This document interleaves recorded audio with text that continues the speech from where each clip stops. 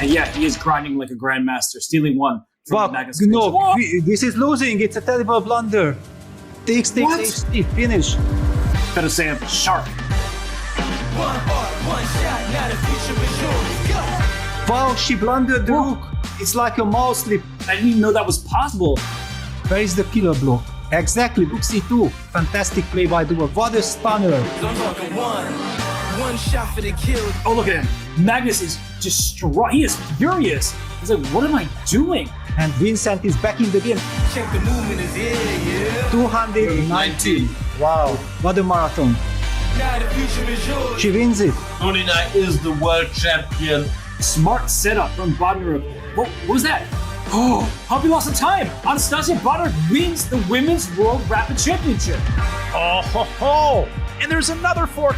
Unbelievable. And Magnus Carlsen is world champion once again. It's one heart, one shot, now the future is yours. Go!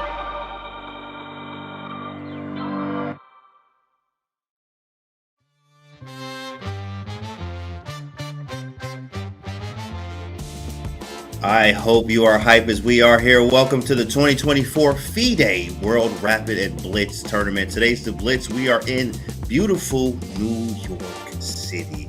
Cipriana Wall Street, of course, as lots of trades are going through. I actually made some money in the markets today from the Nasdaq. So now, as we know, of course, people are on Wall Street betting and stocking and doing all that other stuff and trading, and people are playing chess here as today is the Blitz portion. I'm excited to bring the action with you. My name's James Canty III, and I am joined with the one and only, the German phenom, Grandmaster Jan Gustafsson. He was like, eyebrows, German phenom. That is him. Right. What's up, man? How are you? Welcome. That's what they call me. Pleasure to be here. Very nice to meet you, James. Yes, sir. I'm excited. Magnus Carlsen, certain Magnus Carlsen, they say, is playing in this tournament. Yeah, we have a Magnus coming back. I mean, of course, we did have a two world champions crowned, obviously in the Rapid with Voldemar Merzen, Voladar, of course. Voldemort is what chat says, Merzen. And then also we had Humpy Konaru there, the women's Rapid champion. So very exciting. I'm sure you caught all of the action as well, right?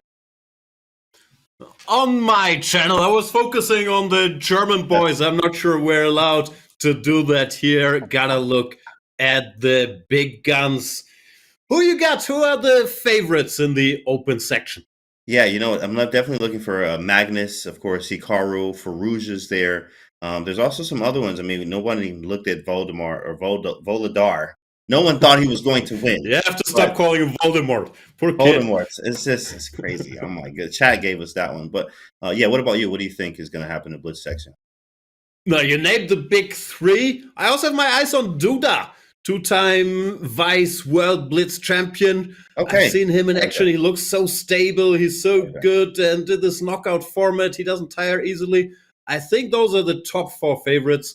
I would take Magnus over the field. However, I think he's won, 5 out of the last 6 World Blitz champion? Yeah, you know, and they actually, speaking on that too as well, let's actually move into the format, guys, so you know what's going on. There's a big thing about, they told us, you know, shout out to the production on the back end, but the question here was like, will Magnus finish the year, you know, and first in 10 years where he wasn't world champion at something, right? It's been since 2013. So that's actually kind of a crazy question, chat. What do you think? Magnus has a lot to play for here as he wants to finish, you know, first time since 2013 where he may not be world champion if he doesn't win anything here. But as you see the format there, 13 round Swiss in the open section, and there's an 11 round Blitz Swiss for the women's section. Top 8 go to the knockout stage with the time control. It's 3+2 here. I'm so happy it's that, not like 5 minute, which is so boring to play 3+2 there. What do you think about the format there, Jan? I'm an old man. I don't like 3+2. I grew up playing 5-0. There, you know, the opponent has 30 seconds. You're going to flag them. Now these kids with 2 seconds per move, they make 100 good moves. So I'm not used to it, but I guess for spectators, it's nicer because we have fewer pieces flying around. Other than that, yeah, they used to have just whatever was 21 rounds. Now they're trying this knockout stage on the second day. I think it should make for some good action, add some excitement. So very much looking forward to that. Same as well. I like the fact that it's not too slow, you know, and it's not too fast. You do get the increment. I actually grew up around the no increment stage. So I'm like, what is this increment thing? Like, you can flag them. It's part of the game. But the 2-second increment definitely gives them that a difference into this type of blitz chess. So we have 2 sections. So let's now look at the women's to see what we have in the matchups for today. Of course, chat, definitely place your bets here. Don't put your house on it. But let's see, what do we have? We have Leiting J there versus Martha Fior. What stands out to you in this in these pairings here, yeah? We have Tan Chongji on board number 2 against Botnaruk. Botnaruk was the Rapid World Champion 2023, so that's a pretty big pairing for round number 1. I'm not sure how ratings brought us that one.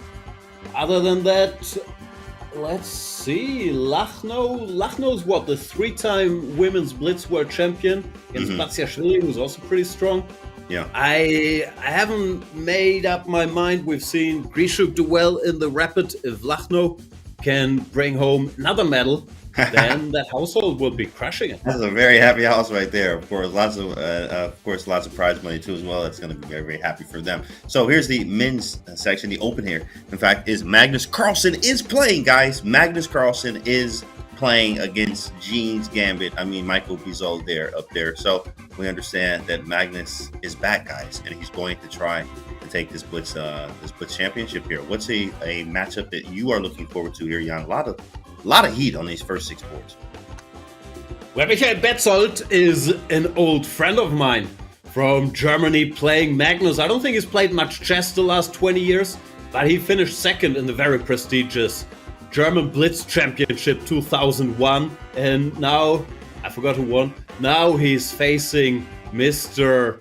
Carlsen. So that is the big one. That's the one I want to see. And there's Michael. I want to see if Magnus will show up, if he's going to be wearing jeans.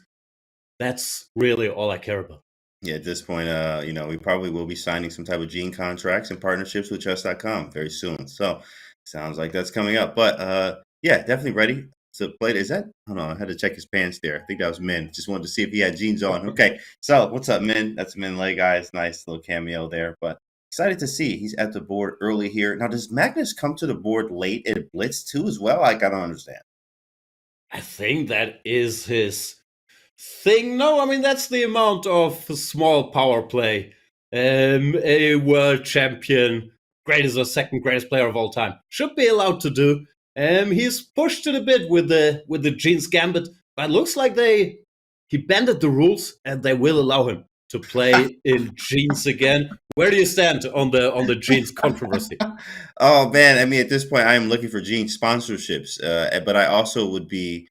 Listen, for me, it's more of, you see it even in the highest of professional sports. These guys can wear sports blazers with jeans and still be business casual and get the job done. I don't think it's about the jeans or the shoes at all.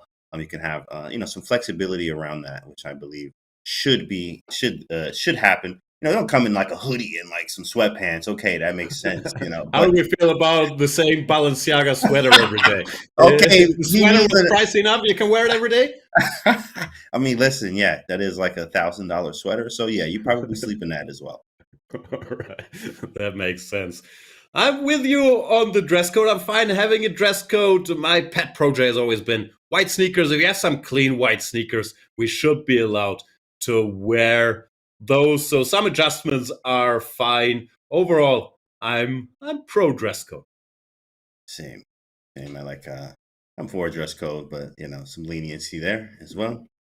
And we have MVL here versus this is Udasin. Am I correct? Not familiar. I think that's him. Is that someone else? Let me see. Ugh, it's so tough to type out MVL. That's almost impossible. MV, I'm done. Yeah, Udasin there. I see it. Udasin with the black. Wow, I haven't seen him around for a long time. He's in New York. To see Udasin He's in New York. Yeah, that's where he lives now. Magnus is, bro. What is this? Hey, listen, Magnus, where are you? You know what? At this point, this is not. We thought he's doing this on purpose. He is literally doing this on purpose. There's no other way. How many power plays do you need, Magnus? You've showed us all. The chess world needs Magnus Carlsen. Millions of Norwegian viewers need to be entertained between Christmas and the New Year. But show up, come on. Really milking the drama. Really milking it. Wow. Levi already recorded his take video. Magnus Carlsen late again? 3 question marks?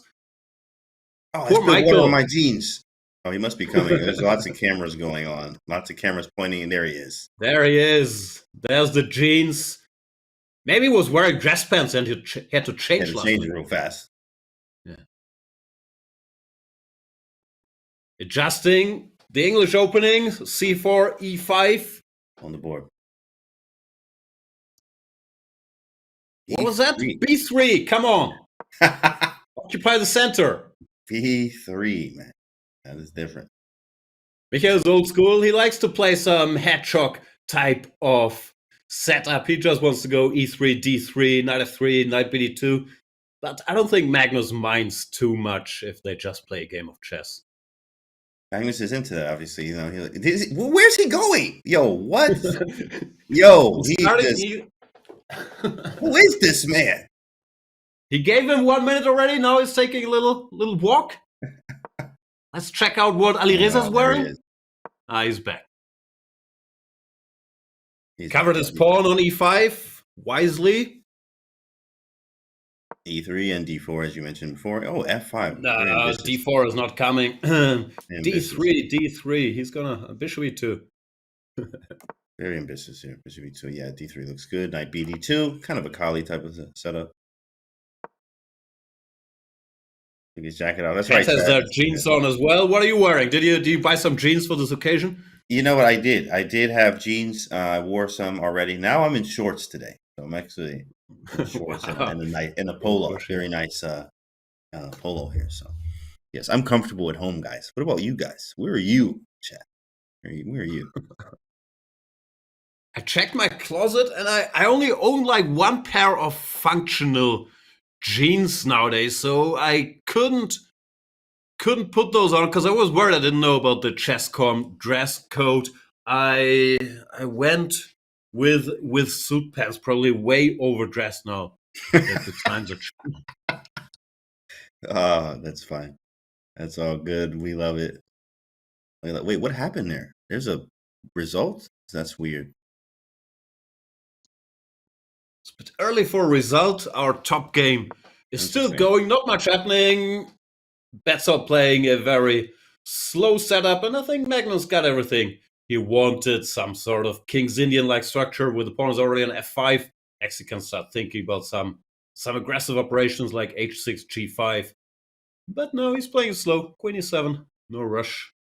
Oh, is this a Wesley? So did he play at Jabava London? I'm always looking for Jabavas, and he did. Oh, shout out to Wesley. Come on, big Flexley. There it is.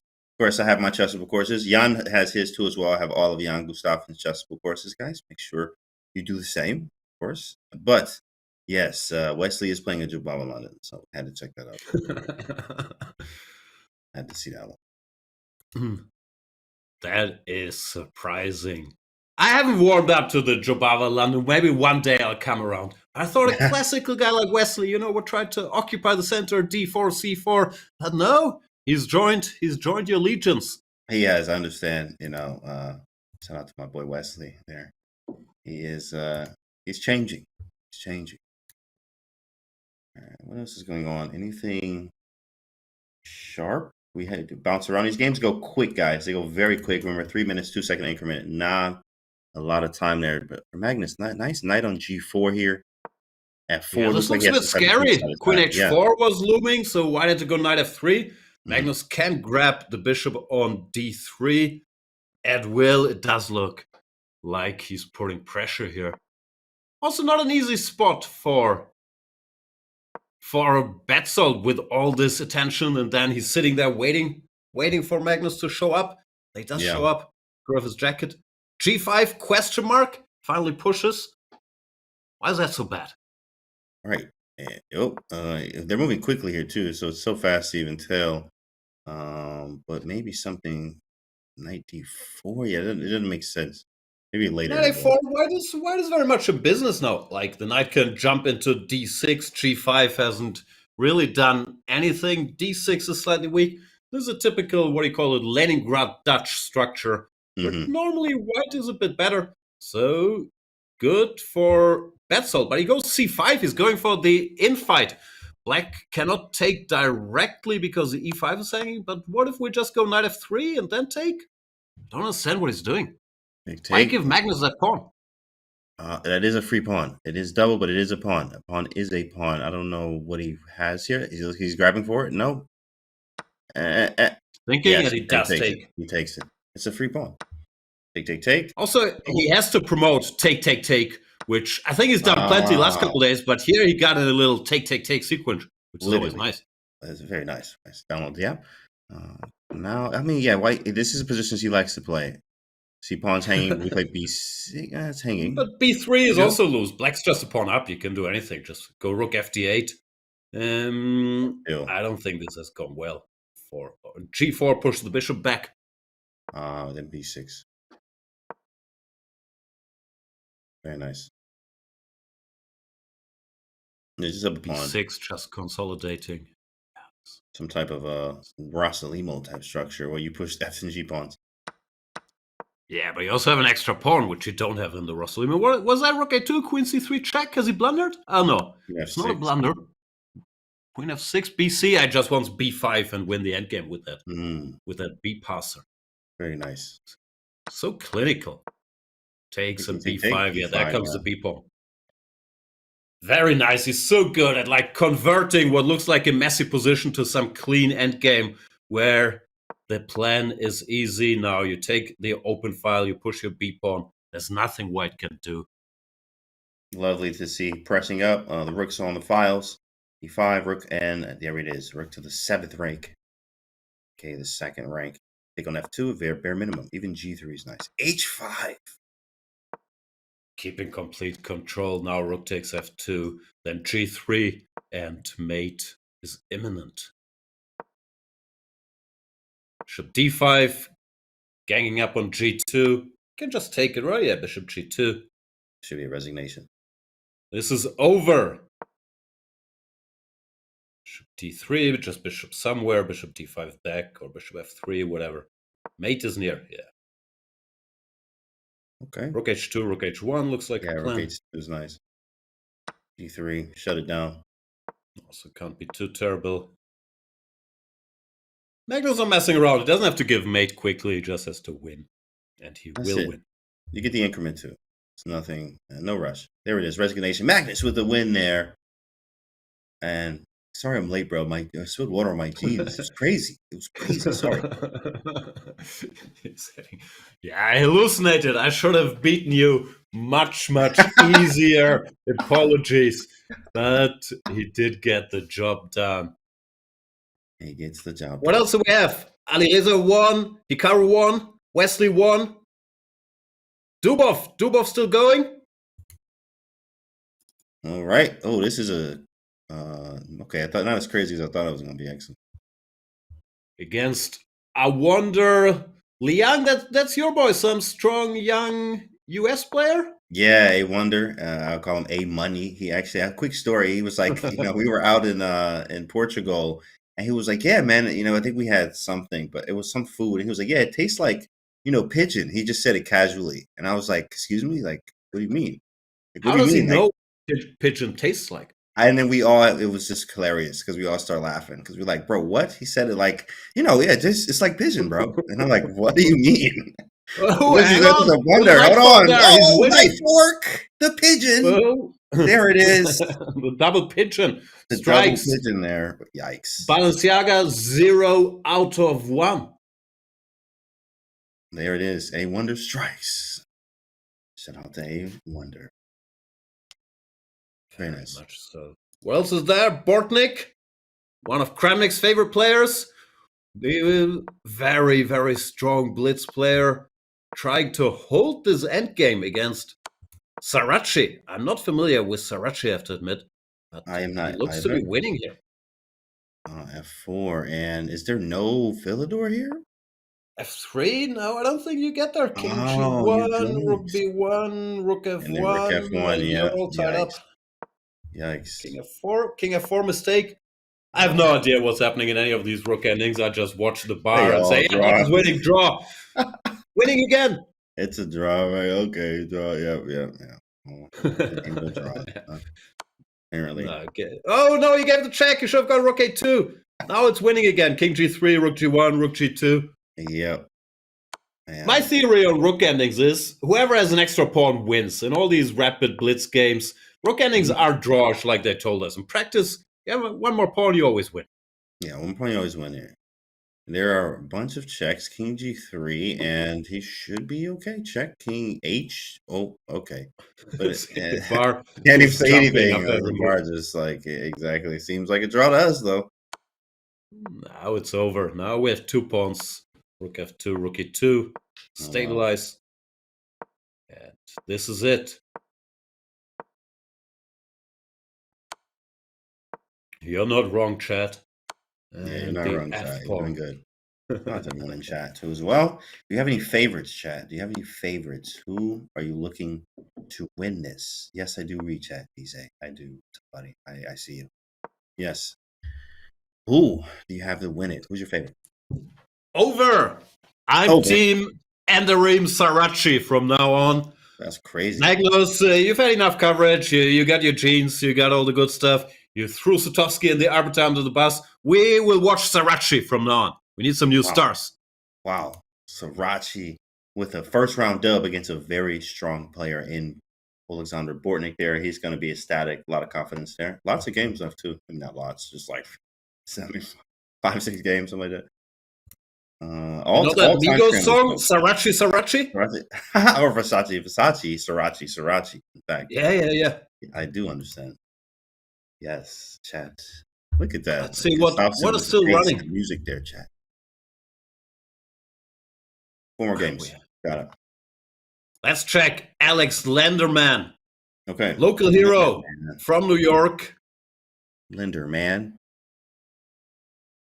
Funny thing is, I think of Lenderman as a kid because I ran into him in New York when I was playing tournaments there in the early 2000s. And he was like, I don't know, 12, 13. He's probably a grown man in his 30s now. Yeah, absolutely. He is, in fact. Yes, he's a very calm, too, as well. Very calm guy. He's been the same always. Takes a lot for him to get hype or anything. So, very cool. Great player. Slow positional, too, as well. Love his style. Yeah, classy player, and this looks like a vintage Lenderman game, just winning some endgame, 2 extra pawns. Opposite color bishops aren't going to be enough to hold this. Seems to be it. Very easy technique, I guess. Rook g6, push the pawn. You got a few ways to do it. Bishop c4 check, walk the king over, whatever. But you got to do it quickly, though. You have to do it quickly. It is blitz. Exactly. It is blitz. You have to remember this.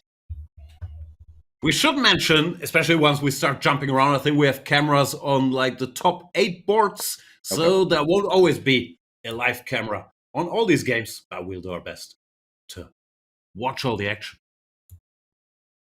Oh, yes. So you see chat, lots of players here, lots of fans, and Happy New Year to all of you guys if we are not able to see you before then. You'll be able to see us, though. Technically, I'm going to be here during New Year, because in Germany we're, 6 hours, 6 hours ahead. later, so they will be playing during my New Year. Nice.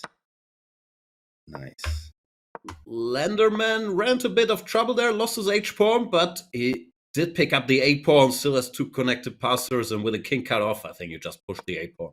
Should still be winning. Put the bishop somewhere, go b4. Moving around, though. 28 seconds. Here we go. Got to move. Over a6 coming. Nothing we can do.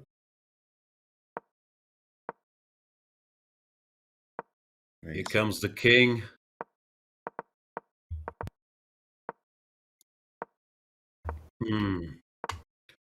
What's your excitement level on a scale of 1 to 10 about this Lenderman endgame?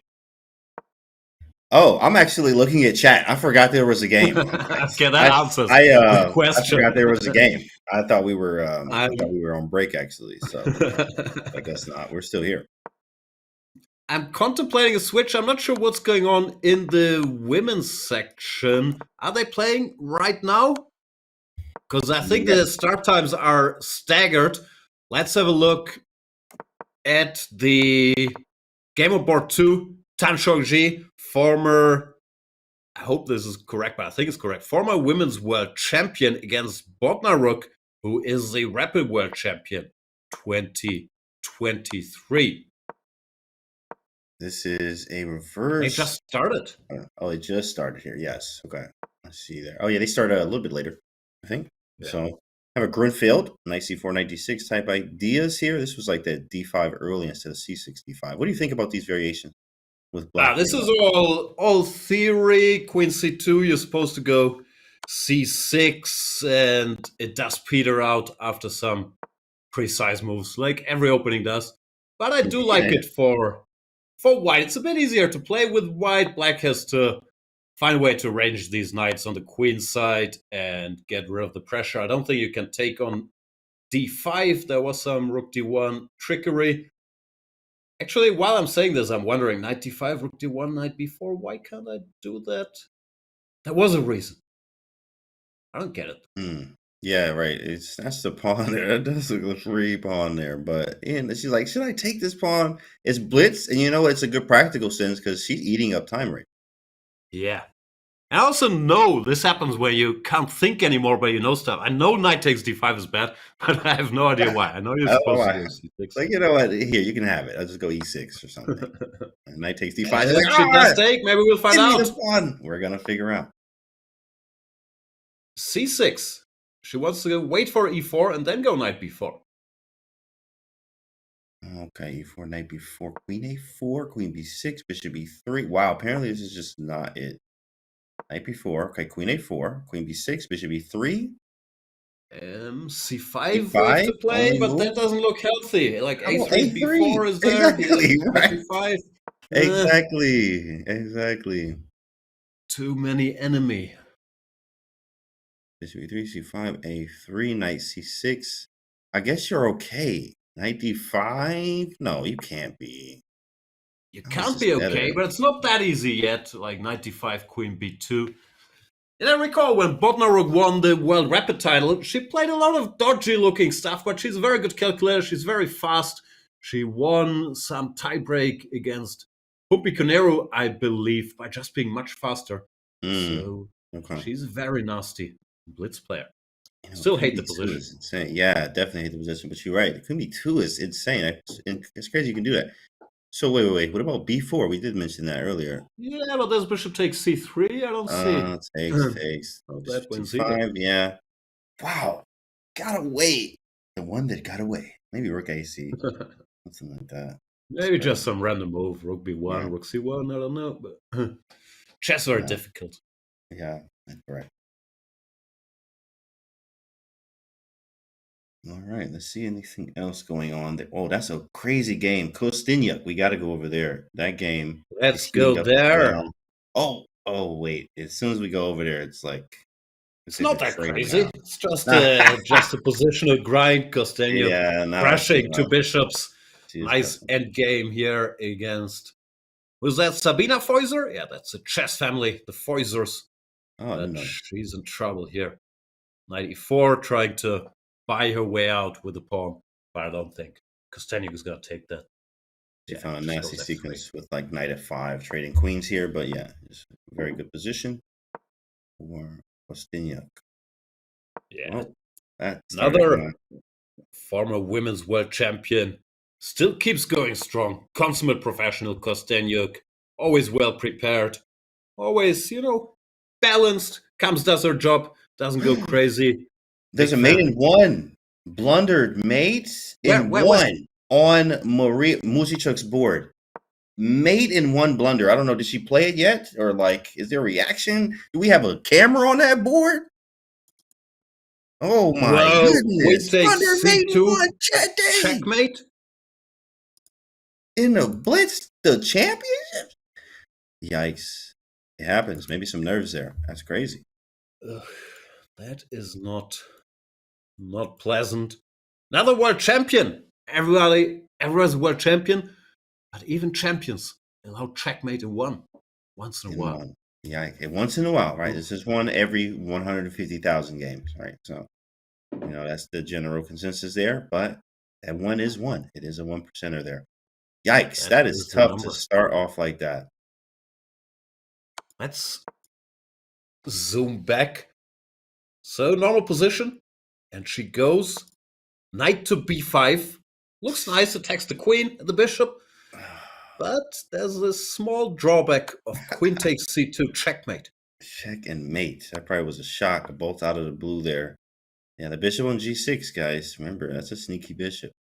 That's what happens to you Jobava London people. You have that knight on c3 blocking your c-pawn, and boom, you move it, checkmate in one. First off, we are called Jobavians. Don't even disrespect us like that, okay? And then number two, the Jobies. Thank you very much. And then number two here is that bishop is on b2 and not f4. So I don't know what she did in this game. We're going to have to send the course to her. Okay, it was not technically a Jobava London. It was a Scandinavian. So yeah, you're good. Yeah, okay. All right. Poor Maria Musichuk. Yeah, tough game. How are we doing on board one? Leiting Zhe.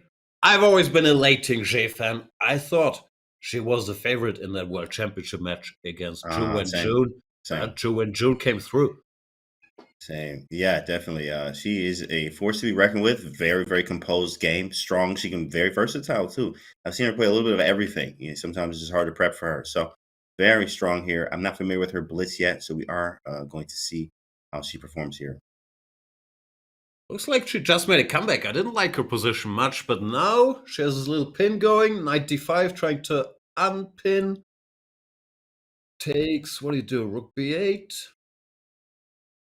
Maybe time to go c5. Give a pawn, takes, knight c4, stabilize. Yeah, that's what Marta does. Ooh, no time for Leiting Zhe. Gotta move here. She's on seconds. That 2-second increment goes very fast. Oh, and she's not trying to stabilize. She's trying to win the pawn back. Knight d7. And try to gang up on that c5 pawn. Take back on c5. Practice. Doesn't white just win this? Jump around with the knight? Yeah, of course. Especially in low time as well. Jump around with the knight. Make some threats. Flag. As I said that, she almost got her knight trapped on e6 there. But that comes the knight again. Yeah, knight d7. d7, knight c. Okay, maybe not knight c5. Knight f8. Repeat once. Gain some time. Do something else. No, she takes. Draw. Oh, working games. Or draw. Oh, she pushing. Who's playing for a win here? They're just playing, I guess. He's pushing. Martha got to move. F4 or no F4? I'd play F4. Yeah, F4. Let's see what happens. King F5 in. Okay. Give a little check. No, Rook G7. Yeah, that's going to be a rep. Whoa, F3. Who is playing for a win? Gotta keep asking that. Maybe white now. Who is playing for a win here for real? I don't see how either side can do anything, but it's not stopping them. We see Marta Fierro with the white pieces. Very experienced grandmaster from Ecuador, is it? I think she's from Ecuador. Yeah. Yes. Against one of the many Chinese stars we have in the game, Leiting Zhe. This one's a clean draw. Should be. We always say should be. Never know.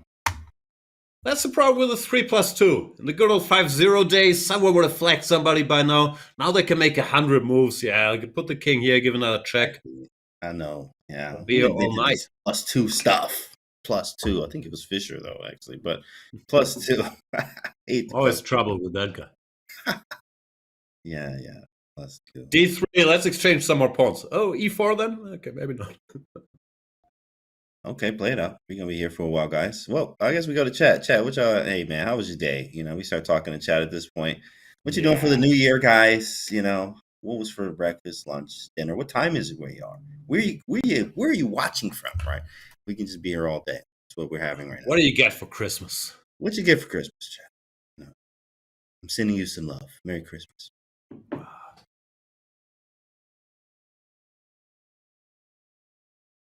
How's it in the US? Is Christmas big? You get gifts, or Thanksgiving is really the big one? I don't know your customs. Yeah, Christmas is the big one. Christmas is the big one. Thanksgiving's a lot of food and a lot of fun, but definitely Christmas is big. For sure. Nice. Look at that, chat. Okay. I'm a regular Jan Gustafsson enjoyer. Aren't we all? Aren't we all? Where have you people been all my life? Where have you been? Watching from Germany. Nice. Hey, there's a lot of Germans here. Jan brought the whole family with him. Wherever you go in the world, there's some Germans occupying the beaches with their towels. That is nice. That is nice. Is it? Is it? Is it? And we're still here, guys. As you know, this should be a draw, but we are still here. We are still here, guys. We'll sit this one. I was gonna say sit it out, but actually we're not sitting it out. We'll stay with this one till the bitter end. Yeah. A draw offers allowed. You know you can offer a draw, right? question. Just shake hands. Yeah, you just stick your hand out there. And they shake it. Oh, you resign? Oh, got him. Got him. Got him. Oh, yeah, you resigned, bro. You was losing. You resigned. That's crazy. Oh, there it is. And playing it out. Good game. Good game. Let's see what we've got. The Landmaster General won his Endgame. And we have pairings for round number 2. We've got Magnus Carlsen against Robert Hovhannisyan. That's a very strong Armenian Grandmaster. Then again, I don't want to go too Peter Lako. It's a World Championship. Everybody's very strong, very underrated. Right. Magnus still Magnus. Yeah, Magnus still Magnus here. Of course, chat still chat. And of course, we still have lots of matchups to go through. Here now, Magnus Carlsen versus Robert. There, oh yeah, he's really strong. I didn't notice his last name, but yeah, he's really strong. Alireza versus Arjun Erigaisi. That's gonna be fun to see. Hikaru Norwegians on the top 2 boards. Look at that. They holding it down for the Blitz over there. Where the Germans at? I don't know. Where are they? Where are See the them over Germans? there. Some US flags. Hikaru versus Landerman. My boy Laurent Fressinet, Allez le Bleu, playing against Wesley. Fabi against Durabaili. Rachmanov Duda. Pranav MVL. No easy matchups in the second round anymore. All the favorites are already playing strong Grandmasters. Cool. Very cool to see. Of course, it tells you incredible how strong the tournament is. So it'll be awesome to see. We always say opening predictions here. You never know. Everything goes in Blitz here. Apparently, everyone's looking at something. Something's catching their eye over there. I wonder what is going on over there. Is Magnus in a fist fight with Sutovsky? Is that what's happening? Maybe he's like shadowboxing a pair of jeans or something. Like, it's kind of crazy. That's awesome. That's a crazy sight. You know, that's crazy. Something's going on. Everyone has the attention over there, but it's nice to see. More matchups. You have Jan and Jacoby in there. Levon Aroni versus Darda. That's awesome to see too as well. I'm just carefully studying Landerman's outfit here. Is that dress code confirmed? What is that thing? You know what? Not a jacket. Is that a sweater? It's like a sweater. Yeah, it's the sweater vest type vest? of thing. Sweater vest, right? Yeah. And one thing about Linderman is, you know, if you could say, what does Linderman wear? That is what he wears. Every time I see him, he has that type of fit. He got different colors, black, the whites, the green, whatever. But that's his fit. That's what he wears. So he is his own coat. He's very comfortable. A man's got to have a coat. Is that There we cheap? see Aryan Tari. Also, looks like people are pushing it with the casual. They are. Gene spotted, chat. What you feel about that, chat? Aryan and Magnus coordinated that. They coordinated that one. Well, as a Norwegian, I think he doesn't have a choice. If you want any future in Norwegian chess, you're wearing jeans today. You're wearing jeans today and today only. He had to go buy that pair, chat. He didn't even bring those with him. Aryan doesn't even own any jeans. He didn't even bring those. You know what I mean? No, those are the new take jeans. They got him a pair. He's a mess. Correct. It's on Instagram, guys. They do have a jeans kit for you. I did see that. So you can go check that. It is available in stores already. I hear that they're sold out already. Who doesn't want take jeans? I couldn't get a pair. That's crazy. Yeah. Saying I was trying Also, to. my theory is I could be wrong, but Levy is working for take now. He's called Levi Strauss jeans. Yeah. Coincidence? I do not know. Wow. It's all starting to come together. It's for the content. I believe so. This is well. That's planned. Hikaru. Hikaru said, all right, guys, I'll wear a shirt, but get me the ugliest shirt anybody can find just to mock FIDE while obliging to the dress code. I mean, he's also going to. Did he borrow that from Levon? Yeah, absolutely. Oh.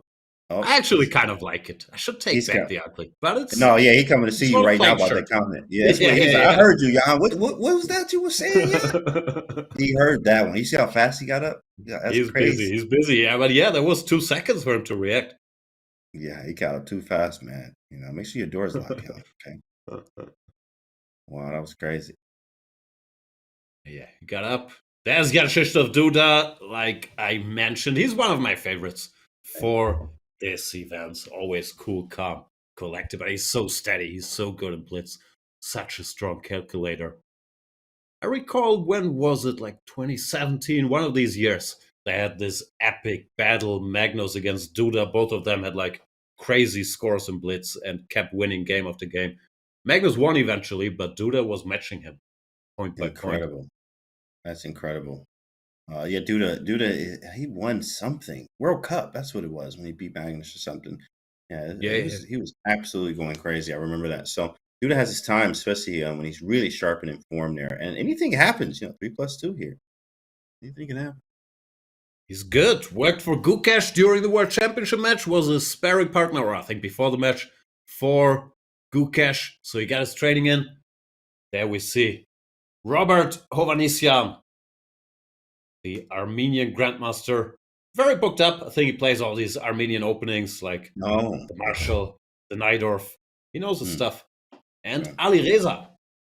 How do you feel about bearded Alireza? I have to get used to the look. It's like, for like Pokemon, it's like he evolved, like he was small and then, then he evolved into this, vicious, bearded, a mythical beast, so that's what it seems. I think it's cool. I think it's great. Alireza 2.0, he digitized. And Fabi, everything's changing, but Fabi's stable, solid white shirt, not messing around, has a sip of water. I'm not gonna lie, Fabi's fresh. I know he has a tailor, because every time I see Fabi, like his shirts are just perfect. I was like, Fabi, what are you doing? Like, my shirts are tailored, and just get him tailored. Like he's very good at everything. So, Fabi's bad at nothing, guys. So just so you know. That is very true. Fabi also recently got himself a pair of, I think, Jordan 1s that he's been wearing everywhere. I'm not sure. Like those were allowed how the dress code revolution is going. Yeah, I was always surprised to see him with his tailored shirt, looking clean. He has these Jordans. You like the Jordan 1? I didn't know that, actually. That's cool. Yeah. Cool. Massive Durabali here. Interesting opening choices. He actually chose the French twice against Levon, and I think CCT got crushed there. That was tough. So let's see what he plays today. Looking, I think Bobby's going to go E4. Fressinet just dropped the chest, of course, there with Wesley So. Nice. He has Svestikov and Magnus here. Wow, Fressinet's course is out? For 8 years, he's been telling me about his Chessable Svestikov course. Bro, I did not expect that would happen. That's This is he's got to have the lowest hourly rate of any Chessable author ever after working for 18,000 hours. Oh, yeah, it's a great course too, but yeah, he definitely took a long time on it. That's, I don't know, it was 8 years there. That's labor of love. The labor of love. That's it. I'm slightly exaggerating, but not by that much. That's funny. That's funny. Laurent Fressinet, of course, long time. Magnus Carlsen, helper. Let's see what Mr. Magnus himself is doing. Playing, what's this called? The Reti? I never know what stuff's called anymore. King F1 he didn't play, did Castle. Yes. Oh, King's Indian attack here. Oh, this is a boring endgame. That's a theoretical line. Takes Bishop G4. But it is also Magnus Carlsen. That's correct. He likes these type of positions. Supposed to be fine. Yeah, supposed to be fine for Black. C3, Knight F6. Hovhannisyan. Very booked up. So not hesitating yet. Rook E1. Magnus trying to get him out of the book. Not going Knight BD2, allowing some long castles pin. But it is boring. Let's be honest. Yeah, Shall yeah, we we're not. switch? Yeah. Do we Oh, give up? absolutely. 100%. Yeah, yeah. Chat can watch that one on your own. Chat. That's gonna be a Let's see long a little game. Hikaru. What's going on there? Queen E2, F6? Oh, let me see. Where is that game at? Oh, How I see. did we Nakamura. get that? It was some French D3, D5, Queen E2, takes, E5. What is this? Like some improved bonk cloud? We put the queen on E2, not the king? Oh, yeah, yeah. That's that what we're exactly the saying? line. Exactly. Yeah, improved version. Accelerated is what they'll say. And F6. Who plays F6? You know, first, who plays French, right? Number one, you even put that in your, Fair. but you said that in your E5 course, right? In your E5 course, in the introduction, it's like, I believe in taking the center. That's what he says. So E6, he was kind of mad at that. That's what you said, right? I'm just saying what you said, right? But no, the French here, Linderman plays it. He is good at it. But F6, man, that light square diagonal is absolutely disgusting. So like, I don't know what, maybe Bishop D3, Rook D1, all kind of stuff. This just feels. And I'm not watching any Ben Feingold content in his spare time. Like, how hard can it be not to move that F4? F6. I don't know. Might be a proper move. He wants to go Bishop E6 and get the pieces out. But it does look risky. Bishop E3, Rook D1, Queen C4, whatever. Right. I don't like it at all. In fact, where does the knight on F6 go? Or sorry, the knight. I wanted the knight to go on F6. The knight can't go to F6, so that's going to be a problem. We have to figure out what to do. That is the problem. Yeah, easy plan for white. Now let's see what he goes. Is it Bishop E3? I was taking a minute here, literally. So shocked by F6. It worked practically, Takes some time off Hikaru clock. He's not blitzing out everything. But I'm also worse. What do you want? You to understand. Hikaru really in a think tank there. Oh, yep, there it is. Yeah. And this is not a glitch.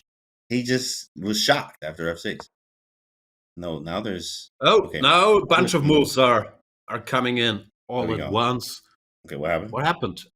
F6, Bishop D2, very deep. Why not Bishop E3 to hit the queen? I don't understand anything. Now he goes Bishop E3. Rook G1. Oh, love it. Love it. What is this game? Knight G6. G4 anyway. Rook G1 and then G3? Okay, I thought G4, but it's blitz. The shock factor. Grandmasters and their crazy moves. Rook G1, G3. Apparently he's doing well. Queen B5.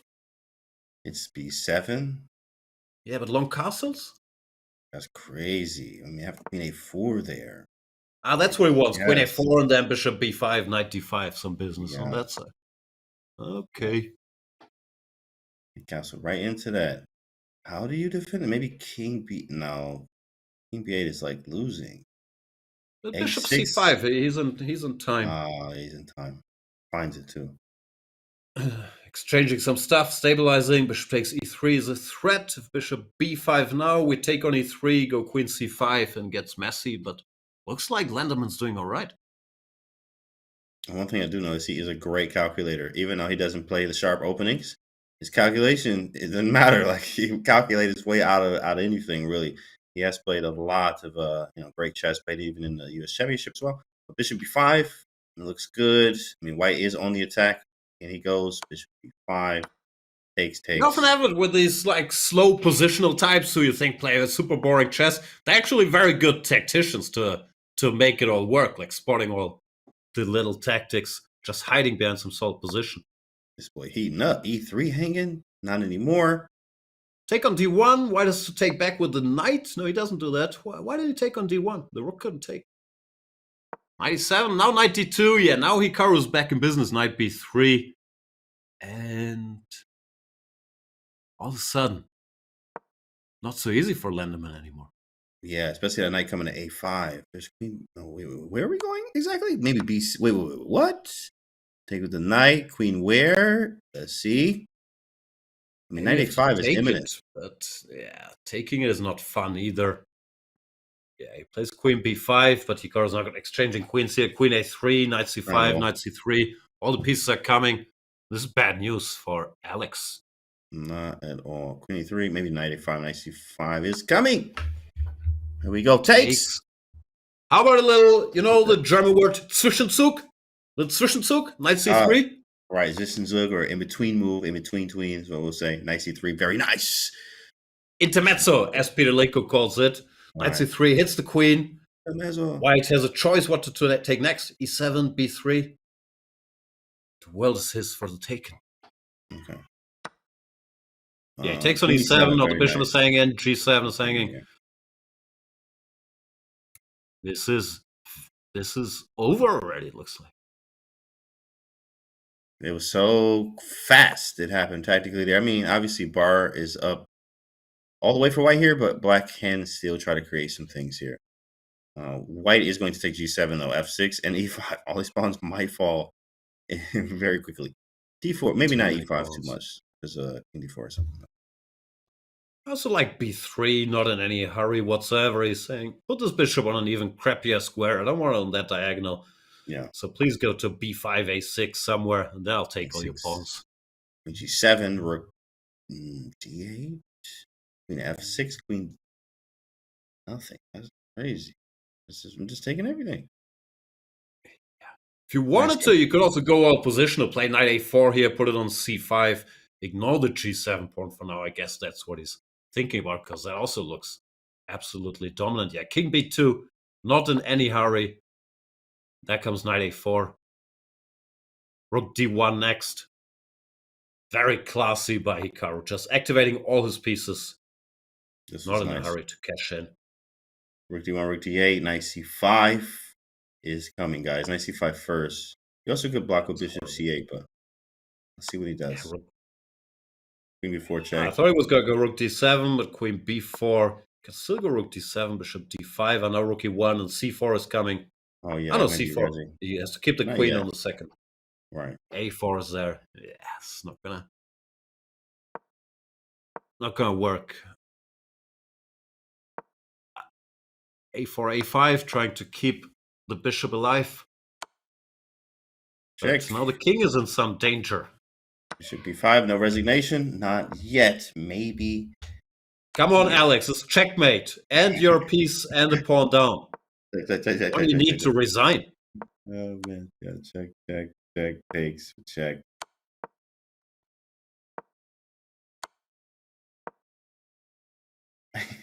If I king g6, Still like fighting. I'm gone. You see that? He's King still is safe. fighting. We'll deal with the c pawn later. Okay. Rook c6, c8. The material balance is not really changing in his favor. Queen, resignation, Lenderman with a smile. Yeah.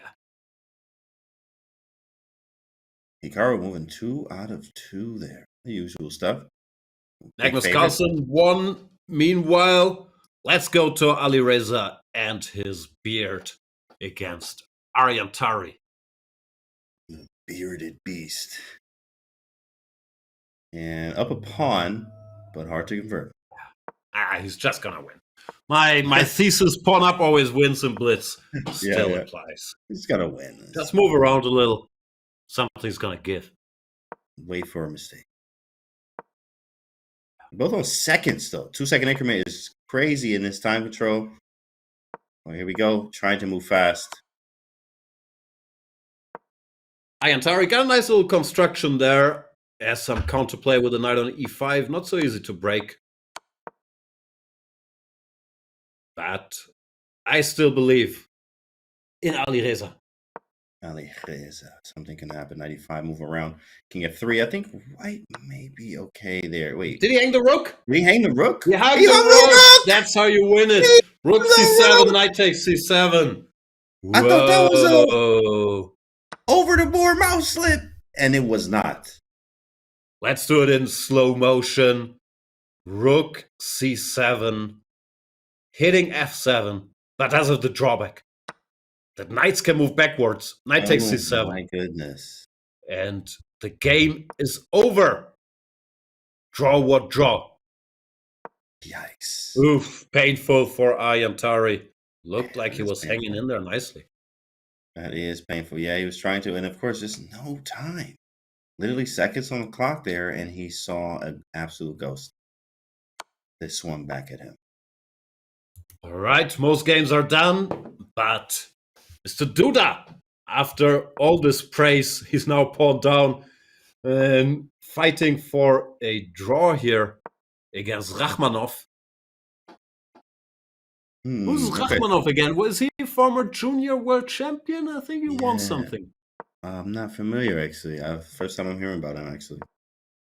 I've seen him around. I know he's a good grandmaster, but I'm trying to recall a few. Ooh, shoot. They are both in time trouble, too, as well. We could see something very similar of what we just saw. As you see, Antari hung a whole rook there. There was mate and one hangs, and etc. Things happen when time is very low.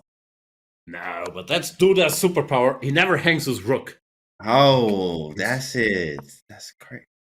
I get it now. He's very, very good with the rook. He's watched like the Two Towers, Lord of the Rings, 100 times to make sure 100? he knows Oh. all about the rooks. Yeah, He's not hanging. unstoppable. He's unstoppable. See, the rook is safe on a light square. He moves the How's he king back doing? and forth. How is he doing this? Return of the king. Turn of the king. To king a7. Maybe he can try. I guess he might try to go all the way to B2 or something. Found some sneaky path. Yeah. But does anybody care? He can put his king wherever he wants. Duda's just waiting, no? No. See, not hanging the rook yet again. Very nice technique here. Not hanging the rook here. Yeah, that's impressive stuff. He did it again. Rook g2, stopping the g-pawn. 5 there, both. And look at the Hang time on, here, there's guys. a pawn, there's a pawn. Take the pawn. He didn't see it. Let's go. That was a b2 pawn. With check. With check. Ooh. He's good at hanging the rook. He's not so good at taking stuff with the rook. Indecision. Where do I go? Went king f4, hanging his own rook. And a check, trying to push his pawn. Some progress. King d7, g6. No, the bishop was hanging. Did he touch the bishop? Something Is there no weird. touch move? Yeah. Touch the bishop. Both. Oh, it's tough. It's tough to call with this time like this too. When we see it, that's crazy. Takes check. Okay, nice. That's peaceful. Nice. That I still is- think he did touch the bishop. I'm not sure. Appeals committee. Vichy, review the tape. Wait, see the tape. It's on the tape. Watch the film, guys. But wow, intense 2 rounds there, chat. That's crazy. Let's take a look at the results from that 2 rounds, actually. Okay, open page 1. Here we go. So Magnus Carlsen wins. Arjun with a loss in an incredible way, just dropping a rook there with no time. Then we have Wesley So with a win there. Hikaru wins as well. Fabiano wins, and a draw there. It's young for Duda with Rachmanov. So let's take a look at the next set of games. Wow, 2 fast games just happened. They're going to take a short break there. So we see Pranav beats MVL. Wow, that's an upset there. Wow, crazy there. Draw with Yan. Arjun with a win there. Levon wins. Yu Yangi winning as well, and Wei Yi with the dub there. So we got some people on 2 out of 2, some people 1.5 out of 2. A lot of shakeups in the standings there, but we have. Naroditsky lost the game. He lost. Kramnik already tweeting.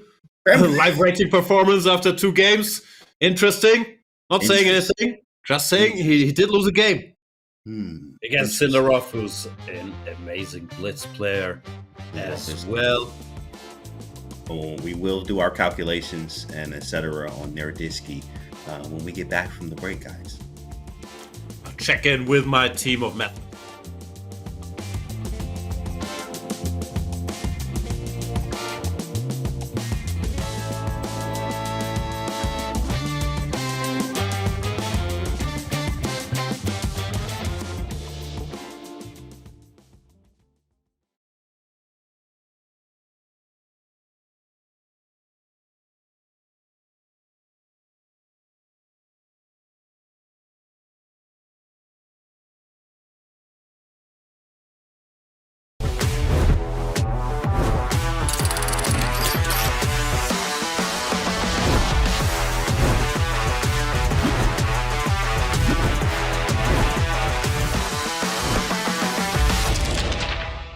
My name is Wesley So, and I play chess. Wesley So strikes first. The game is Wesley's. It's all over. Lights out. The magic continues. Wow. Oh my God. What a finale. And that's it. I was born originally in the Philippines in a small fishing village in Bacoor, Cavite. We were relatively poor, but I was always a very happy child, you know. I would say we were really living paycheck to paycheck when I was young. It was a struggle.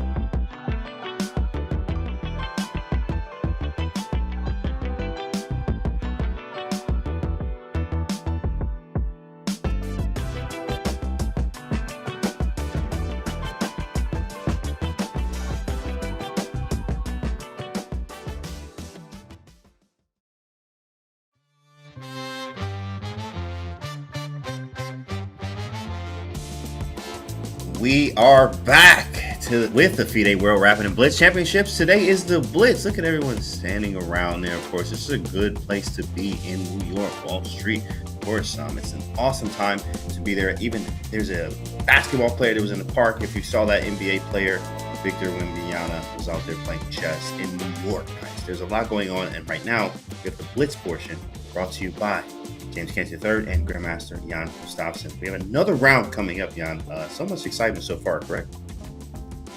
It's been fast-paced action like you would want from a Blitz. We have Magnus Carlsen, first of all, playing in jeans and then winning his first two games. Now he's facing the popular, is he popular? I don't know, the streamer, Benjamin Bock. I didn't know he played chess too, but apparently he's there playing Magnus Carlsen. That's going to be nice to see. Bach versus Carlsen. Everyone's going to want to watch it. One thing about Bach is tall. We actually heard you were tall too as well, Jan. We was like, well, Bach is like very tall. And we always say that he should have been playing something else other than chess, to say the least. The man's very tall. Alireza playing against Sargsyan there. That's going to be a fun one to see. Wesley So, Yasipenko. I'm looking forward to that one. I also like this matchup with Fabiano and Sheparinov. Sheparinov having white there. So I'm curious to see what happens there. Any predictions? I'm going with Magnus, Alireza, and Nakamura. I'll go out on a limb here, take some underdogs, but especially Nakamura, black against Aravind. Aravind, I think a new 2700 play. Did he break 2700? He's good. Yeah, very good. And also underrated too as well, not talked about as much. And on this here, we have Aronian and Sindarov, I think I saw there. Sam Shankland. LeBron Aronian. Love to talk about him like that. You got Jan Christoph Dudever versus Rudik there. David Paravian versus Jan Nepomniachtchi. That is going to be a nice match to see both of them go at it. Paravian doesn't get as much love as the others, but very incredibly strong, in fact. And Jeffrey Shawn versus Rachmanov, who just drew, forgot who he drew, but we just watched that game. Thanks. Jeffrey Shawn there. Duda, that's who he drew. Yeah, so that's going to be nice. He has black against this very strong Jeffrey Zhang, who is making a comeback onto the chess scene. Was in a break? I saw during the candidates he was coaching, I think, Tan Chongji. I think he's ventured into the coaching business. Absolutely. Coaching a little bit here and like just growing up and working and grinding. I know he's behind the scenes a lot in the chess world. So good to see Jeffrey playing out here and using some of the stuff that he may have been learning and coaching others. So see what happens on that one. I'm excited to see. So who's your favorite matchup for this round, right? So of course I'm liking obviously the Magnus board there, but anything can happen. We see some draws, we see some shakeups there. So what do you think is going to happen in this round? Is there any upsets? I think we gotta go with the Buckmaster General against Magnus. I don't really see an upset. I think Benjamin is gonna be blinded by the lights. It's so much attention now on this top board, on the Magnus board. Very tough for anybody coming in there. But I still want to see it. As I mentioned, Aravind, very, very strong with white against Hikaru. I feel like everything can happen. Yeah, absolutely. Those are the ones I'm curious about. Okay, let's actually take a look at this prize money here too as well. Now the Rapid, I mean, they just giving away money over here, which is an awesome place to be a part of.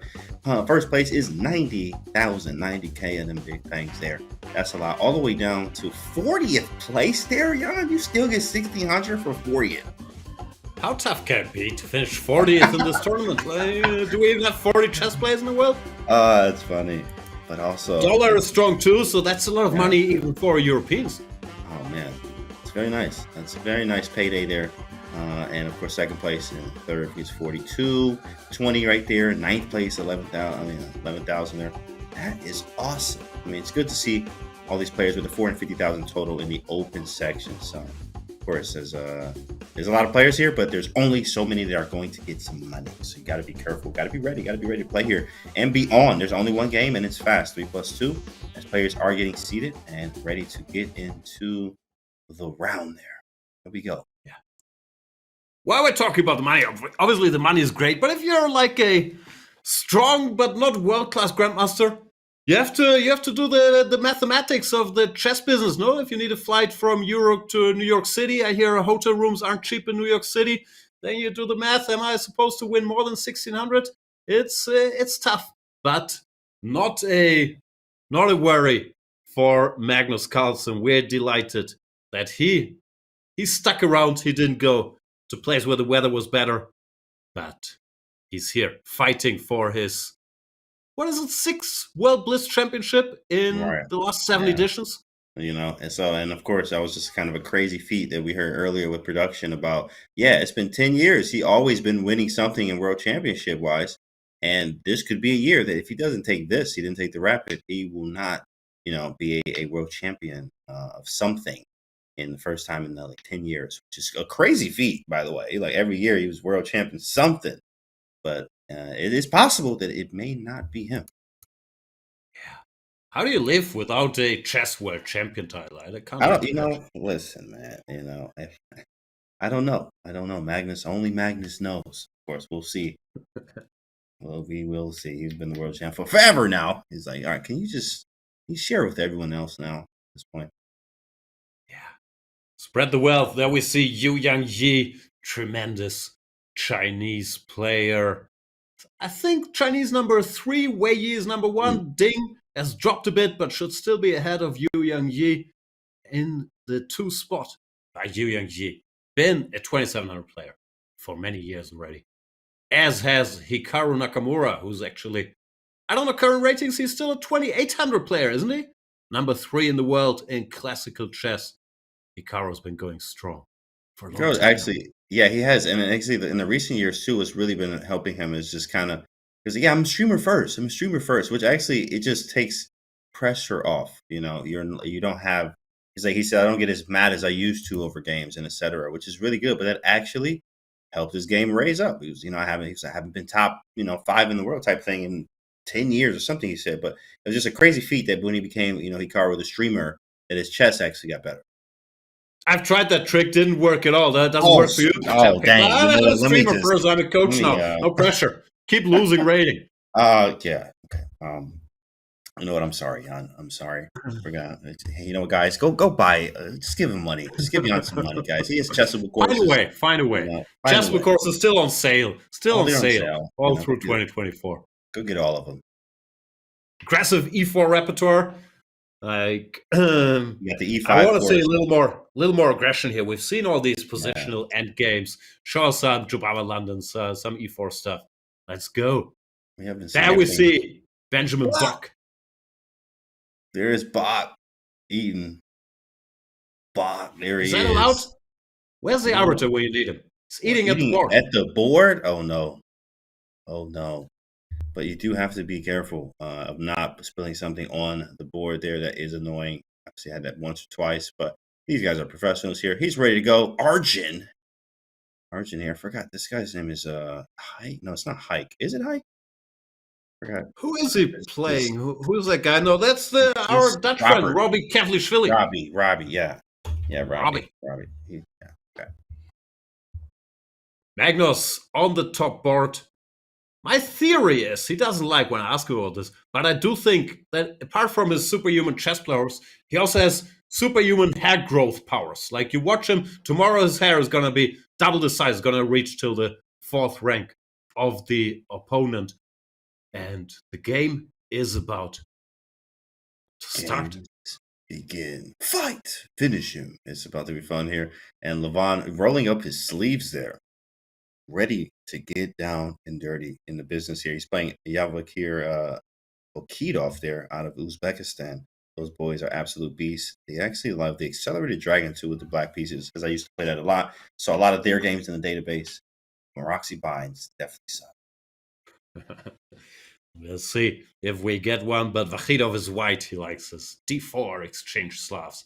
Yes. Let's see what happens. Another tremendous player. Wesley against, who's that? Yesipenko? That is Yesipenko. Top clash. Here we go. Bach. Let's see what Mr. Bach has in store. Bach, no nonsense. Queen C2 Nimzo, very solid. Magnus going to try to mix it a little, and he does with the move D6. Bach plays E3, which is the first engine move. I've seen that recently. I was very confused because it doesn't look normal to pair Queen C2 and E3. Right. That's what the computer wants. Now, computer move is D5, if I recall correctly, which makes no sense. That's crazy. Go D6 and then D5, but that's what it was telling me. Oh, that's so cool. I've never seen that ever, but this is something I've seen Magnus play many times too as well. But obviously, you have many ways of playing it. You can take with the bishop. Let's see if he takes with the bishop here. He took with the pawn though. Takes with a pawn. He should be worse now. Like, it's a symmetrical pawn structure, but white pieces are a bit better. Knight f3, castles. Sure, on b4 is slightly awkward. But he's not trying to equalize. He's trying to make it a practical game. Ask Bach some questions. Not easy. Bach is so solid, so well prepared. Yeah, absolutely. He's more of a Catalan player here, so he can play virtually anything. But definitely, I've seen him have a lot of success with his Catalan. I'm sure he probably didn't want to choose that because Magnus obviously plays Catalan too as well. So great opening choice here so far. So good though. Great position, taking with the queen. Use the long diagonal maybe for the bishop. Rook d1. I mean, bishops. Pleasant. E5 played. Now rook d1. You can go e4. Does that work? Yeah, that should work. Although it's not the end of the game. The bishop goes to e2, c2. Yeah, right.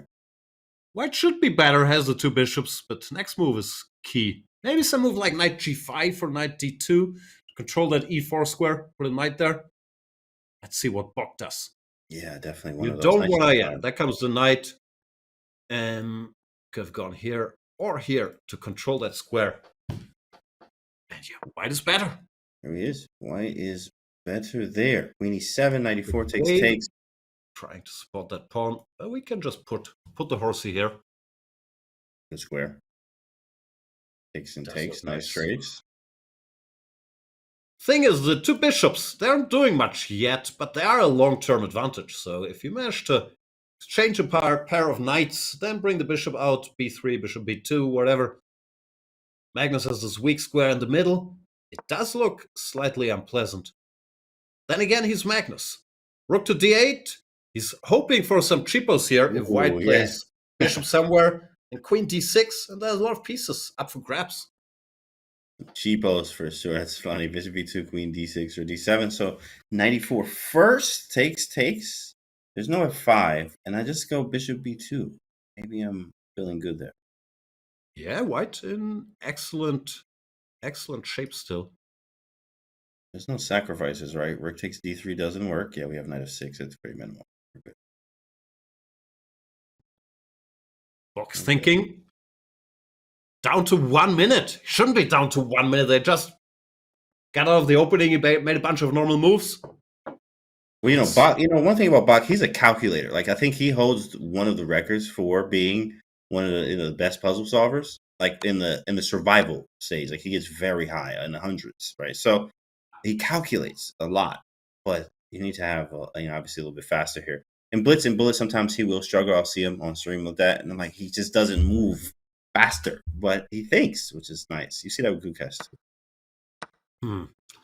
I'm being told that helps. Actually calculating, thinking. Not a big fan personally. It's so hard, but it does seem to help in chess. Magnus got rid of one of the bishops, bishop f5 earlier. Very nice move, just to cut this pair of bishops in two. And now he has some activity. White should still be all right, but here comes the knight jumping. The rook will come. Doubling. I don't know how he does it. Like, White did nothing wrong. Magnus makes a bunch of moves, and he's putting pressure. And it was funny because 94 was just such a natural move, but it was incorrect. Yeah. Immediately bishop f5, and then you're like, oh yeah, I'm trading the bishop pair. So we had to play something else, what was that something else, which is obviously hard to figure out. Rook d1, make some trades and see what happens. Yeah, but now black can already try to, I don't know, I was going to say grab the pawn, but we should not blunder good old back rank mate. So he shouldn't do that, but he can put the knight here. Maybe he can also think about the endgame. I guess that's what he's doing right now. If maybe he can win a pawn on the way there. Or he could just make a little luft, h5, h6. No. Jumps in, knight d3, hits the bishop, and hits the f2 pawn. But the knight can't really move yet because of the back rank. So queen d2 covers everything for now. We have left move. E4. Look at the knight there. That's a nasty move there. That one's going to hurt, actually. What do they call this? An octopus? Kasparov once had that knight against Karpov. I think he called it an octopus. Yes. Kraken on d3. Kraken, mythical beast on d3 there. Can't even get rid of it. You have to go like king e2, king f1, king e2, and then play f3. But you can't even get king e2 in because queen f2 falls. So, like, this knight is there.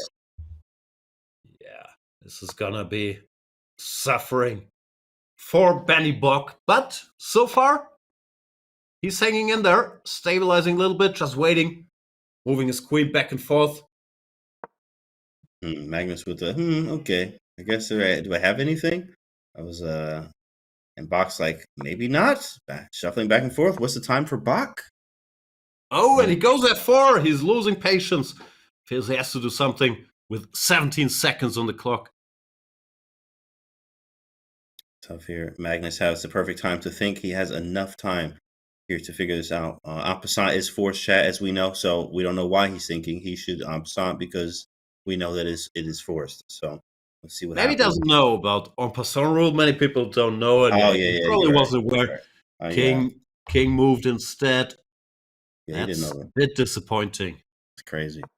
Maybe a $200 fine will teach him about violating en passant. Come on, bro. Just violating all the rules. What is his endgame? Can black win this? White looks quite stable. The knight remains powerful, but the bishop covers all the entry squares, so the knight can't pick up any pawns. And where do you get in? G4, yeah. Everything's restricted. Wow, I don't have to take. Yeah.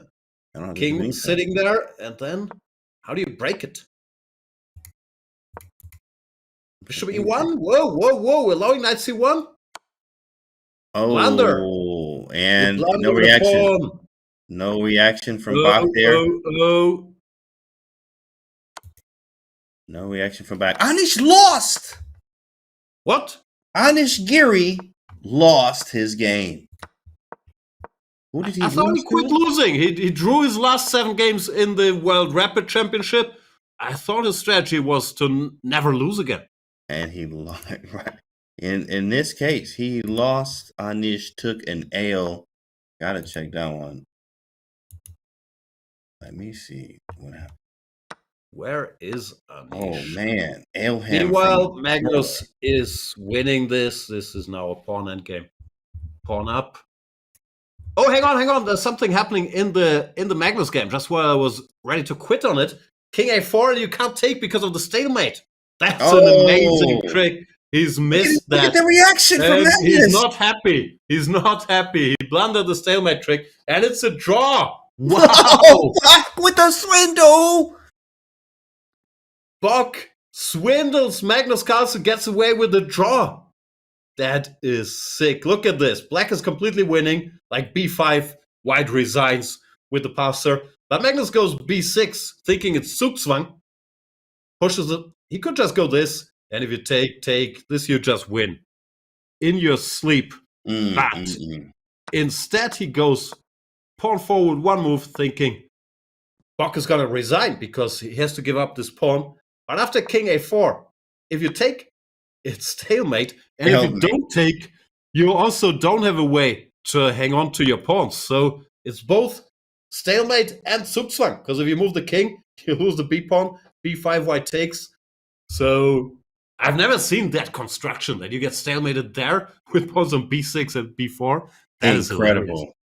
He got boxed. Well, Hikaru just lost. Oh my goodness. Go to the what? Hikaru lost with the let's go to Hikaru. What happened?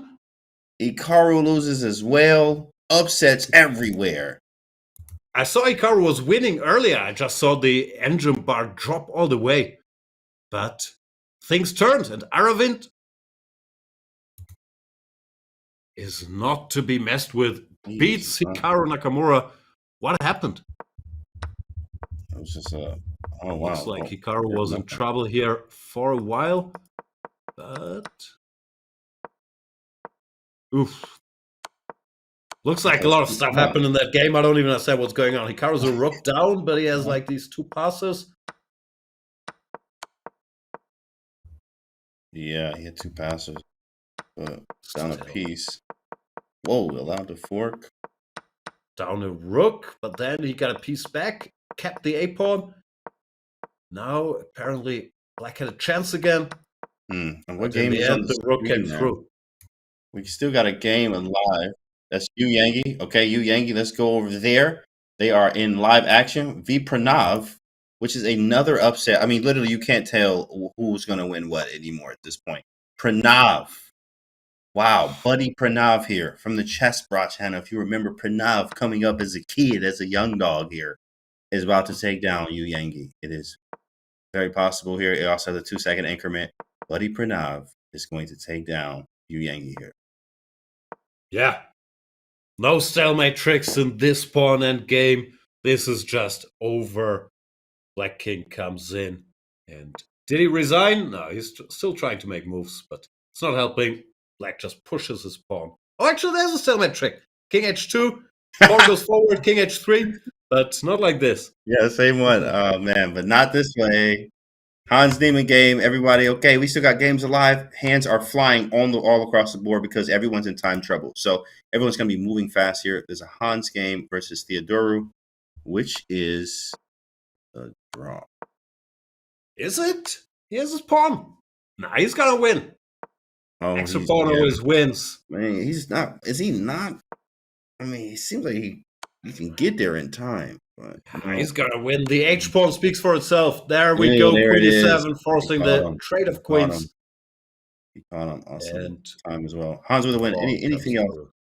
Okay. And we have a staggered start. So of course, remember we have two sections. So women's games have just started. I'm about to go over there, catch some action over there. What game you want to see? That's a good question, actually. Let's see. Let me check. I'm going to pull it up right now. Let's see a bit of Lachno on the top board. Oh, with, Vantika here. That's nice. Anything crazy? I always look for crazy first. This isn't that crazy. Good old card spot structure. Boring. But fine. Should be okay. Looks good, honestly, for both sides there. Lagno looking to keep closing out though. Anything else? A lot going on in the D-file game with Anna Sargsyan. Nana's playing too as well. That looks cool. Oh, what is the king doing on F7? This game on my Narva versus Irene. Let's go to your Narva. What is happening? It's a king on F7. What is this position? How did we get here and why? Oh, some good old bishop sacrifice on E6.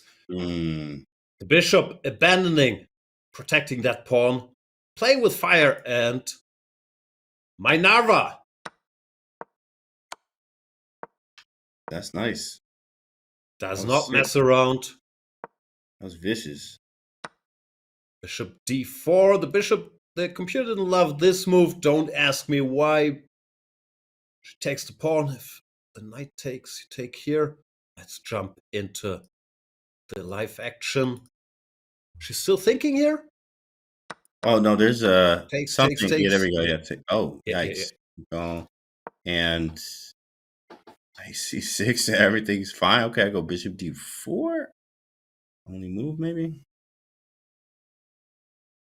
Yeah, maybe bishop D4. I have no clue what's going on. I'm still trying to count the pieces. White is what? A rook versus a knight in exchange up. But everything's loose. This pawn is up for grabs. Rook can come. Yeah, she takes the pawn. Leaves the cannoli. The rook crazy. moves. G1, bishop F3, queen D2, bishop G5, bishop E3. There's also a check here. G7's nice. Knight E2? Come on. Nah, no one does that. No self-pinning. Yeah, that's not a move. I'm not playing that at all. Wow. Just got a word. Something. They've got a game that's going to explode in the next move, probably. Late Teen J versus. That's what we're told. Looking at that position, I don't see any explosions, which might be a good thing on New Year's Eve. Where's that game? Late Teen J and Elizabeth Pates. Oh, against Germany's Elizabeth Bates. This is about to explode here. It is H3. How is that wrong? I mean, that was such a natural move, but okay. H3. Looks nice for black. This bishop next to the king doesn't look like a happy camper. The knight can jump in. She stops that. Still looks great for black. Definitely. Attack that king. Double rook's F5, easy. Smooth plan. A5. Oh. I don't know. Oh, maybe she's going. I don't know. Who does that? She wants to stop the knight from jumping there? Yeah. Just be overcautious. I understand. Okay. She got 39 seconds too. I never understood this prophylactic thinking business. Just attack. That's what she wants. Rook comes here. Nice. This is too deep for me. Fancy rook left. But still looks great for black. Maybe this was brilliant, just stopping this knight from getting to a good square like here. And now black keeps attacking. 20 seconds. She's retreating again. Oh, okay. I didn't understand that one. Knight C7's coming. She did retreat. Yeah, that's tough. She looked at the clock, panicked, moved the rook back. Now it's all to play for. 10 seconds. Anything can happen. We did see Tari hang a whole rook and Muzichuk blunder a mate in one. Anything can happen here with this time control, guys. Did see that. Bro, man, there's just brilliancies everywhere. Lagno, that was a boring game. Not anymore. Bro, what is going on? Chess is crazy today. People are bringing their best games today. Katarina Lagno with a brilliancy against Bentica just now, actually. Let's go to that, since here, Lei Ting-je let us all down by oh my goodness, exchanging queens. And look at this move. That was vicious. Bishop takes pawn. Ugh. Freeing this square for the knight. Where's the checkmate? Pawn takes, bad apparently, check. Knight F3, King H1. Queen H4. Or no, queen f4, Yeah. so I can go knight h4. Queen Yeah, comes here, threatening this, so the king has to run. Here comes the king, boom. but there's no way out. The king goes back, then it's checkmate, and if it goes here, then this is checkmate. Good job by Lasno. Whew. Wow. That was Very vicious. nice. The scary Lagno to be playing against right now. She finding tactics like that in the blitz 3-2. Yep. She is warmed up and ready to go. She is trying to win for sure. That was very nice. Three games, 3 points. Can't ask for more than that. Yeah. Heat from her game so far. All right, we have more games. Let me see what else is going on in the women's section. Any imbalances? Okay. Oh, weird. Nope. Can we have a look at Vaishali? Vaishali is the sister of Pragnananda.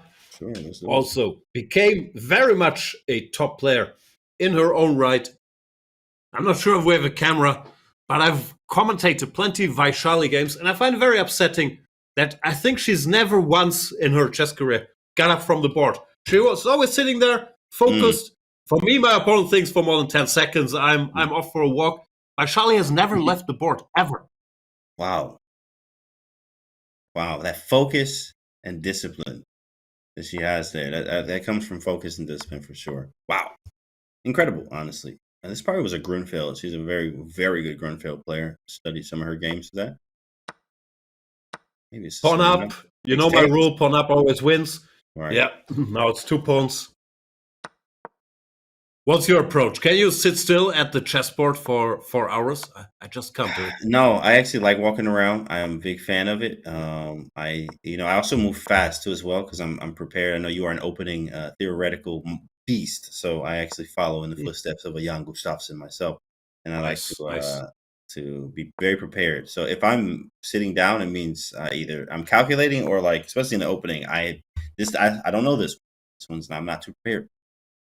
So that's the problem. Like if you're like Vaishali and you're always there, then opponents can't read you as easily. While for me, if I'm sitting there thinking in the opening, something's very wrong already. I'm supposed to be. I'm supposed to be walking around. Correct. That's generally speaking. I'm supposed to be walking around because I'm usually very well prepared. How do you win this rook endgame? I have no idea as usual. Vaishali also struggling to make any progress. I was thinking it too. Like, wait, what's the path? If you give a check, the king goes forward. How do we make progress? Probably you just bring the king all the way.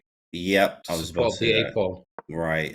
Here comes the king. Or whatever it says, Phaser, one of them positions. But yeah, you bring the king up to A2. Yeah, there's no Vancouver position here. Yeah. This is just a Vaishali position. Here comes the a-pawn. Rook C3 push, bring the king up. And we're good. Yeah, use this pawn as a little distraction. She found it. Found the right path. Can't catch them all. It's like Pokemon. Rook B3, A2. Too many. That's it. It should be game over there. That game just ended. And we have Irene, who was on a tear in the Rapid, actually. Irene with an imbalance. Oh, she was playing for first. Yeah, she was, right? She was. Yeah, it's a crazy imbalance in her game right now. I can't find the game. Where is she? It's against Pauline. Yep. Pauline Guichard. Mm-hmm. Here we are. What is this? This is a draw, right? White has a fortress.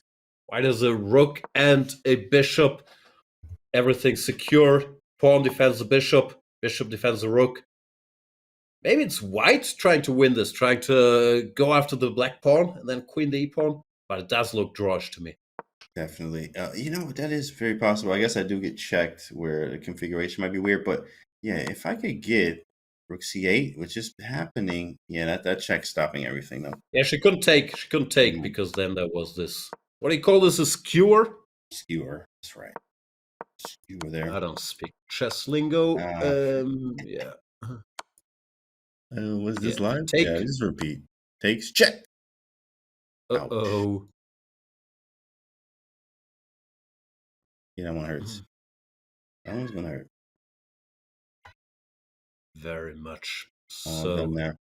So far, still looking like a draw. Though you got to move, Pauline. Whoa, she made that with 2 seconds on the clock. She made her move there. Playing around with fire there.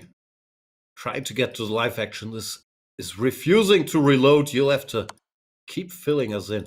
Oh, good. Definitely. There is checks. Checks, more checks, chat. Nothing besides the checks. Seems to be a No draw. balances, They're on just checks. 116. So yeah, no, they're just checks. Yeah, not much No happened. balances. 118 moves. Ugh. Or as Rasmus Svane likes to call it, early middle game. Early middle game here. Early middle game, guys. Lots of checks. I think we're going to repeat now. I see they've been in this position a bunch of times. What? She won? Yeah. You got to be kidding me. Right? Oh, no, it's a draw. Okay. No, They draw. fixed it. Okay, yeah. I was about to lose my mind here. To me, won what? Oh, not this game. But speaking of this game, we got pairings for the next one, guys. We're going to keep it rolling, keep it moving. This is a fast-paced day.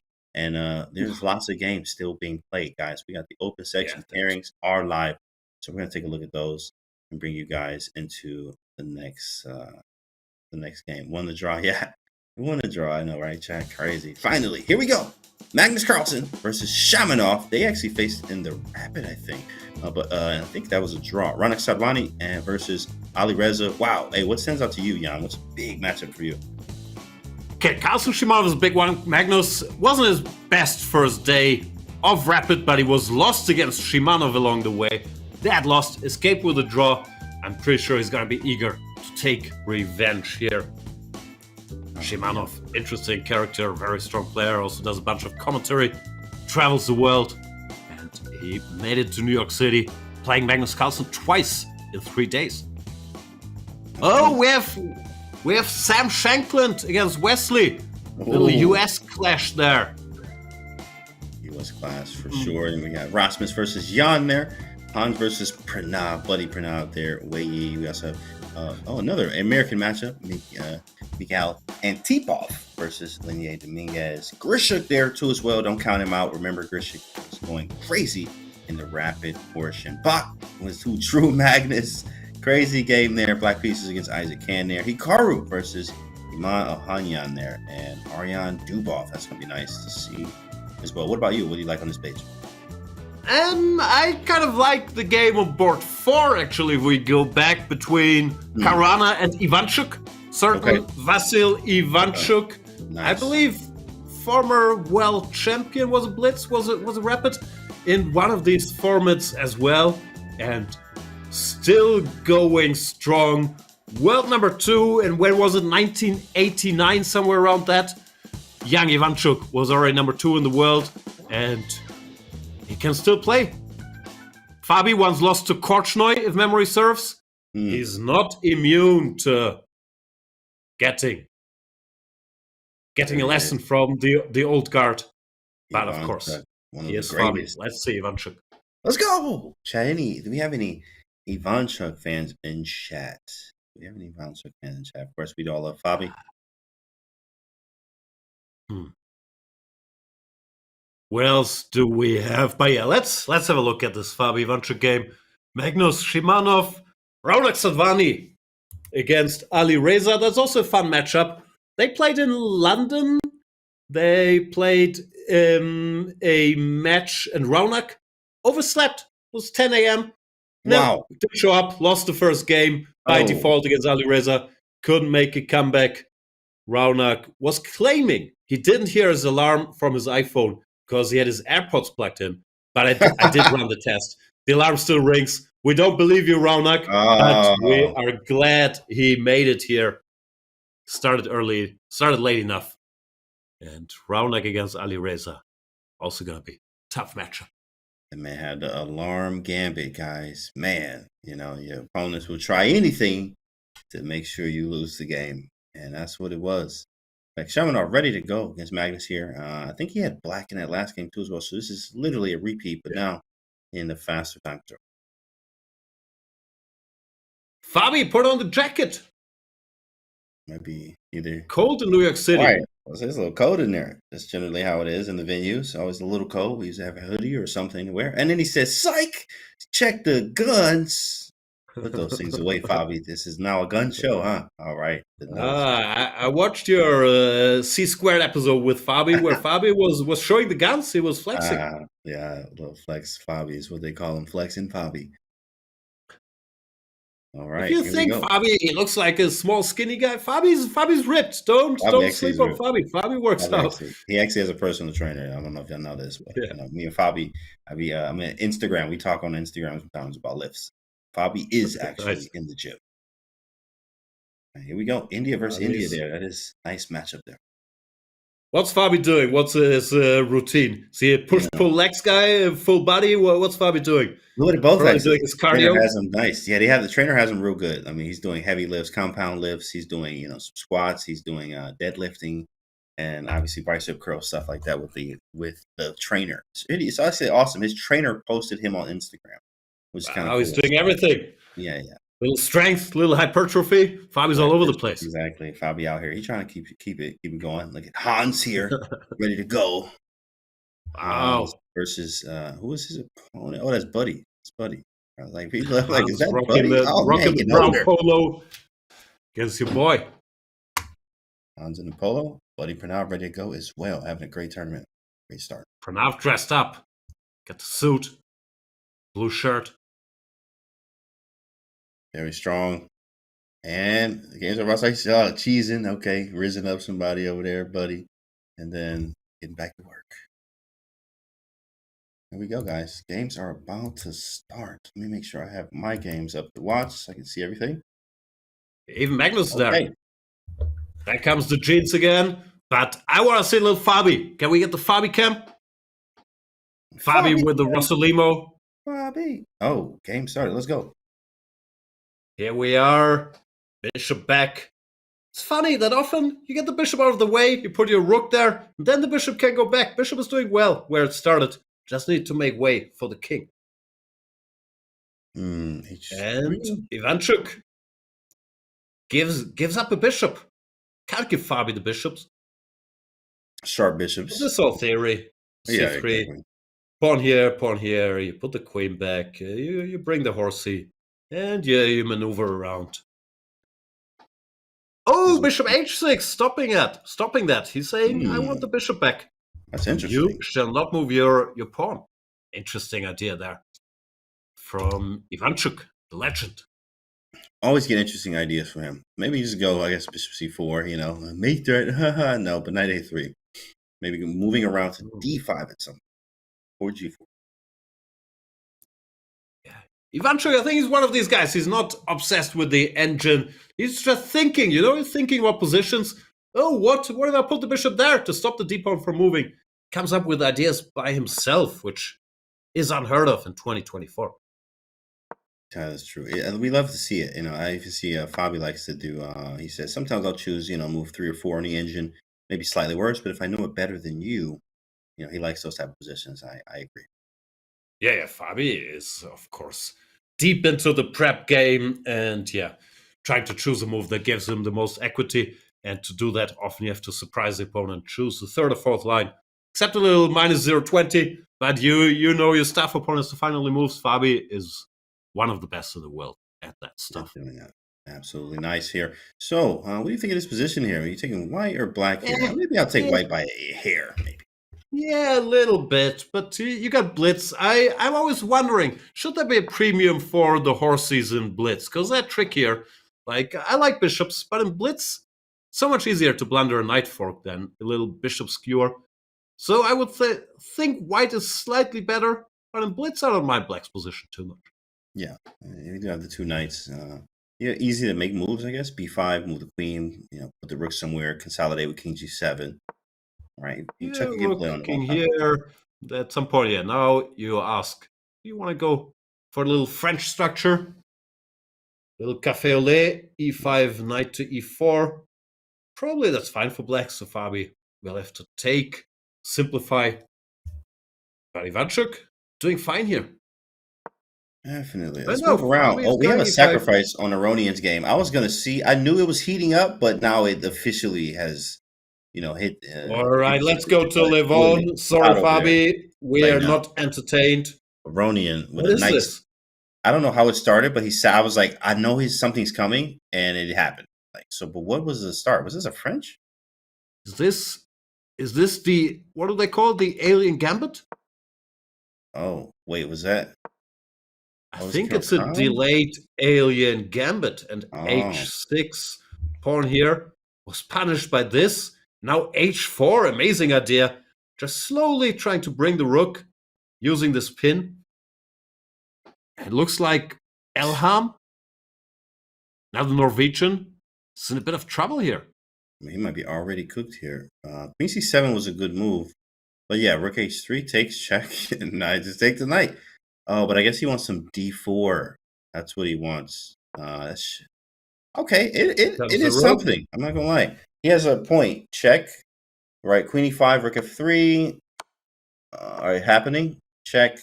You take on G6 and pawn D4 is what he was looking at. How is that line ending? It still looks like trouble for black. We have all kinds of queen moves, a little check here. He doesn't dare to go. Oh, yeah, he didn't care. Go for the pawn push. Now white is time, for example, to castle, stopping that. And material is equal somehow, but black should be in deep trouble with his king. Wait, what? His We rook got a not entering the result. game. Carlsen already won. Magnus Are you won? kidding? Magnus won. That's not a. Is that real? See. What's going on? Why can't I take the knight? Oh, take Rook D7 and Rook F7 and doubling, I guess. Wait. Oh, this A6 was a blunder. He missed this tactic, and Monsieur Carlsen did not. Takes. Oh.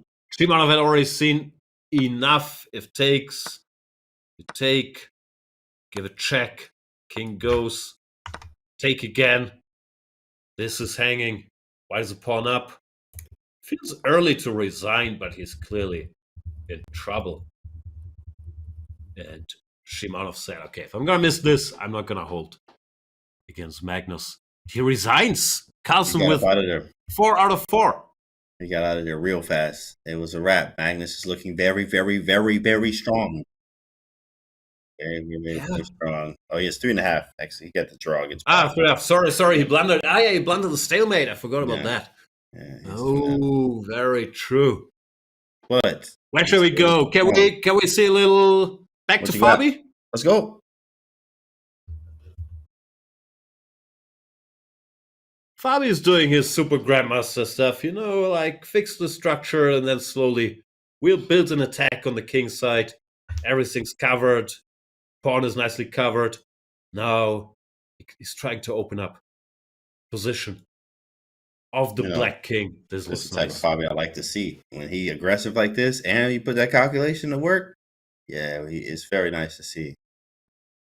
That's the problem with Fabi. A lot of guys have good feel for where the piece should go. But Fabi also just calculates everything. And if his brain is working, and then he gets the attack. Very hard to stop that, man. Resignation as Fabiano with the win. Bonchuk loses. Why would you resign here? Isn't that a bit much? It doesn't look great, but make some moves, no? Yeah, he's just unhappy. I understand it. He's just unhappy. He's like, this is terrible, for him, right? And I get it. I understand. H5, knight F8, and White's just like winning. Just got out of there. Does look bad. Also, such a chess purist, he probably couldn't stand looking at that position. Correct, right? Because it's like perfection. Like, this is not what I want. Yeah, he got out of there. Okay, what I want is the Shankmaster General Sam Shankland against your boy Wesley So. Little US clash here. Wesley and Sam. Looks like black could be cooking something, but what exactly? I have no clue what's going on. Pawns are equal. Whoa. Some funky jumps. Still don't understand anything. Why not rook here? The king. The king. That was the idea. If the rook goes here, the king would have attacked them both. Nice. Nice stuff by Sam. Sam with the calc work.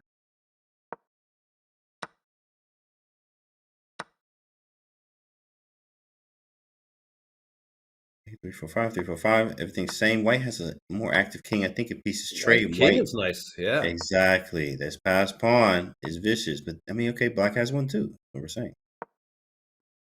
But less dangerous. This one even makes it here. Just gets stopped. Well, the white pawn is trouble. The rook can't stop it. Not good. I've been taught, yeah. Wesley has to give up the knight. Wesley with a slight head shake there. You can tell how he put the pieces down. He's unhappy. Wesley is not happy here. Down a piece. Hitting the clock a little bit harder, as you can tell. Oh. Even gentle Wesley. Sam gets to everybody. And Sam with the head. Check the clock. How much time I have? Cool, I have enough. I get 2-second increment. Let's do this. Let's put the rook on a square where it's protected. Yo, that was a crazy transition. I was like, how did Sam turn into Ronak?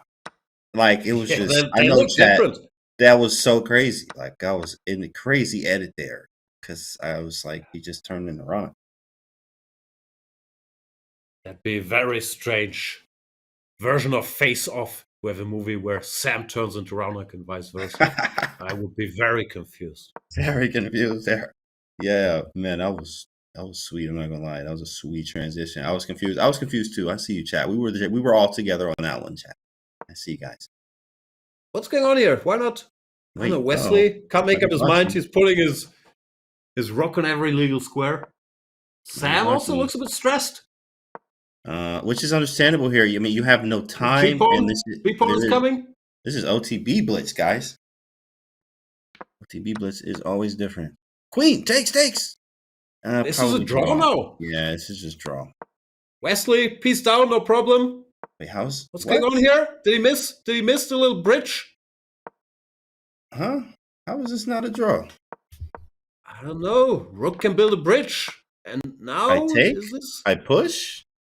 Is this winning? I can't count, but apparently it's winning. Your king runs back. Rook f8 check, important. Sam, he knows our little tricks here. He's writing all these books about the art of, I don't know, giant steps to small improvement or something like that. And he's certainly improving here. He's going to win against Wesley. Woo-wee. You know, he did write that rook. He wrote, I don't know how long it took him. He said it took years to write that rook in-game book he got on Chessable Chat, which I highly recommend. Hang on. King f2. Stalemate trick was avoided. Sam wins. Sam. Dang. Sam, I am Shanklin. That was sick. Good stuff. Wow. Sam. Prague's game is still going. Sam says, thank you very much. And we're off to the next game. Who we got? Prague? Prague. That's actually a draw ending now. Okay, so that's just literally just ended. That's literally king versus king. Yeah. Yeah, that was ending. Can't win that. So Danya with a big swindle win. Okay, that one's over though. Danya's over. We have more games going. Oh, snap. That game's probably ending now. Margashvili, Georgie. Let's see a bit of Nodebek. Abdusatorov. Let's go. The Uzbek star, former Rapid World Champion. I think he was even younger than Volodar Murzin. Nodebek Abdusatorov was 17 when he became Rapid World Champion. But he's not going to win this one, is he? Because that king is ideally placed. You just shuffle back and forth. Don't do nothing crazy. Yeah, don't hang the rook. Yeah. Be like Duda. And yeah, you can hang the rook for the 2 pawns. That's all right. Nice. Very clean by Vugar Manafov. Gonna hold Nodebek to draw here. Very nice. More games are finishing. Looks like we got a few left. Isaac Can game with Bach. Apparently that's still going, but the timers are off. Oh, this looks like it's frozen. Yeah, this is too early in the game. Something went wrong there. Okay. Let's see Injic. I think, I could be wrong. I'm not sure if we have him on camera, but is Injic the tallest grandmaster? He's like, You don't speak the metric system. He's like No. 6'7", I think. Wow, 6'7". Like, yo, He's proper you tall. be getting offers from anywhere. Any team will take you. There's some teams that are really bad that need that type of height. Very much so. Get a What's your contract. team? Here you go. In fact, I am from Detroit, Michigan, so I always have been. Oh, I'm sorry. You have to Thank support you. the Pistons. Thank you, Is that? Thank you. Yes, I do. I'm sorry. I thank you, man. I appreciate that. We really need all that love. You know what I mean? It hurts. It does hurt sometimes. You got all that young talent. Jaden Ivey, Jalen Duran. Yeah. One of these guys has to become good one day. One day. Even though you've been saying that for many years now. Yes, even with the Lions, who are now pretty good. We got one more game left. Let's go to that. Which is sorry. Stevie's Sore draw. topic. Let's move on to Okay. Rasulov We loving against. Loving it, chat. What's up, y'all? What's going on, chat? We all taking who we it. bound? All right, here we go. Last game here, which should be looks like draw. We just shuffle What is back this? and forth, The right? clock is frozen. I have no idea. Probably a draw. Dang, Yeah, this dang. is or was a draw. Something happened there. There is Over. we do have some word to go check the last moves of Naroditsky's game. So let's head over there and find that Naroditsky game to check Mr. Danya last few moves. doing Kramnik's work for him here, checking the last moves of the Naroditsky game. Whoa, Is that's this a the crazy one? May. And yes, this is the one. Okay. Oh, nice. Danya playing his Okay. what do you call this? Vienna Oh. game. Bunch of stuff happening. Still stuff happening. White should be a bit better, but Got the exchange. Black is hanging in there. White has the exchange, but Black is very centralized. Mistakes will happen with no time in a weird position like this. The A pawn is running. This is looking Takes, crazy. takes, What? takes, Whoa. takes. Take. That was a blunder. Why is that a How? double question mark? There's a pin. Queen B6. Oh, queen and Nike here, won. and, Oh my goodness. That's gross. Some nasty. Yeah, he spotted Nike that. won. Yeah. Check. Back. Knight here should at least Anyway. should at least win the rook. Mhm. 95, same. Take. Takes. So Black should be winning here. 2 pawns up. Bunch of moves. Yikes. This is crazy how time trouble works. This is a clear win for Black. Never give up, chat, right? I mean, let's see the end I'm of this. feeling this king is gonna, something bad's gonna happen to him. Right. I don't know what yet. King still looks fairly comfy. This is crazy. It's all One down. Oh, King G3, did he do that? Sorry. Oh, man. Ooh. Oh, my Checkmate goodness, in one bro. move. Dura Bailey is gonna be heartbroken. He already messed it up, because here you can probably have a perpetual check just following the king around. So he didn't want that. And then sometimes you don't think about the alternative. You just say, I can't go here because of this check. You go here and It made it in one. That's a literally snap call, knock all the pieces over. I'm like, I just got to go. You got to walk away. Yeah. In the meantime, we got to check the standings and the pairings and stuff like that. So let's take a look and see what we have, guys, because that one, you're going to feel that one on the way home. And you got another matchup, too. Oh, my goodness. It hurts, but Magnus with the win. Alireza beating Ronak there. Sam Shanklin beating Wesley. Fabi winning and Arjun winning. Levon wins as well. That was a crazy game there. Bonaronian. So things are starting to heat up here. This is round 4. We definitely have some nice, all games decisive too, by the way. Are there any draws? Let's just take this. I'm checking the standings here. Still a bunch of guys on 100%. Arjun Erigaisi just keeps crashing. 4 out of 4. Alireza 4 out of 4. Niemann 4 out of 4. Chess speaks for itself. Sam Shanklin we saw beat Wesley also 4 out of 4. Levon Aronian. Many people don't know this. Yeah. Levon, also a former Blitz World Champion. He's quite good at playing fast chess.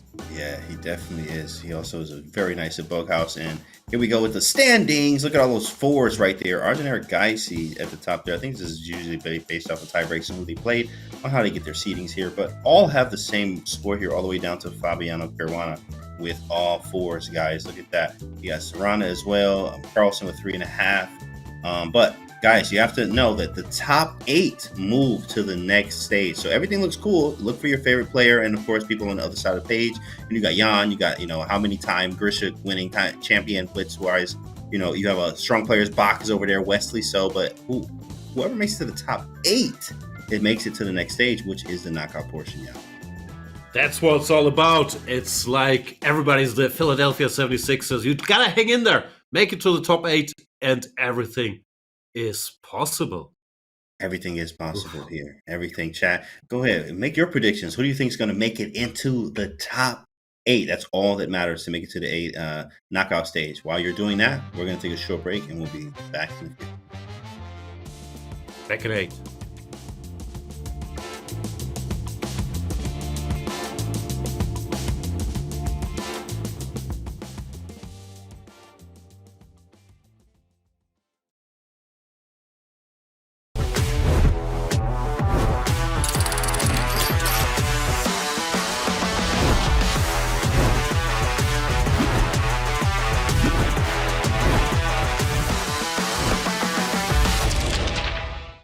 This past year, our goal has been to grow chess as a positive influence in the world.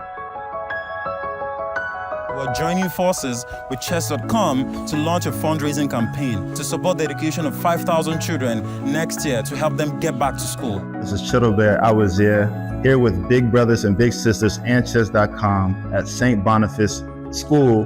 We're here to play some chess, to have some fun, just have a great day here. A world where every person can enjoy the game, connect with others, and be accepted in the community. Chess just became something that I could do. I just fell in love with all over again after my accident.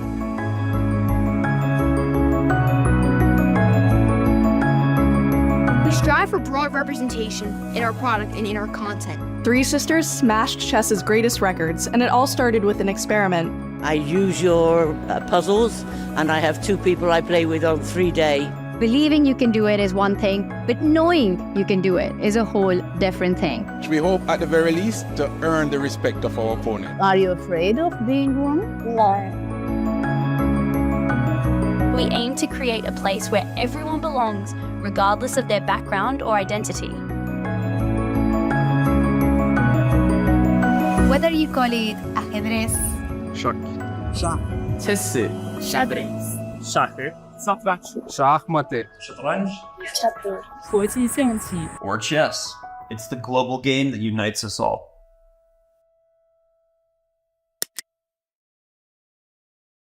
Hi everybody, I'm Grandmaster Jan Gustafsson and I welcome you to my course, an aggressive 1e4 repertoire, part 1. I believe this course is aimed at all levels, which of course is always an easy thing to say.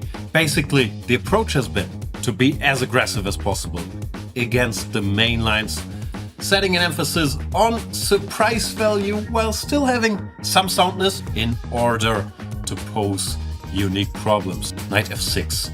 We're going for the most aggressive. Knight to g5, d5, e takes d. Knight a5. Bishop b5 check. That's just the main line. dc, bc. And here I have a bunch of new ideas after queen to f3. And hopefully this will not only fix my chickenness of not being able to play 1e4 aggressively, but also give you a bunch of fresh ideas when we're done. A hanging piece is simply a piece that is under attack and can be freely captured. Winning material. If you don't hang your pieces and you capture the ones your opponent hangs, you will win most of your games as a newcomer to chess.com. Related to hanging pieces is an important term, LPDO. Loose pieces drop off. It's one of the most helpful phrases in tactics. It's a reminder to keep your pieces defended and to keep an eye out for undefended pieces in your opponent's camp. Gotta move. Oh, no more checks. What? Oh, and what's happened there? What happened? We see a reaction. Magnus' mouse. Oh no! A hanging checkmate is similar to a hanging piece. It is just a checkmate that your opponent has not defended against. Like this time, that Hikaru hung checkmate against Magnus, but Magnus didn't see it. Oh my god. Oh my god! Oh my god!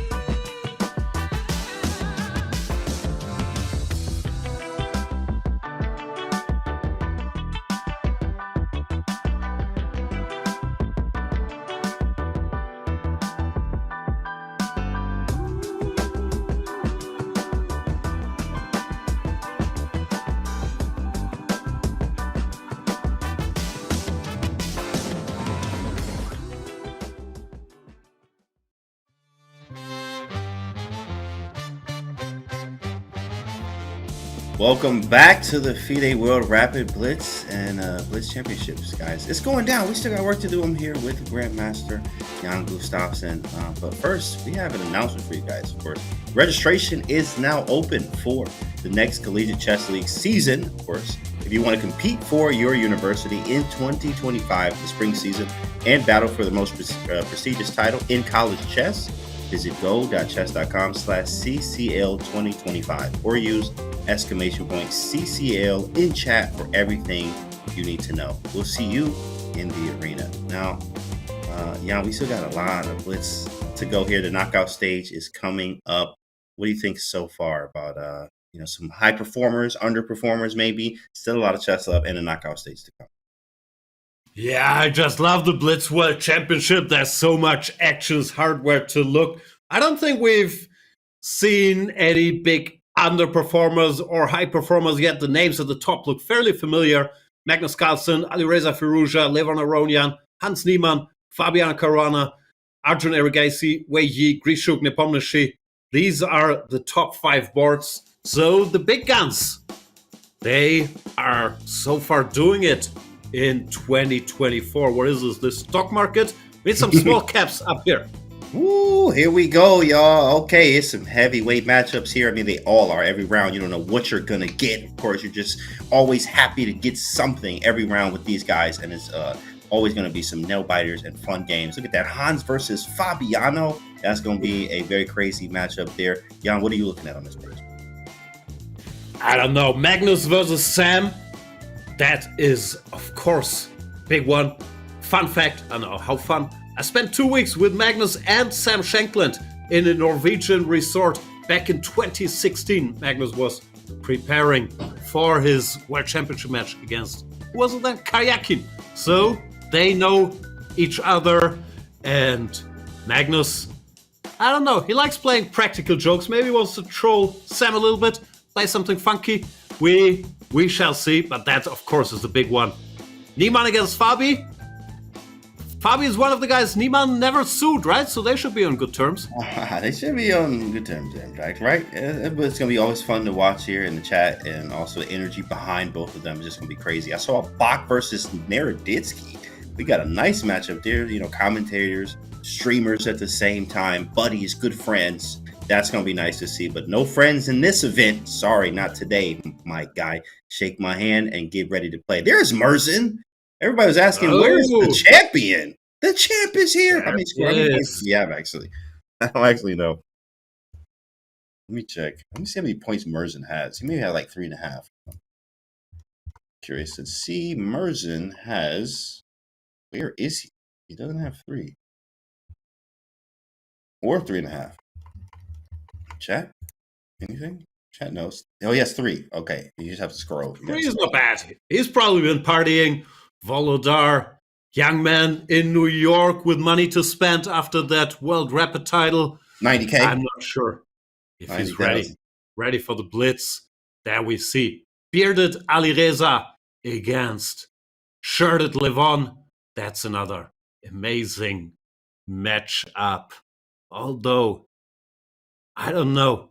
This Niemann Fabi game, I'd love to see the handshake. Jan Nepomniachtchi, is that a new sweater?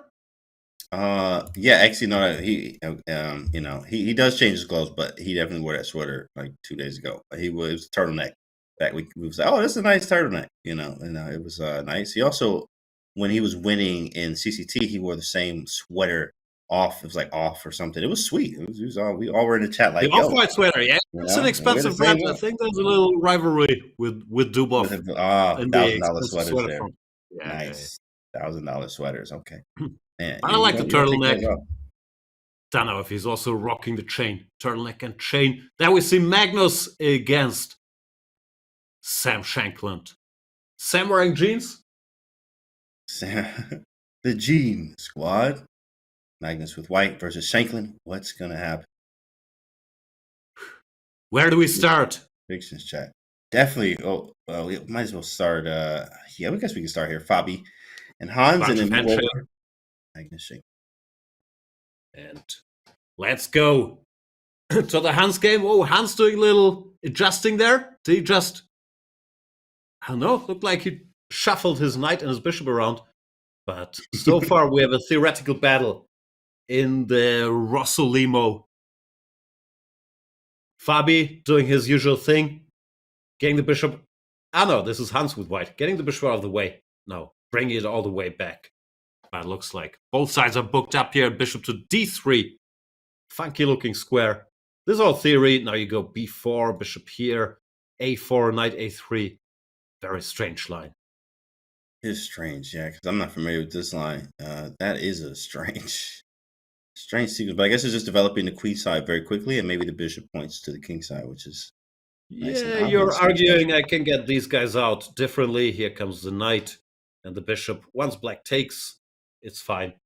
Computer, not a big fan of knight a3. Yeah, I vaguely recall there was some a4 first was normal. I know what you do now. b5, shutting it out. So the horsey can't jump. So knight c2, probably reroute. Yeah, there it comes. Do you go for a little cheapo? Threaten checkmate? Probably not going to work, is it? I mean, you got to throw it out there. You got to do it. You know, there's blitz, g3, queen h3, bishop f5. Push the h-pawn. It's unlikely to work, unfortunately. Unlikely. Dang it, doesn't work. Well, maybe I need to castle. Bishop b7, something similar. Yeah, bring the queen out. I don't know. Maybe one day we have to take. And no, Fabi has other ideas.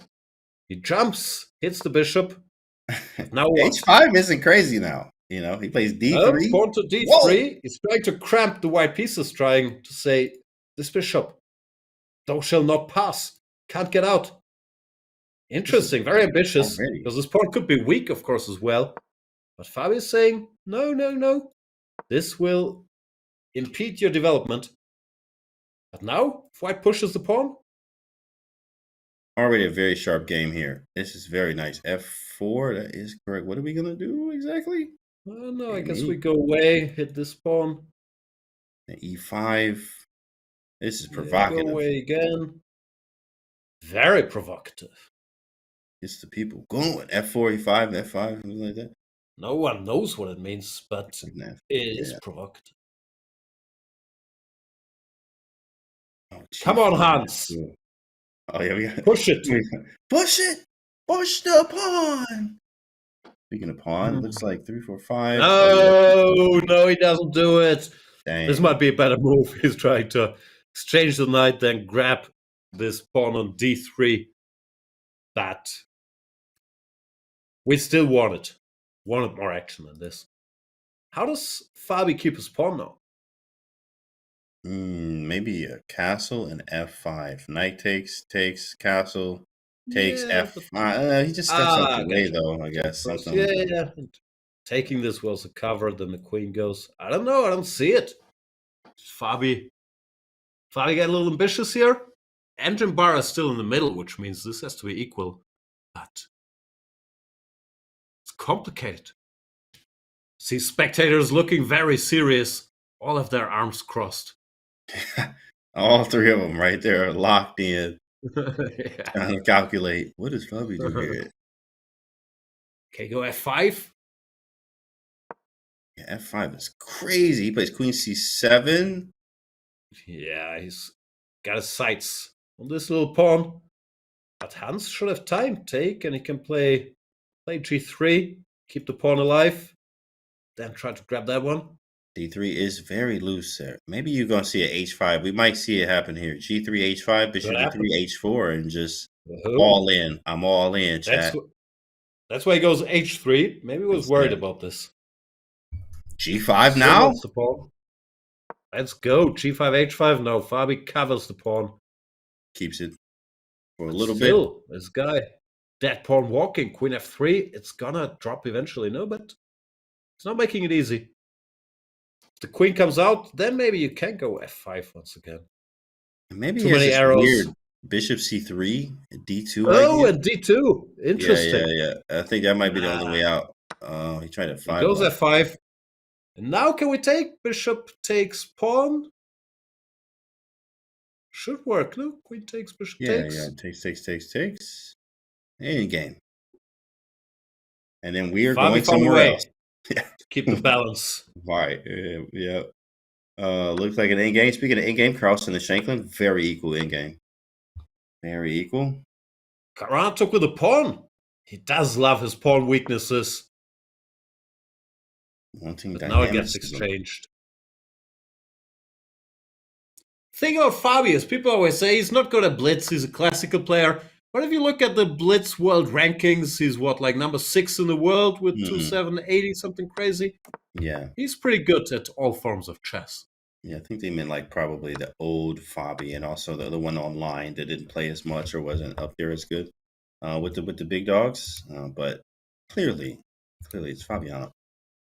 This is super equal, so it seems like this is maybe closer. We're moving on. Draw. Yeah, we gotta get out of here. You're gonna just be here forever. Looking at that one. Erigaisi game looks kind of strange. That's definitely something. Oh, something just happened. Let's jump to Arjun versus Wei Yi, the Chinese number 1.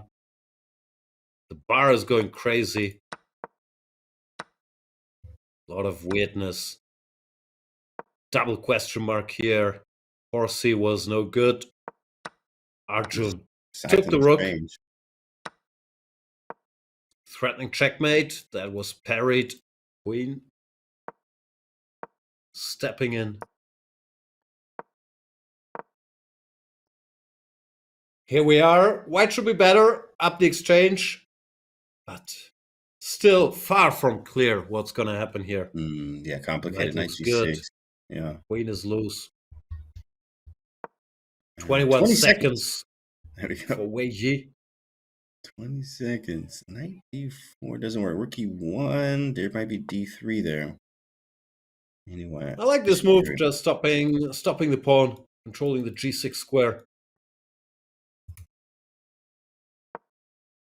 Time is ticking. Bishop, but we can pin this guy. Nope. Also nice move, keeping an eye on F7. Very strong move, actually. I don't know. This Arjun Erigaisi guy, Seems good at chess to me. He seems pretty good. 2,800 plus.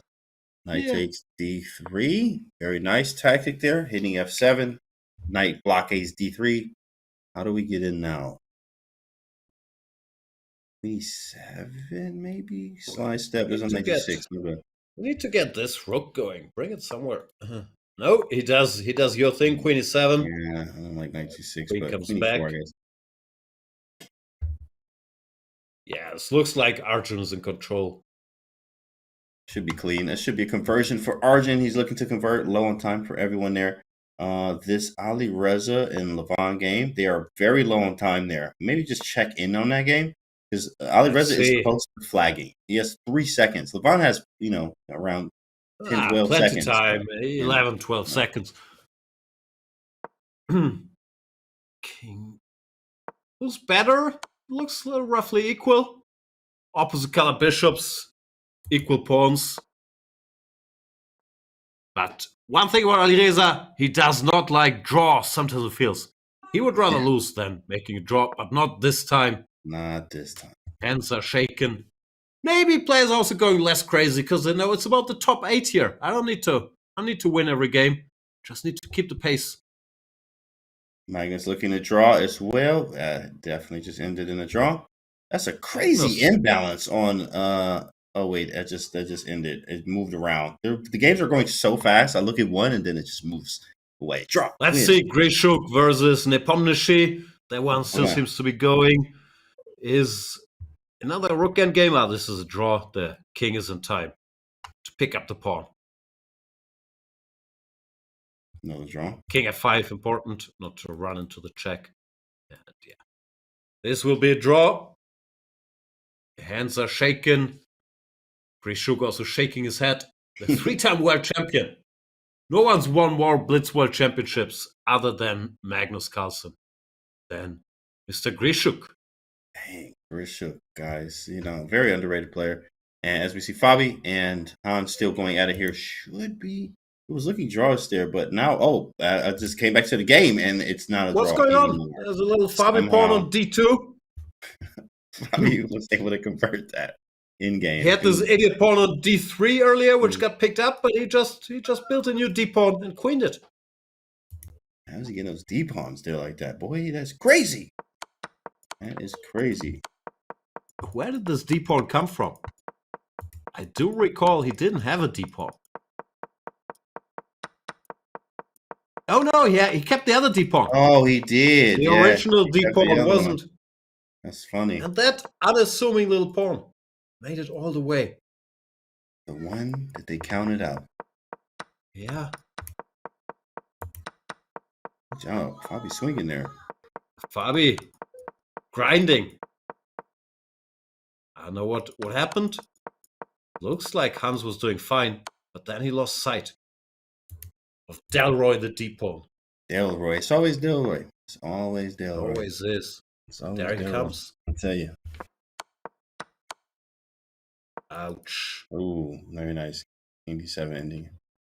GG. And the women's boards have just started as the men's are finished, or the open is finishing in a few. So, okay, Katarina is on a tear right now. Let me actually see who else is there in the standings in her section. I'm just curious. Let me check to see what that looks like. Number 1. So there's a few on 4. Ooh, by Vishali as well. Wagner, Dinara here, and Salome. Wow. Malia there. Oh no, that's actually only 3 on 4. Wagner has 3.5, but she's the top on 3.5. Chrissy Yip too as well. Where you want to go? What is going on? I'm being shown only one game here. Where is everything? I'm seeing all of them. Maybe refresh for you. Well, I shall refresh. I have all game. Hang on. My bad. Here we are. Vaishali against Lucknow. Okay. What is this? Like a Zuckertort? Oh, Kali. I like those. Knight jumps in. Kalis are easy to play. Looks like Lachno was ready for it. And Vaishali taking her time. Vaishali is so strong. She is very, very strong. So is Lachno, another 3-time world champion. Just like Grishuk. A lot of world champion titles there. Yeah, Lachno is actually locked in. I'm not gonna lie. She's just playing great chess. 4 out of 4. She was actually at the top of the leaderboard too in the rapid. So she's going to do the same here. This 94 move is quite annoying, but I guess she has F5 after we capture with like bishop takes queen E2 or rook E1. Maybe there's F5. Like, yeah, even if you don't. With the 2 bishops, I know some move like rook C8 hitting this pawn. I think black should be fine. Yeah. Even if you lose the pawn, it's not the end of the world. But yeah, Vaishali doesn't dare to take. She's saying, please, you take. Now let's see. Can you still go F5? No, knight C5. Knight drops back, but now white gets a free hand to bring the queen to the king side. Build a bit of an attack there. Oof. Chess too complicated. How do you get better at chess? There are too many positions, too many structures. you have to get all your courses. In fact, you need a pawn structure course now. Yeah, that's what you need. Yeah. Pawn structure, and you need one against D4 as well. That's to complete your rep. That I will do. One day, not sure about the pawn structures. I only know the Karlspad structure, but people are saying it's a bit boring. Go to Karlspad structure. This structure I understand. Looks like some French hate it for black already. Bishop on B7 is silly. But apparently black is active enough, maybe with this pressure against this pawn, to keep the balance. I do not like it. Yeah, we didn't get what we want here. I've never seen Kali with bishop on F1. Didn't work out here, but that's good for. Obviously not lost, no problems really, but Lagno is comfortable. Vishali needs to move though. Of course, she's getting some time trouble. Yeah. 2-second increment, not a lot of time. She's sitting there, studying the position. She plays it though. Do you think she plays blitz with her brother, like in the Pragnanda household? Do you think they play a little blitz after breakfast? After breakfast, lunch, dinner all day. That's so fire. It's just like playing blitz all day. We're jumping to the Hampi Conero game, the Rapid World Champion.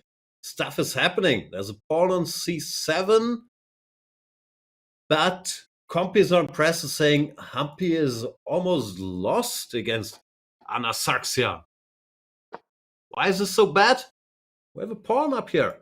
Not anymore here, apparently. But yeah, exactly. Pawn on C7 looks great. What? Yeah. That's a beautiful piece.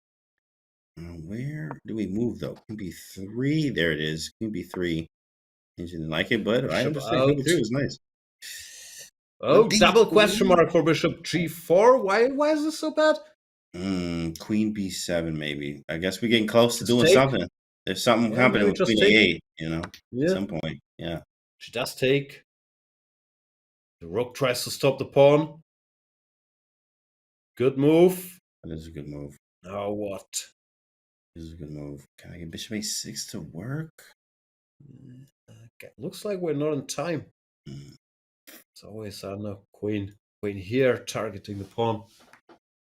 That's not easy for Hampi. Not easy at all. Veteran, former world champion, and now the reigning Rapid World Champion. Just a very classy player. She has always just played a dry, solid, very strong positional style. Yo, E4 is crazy good. Oh, she spotted it. She's locked in. E4 was nice. That's a nice spot there. Don't need that pawn. Just making way for the bishop. So the bishop can come here, and all of a sudden, it's mating threats. Queen F4. Why has to go F4 to stop this? Rook C7, what's going on? Can we take? Rook C7? Then Queen takes F1. Queen G6. Yeah, sorry. Yeah, we're good. Queen goes. Rook C2. Anna means business. Great move, Rook cooking C2. right now. King H1. Oh yeah, Rook D2, Queen H4. Very good. He is cooking there. But they're both under like 10 seconds here. Okay, maybe not so much for Humpy, but gotta be careful. She can consolidate having no time here because we're just instantly moving. Made it to the end game, but the end game is still not great fun. Pawn down, Black has this pawn on A3, always a bit of a nail in the coffin. This looks very bad, because there's always these ideas to give up the rook for the bishop. Rook B4. Ooh, nice. She picks up another pawn, now pushes Great on the game. king's side. Great No, game from Anna Sargsyan. Sargsyan. Yeah, like, whoa. That's a big win. Not even gonna lie. Yeah. Big win.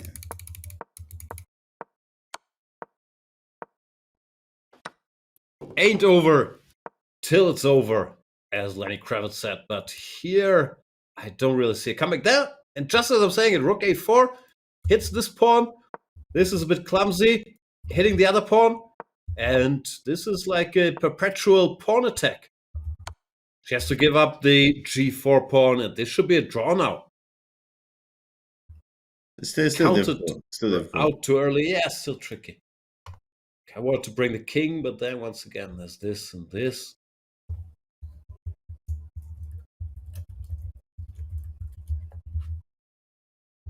Okay, let's move around though. Wait, the clock ran out. Let's see. Yeah.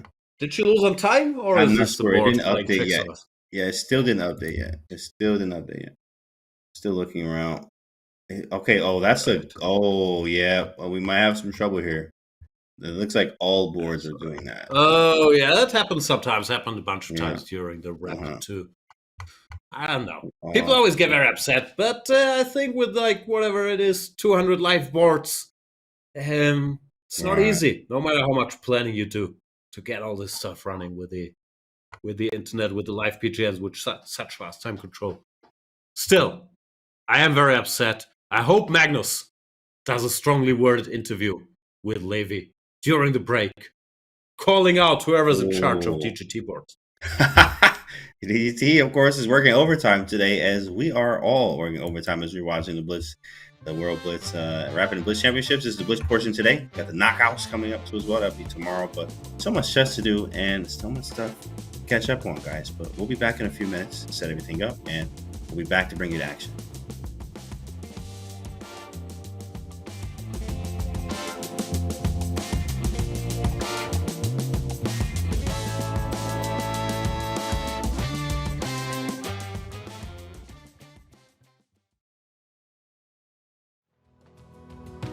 And then the winner of the Grandmaster Group C of last year from the Philippines, Mr. Wesley So. He qualified for the B tournament. Another strong young player. My mother is an accountant. In 2009, she got a job offer from Canada to move there. And I wasn't sure if I wanted to move to Canada at the time. I was 15 years old. I was very young. I had no idea what's happening or what I want in life.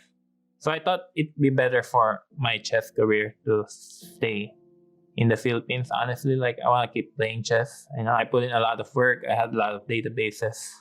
And the president of the Chess Federation, he's been supportive towards me. He has 2 condominiums in Manila, which were empty. So he offered to lend me one of those. So I decided to accept his offer. So this was mid-2010. I was just finishing high school. I had no idea how to pay bills or electricity and all that. But I thought it seems like a good idea at the time. I was 16. I didn't really get along well with my parents all too much. My mother she never been to any of my tournaments. She doesn't think that playing chess is a good career with all this traveling. So okay, yeah. And then she left. Meanwhile, my father is very strict, so I didn't really get along with him too much. I thought it's the best of both worlds. So basically, long story short, all my family moved to Canada and Toronto. Meanwhile, I decided to stay.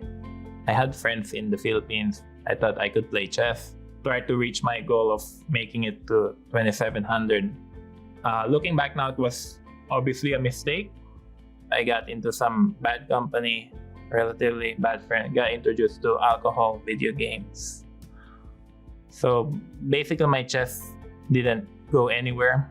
I don't think anyone can really do that if you're 16 to live by yourself in Manila. So I think the moral of the story is you can't become a chess professional on your own. Like you can never do it by yourself. That's why my situation is so much better now, because I clearly need help.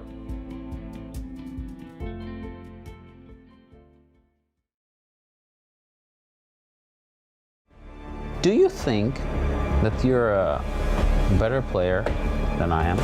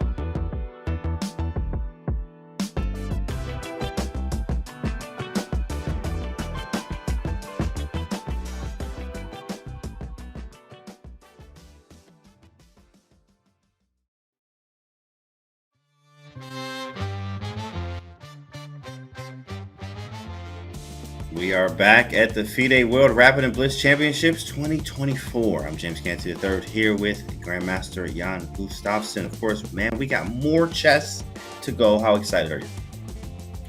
This looks like a pretty big round. So my excitement, solid 7 on a scale of 1 to 10. But in this tournament, only 8 make it through, so we have to adjust our scale. But if we look at the pairings, I guess we first see the standings. Fabi winning all those games. Fabi. Arjun winning all those games. Arjun. Who else is there? Yeah, Sam is up there. Alireza's up there. Levon's up there. Right. That's That's crazy. Magnus. I'm about to say, yeah. Well, first question is always, where's Magnus? And where's Magnus? He's actually in 10th. Now, of course, he has 4 points right behind the leaders. They have 5, 4.5, and 4 there, but he's going to have to almost not win out, but he is going to have to obviously string up some wins here. And all of them are, in fact, if you're trying to catch Fabi or Arjun, because they are on fire right now. Here go the matchups. This really, really matters. Obviously, all the rounds do. Don't drop. Our game is the name of the game. Try not to, but it's going to get crazy here on that board 1. Oh my goodness. You got Shakhriyar Mamedyarov versus Magnus. That's going to be some fire, Jan. What about you? Yeah, that's the Magnus board. He always plays on board 1, I guess. Norwegian TV producers don't feel like moving their cameras around after every round. But on board 2, we have the 100%ers. Fabiano Caruana against Arjun Erigaisi. Those are what? The number 2 and number 4 in the world in classical chess as well? That's a pretty big one. That is a huge one. Here as they locked in, ready to go. Fabi looking the same. Arjun always sits like that. I don't know. It's just like he just prepares. He gets in. I know he meditates. A lot of the Indians do too as well. I know FIDE talks a lot about meditation and Gukesh too as well. So maybe it's something he does right before, because he does it it's always that pose. Like he feels like he's kind of balled up a little bit, but sitting wrong, maybe the back stretching, whatever he's doing, he is locked in though. Arjun is one that, of course, can take down Fabi here with his aggressive style, but also Fabi is Fabi, and he's hot. He's in good form here. This is one to watch for sure. Yes, Fabi. Yeah. Arjun, I'm not sure if he even needs to meditate. Call him the Iceman. He always looks very, very zen to me. There we have Levon versus Wesley. Colleagues on the U.S. national team. There's also Sam Shankland with a strong outing facing bearded Alireza. And what else we got? Duda, one of my favorites, against Grishuk. So Nepomniachtchi, Ivanchuk going strong. Wei Yi against Bortnik. Ooh, Wei Yi Bortnik. That's nice. There's nice Duda. Spicy. The dude. And looks like they're already starting on the Magnus board. What is this? I thought Magnus was always late. Now they're starting before the others begin. Is that even allowed? It's crazy. He's trying to set the tone here. Oh, we got a Trumpowski. Nice already. Ooh. Oh, man. That's going to be some fun. I think Magnus doesn't like facing Trumpowski too much. He played it in the first game against Kayakin, right? After Trump was elected for the first time. He thought it was funny to play a little Trumpowski. But now he has to face it. From Mamedyarov. Caruana, Erigaisi looks like a French. We have Sam occupying the center. Levon and Wesley doing solid stuff. But let's focus on the Trump for now. Shach Mamedyarov. Let's go. Against Magnus Carlsen. Mamedyarov been around for a long time. Top Azeri GM. And playing a solid little structure here. Against Magnus, C takes D, E takes D. This now looks like whatever way you want to call this, a Torres system. Just bring the pieces out. Yeah. Horsey out, bishop somewhere, castle. Not going to be easy for Magnus to mix it here, because Mamedyarov is, of course, a tactical wizard as well. I was once interviewing him, and he said before school, when he used to go to school, he would go to the park and solve tactics exercise for like 3 to 5 hours before school. Listen, don't try this at home, guys, okay? You don't be doing this at home, right? Don't be doing that to your parents. But at the same time, you got to get it done. You can maybe sit at the bus stop or in your car at home solving tactics. That's the safer way to do things there. You don't have to go anywhere. Don't do that. But it's awesome to see, of course, as you have to train the tactics to be aggressive like he is here. I actually expected him to go with an H4 type of idea with castle and queenside. Now I think Black's actually just kind of, out of the woods. You have to really kind of go all in these type of things, especially when you castle with Bishop G7, H6 type ideas. But we will see. Look at this Magnus cam now. It's like that's so cool. It's like Inception here. Whoa. Where is the camera? It's like built into the board. Where's this coming from? Does Mamedyarov wear these new these new jeans that have a camera to film your opponent? What's going on there? Wow, that's exactly what this is. Seems like the jeans lens cam back there. Yeah. Wow, this is interesting. I've never seen this. Tech is amazing these days. The position, I don't know what's going on. Looks fairly solid, balanced. E5. He's now thinking if you should take or not take. Deep analysis. That's what he come here for. That is the question. To take it or not. To take or take. That is the question. Ricky won. Putting pressure on the ball. Does not take. Now, same question for Magnus. And he does take. And I'll take. Knight can recapture, pawn can recapture, pawn takes. I don't know what's going on. Is white slightly better because the bishop is good? Whoa! Knight jump. Oh, bishop G6. Bishop G6. Bishop G6. Oh. He missed it. Hold on. Breathe. Hold your breath. Got away with it. Dodged the bullet there. Bishop G6 and Queen B3. Let me just very briefly show this. So you take the pawn, takes back, check. This knight is pinned, so it can't jump. And if the other knight jumps, the easiest is just to take this guy. This is pinned. And however you recapture, white wins the knight back, is up a pawn, and frankly winning. So that was big chance for Mr. Mamedyarov. That says not enough tactics training, at the park there. He was not doing. No, he definitely does tactics training. He definitely does a lot, but here was just a miss. And sometimes you just have to give it to your opponent. Like you are playing Magnus, you don't expect them to actually even blunder something like that. So that's also a big thing. Yeah, the Magnus factor. You don't think this guy's gonna hang a pawn, so you just pick a square. Whoa. What's going on now? There's a little fork threatened here. But apparently, white can ignore it. What is this move? Queen here. Knight that is jumps. Crazy. Queen B3 is insane. What? Knight C2? I don't get that one at all. I don't see it. G4? Maybe some G4. No. Yeah, that's there's Knight A1 though. Knight A1 hits but Knight A1 hits the queen. Yeah. Yeah, that's crazy. Yeah. Not much happening. Yeah, something's going on in live board. Yeah. Here we are. So we missed a bunch of the action. T5, Queen B3, Knight C2. That's nice. Now it's Magnus winning material. The bishop is attacked, and the rook is attacked, and taking this is gonna cost an exchange. I don't understand anything, James. What's happening here? Bishop takes f6, and he doesn't recapture, but he takes this bishop, leaving his queen hanging. I can't count that fast. Who has more stuff? And also, there's not enough time, too, as well for... Look at this move. Shack here. Queen takes. The that's knight... Nice. Takes. Takes on c4. Take. There's something going on live board where Magnus is completely winning. At least the bar says. Trying to catch up. So Magnus was a pawn down, but here the bishop's probably enough compensation. But knight c4 is a blunder after queen to b4. You can't keep all your stuff. He's out of there. And Magnus wins. Bit of a roller coaster there. First he missed this cheapo bishop g6. Yeah. Then it was complete mess. Both sides missed stuff.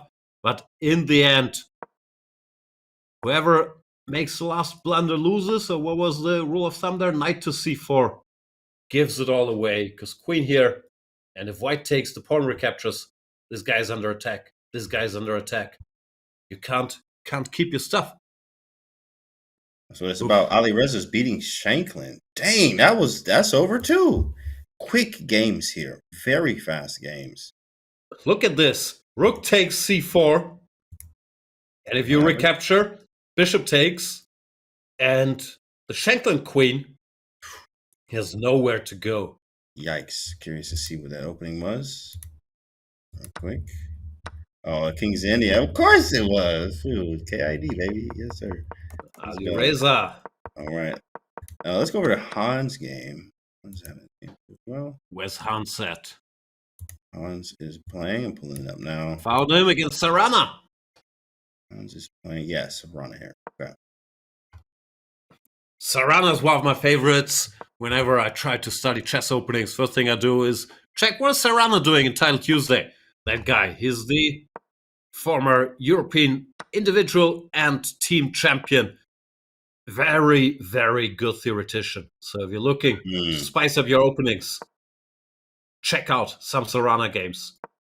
Or buy our chessable courses, or ideally do both. Study the courses, check a little Caruana. Win-win situation. Win-win situation. And exactly. Yeah. Here, Caruana is not going to win. Yeah, exactly. Draw. I mean, Black's probably pushing. Down. Yeah, Black's pushing. Black is pushing. Can't trade queens, but I can create exactly. Move the queen around a little bit, wiggle the queen around, king f2.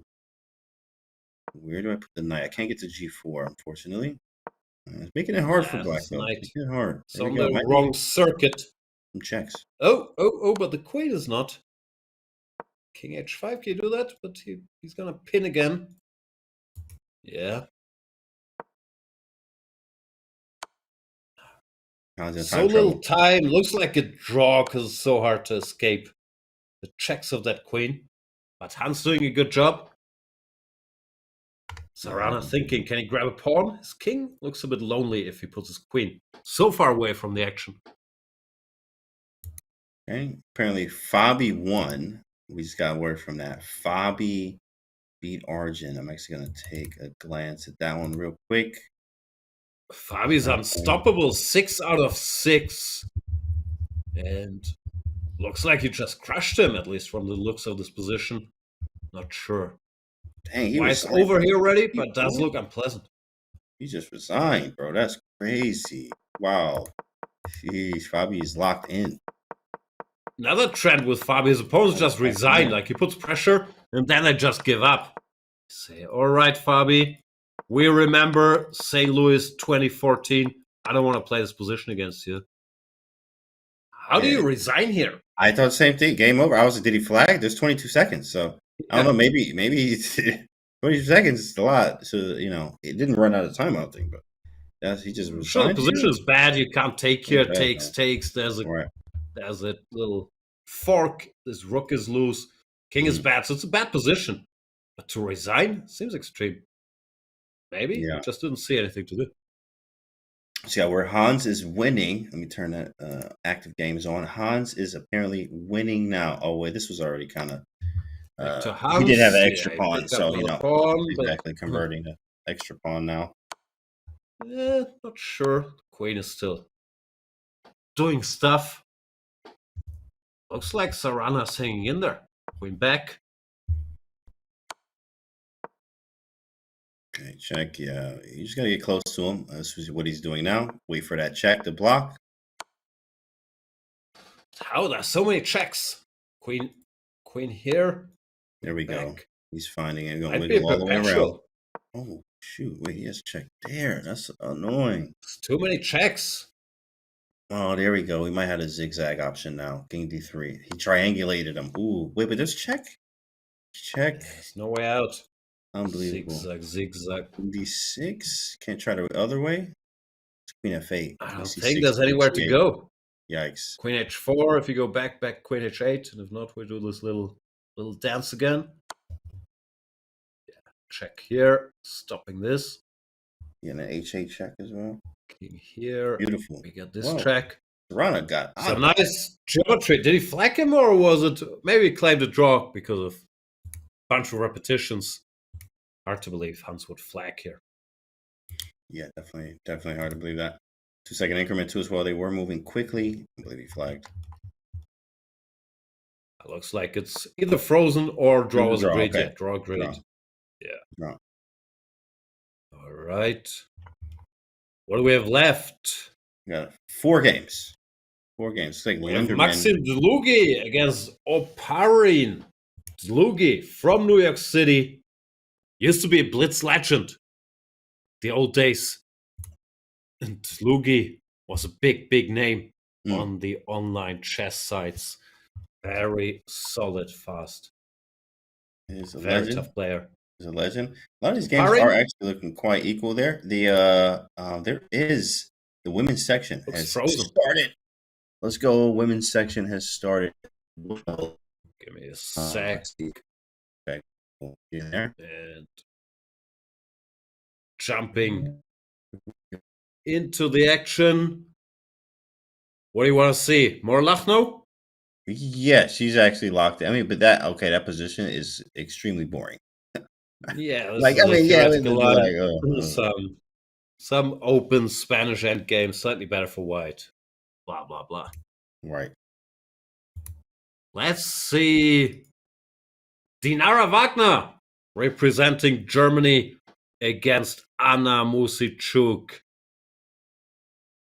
Actually, I like white's position, but it's also slightly boring, maybe. This is like a London. The bishop's on c1. It's just a London type structure. Yeah, how did we get this? Right. It was some random Slav. And now this typical plan. I want to push this pawn to b5. ASAP. It's always a big question if black is in time to play. a6, 97, and get the rook out of the way. So white doesn't get b4, b5. But it looked like she was not in time here, because you can't both play a6 and move the rook. Mm-hmm. So this should be pleasant for white. Because you have another b-pawn to soften up the black construction. She knew the plan. Nice positional play. Beautiful. By Dinara. Very good. Outplaying Musicchuk here so far. Nice, very pleasant. You can get these from exchange Kiro Khans too as well, stuff like that. So very nice. B7's weak. Not from Jobawa London's though. Not from Jobawa London's. The bishop is on c1, in fact. And yeah, we never get this one in the Jobawa London, 100%.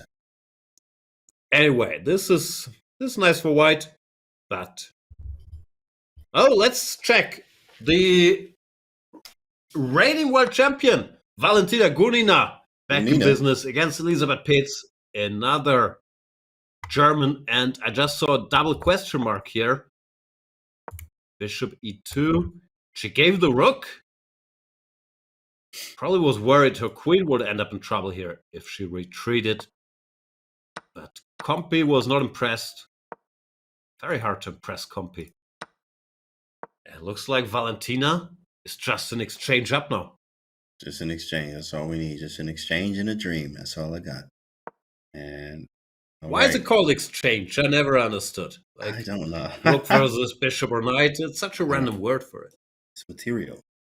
But exchange is what they wanted to use. But we do have some developments. Actually, in the Alice Lee game, there was a huge swing. We got to start from move 18, apparently. So we got to find Alice Lee starting from move 18. You can try this at home as well. We're about to see what happened over there. Alice Lee, who was tearing it up in the rapid portion, unfortunately, she had on the second day 3 losses and a draw. Was unfortunate, starting 4-0. But move 18, Alice Lee here. It's a crazy swing in the game. Okay, we're getting there. Queen g4, threatening checkmate. That was parried. h4, c4, rook d1. Compi's unhappy. Let's figure that one out. Why is rook d1 so terrible? Looks normal enough. It does look normal. It's interesting. Takes. There's some knight f2 tactics maybe, yeah? Like I figure, but what's the f2, follow? king f2, rook c1, and queen d2 check. Oh yeah, nice.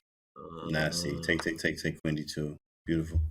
Was probably smarter to start with knight f2, but yeah, the idea is still there. But the timing is off now. Knight takes f2 no longer works. Which Why? happened? Bishop here or what? Blue arrow. Queen goes away, and all of a sudden, this is looming. Oh, that's annoying. I want a 94. Bishop c7. Well, shoot, what do I play then? That's coming. What anyway. a cooler! You spot this nice knight f2, and then the queen goes away, and you resign because white has her own threat. Cooked. Ouch. This game. And okay. Oh, and then it. How did this rook get taken? What? Oh, she just hung it. She blundered queen f5. it. Oh my She goodness. missed. Oh.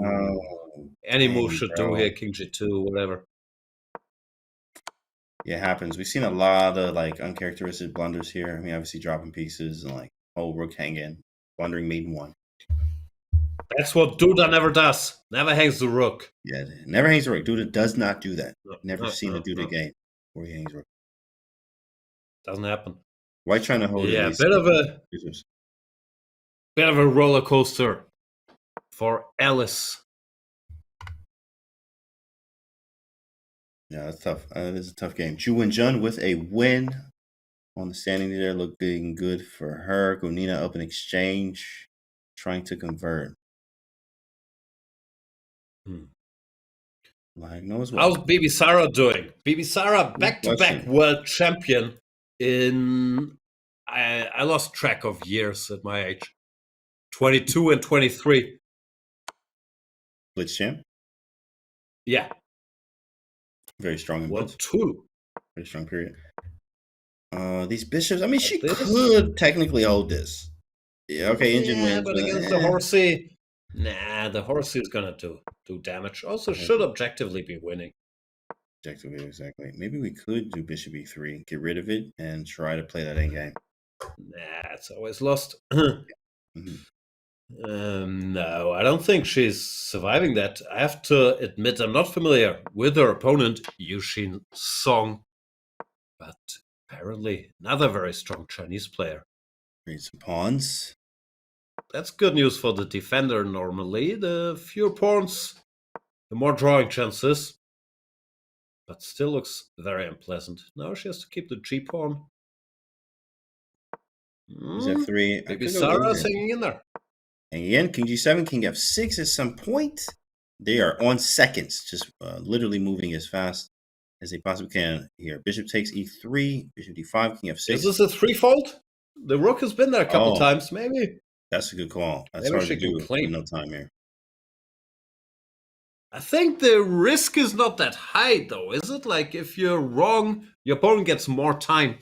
But if you're right, you get a half point in a borderline lost position. Yeah, 4 or 5. Looks like Bibi Sara might have called it. Draw on I'm bad board. at counting, but let's see.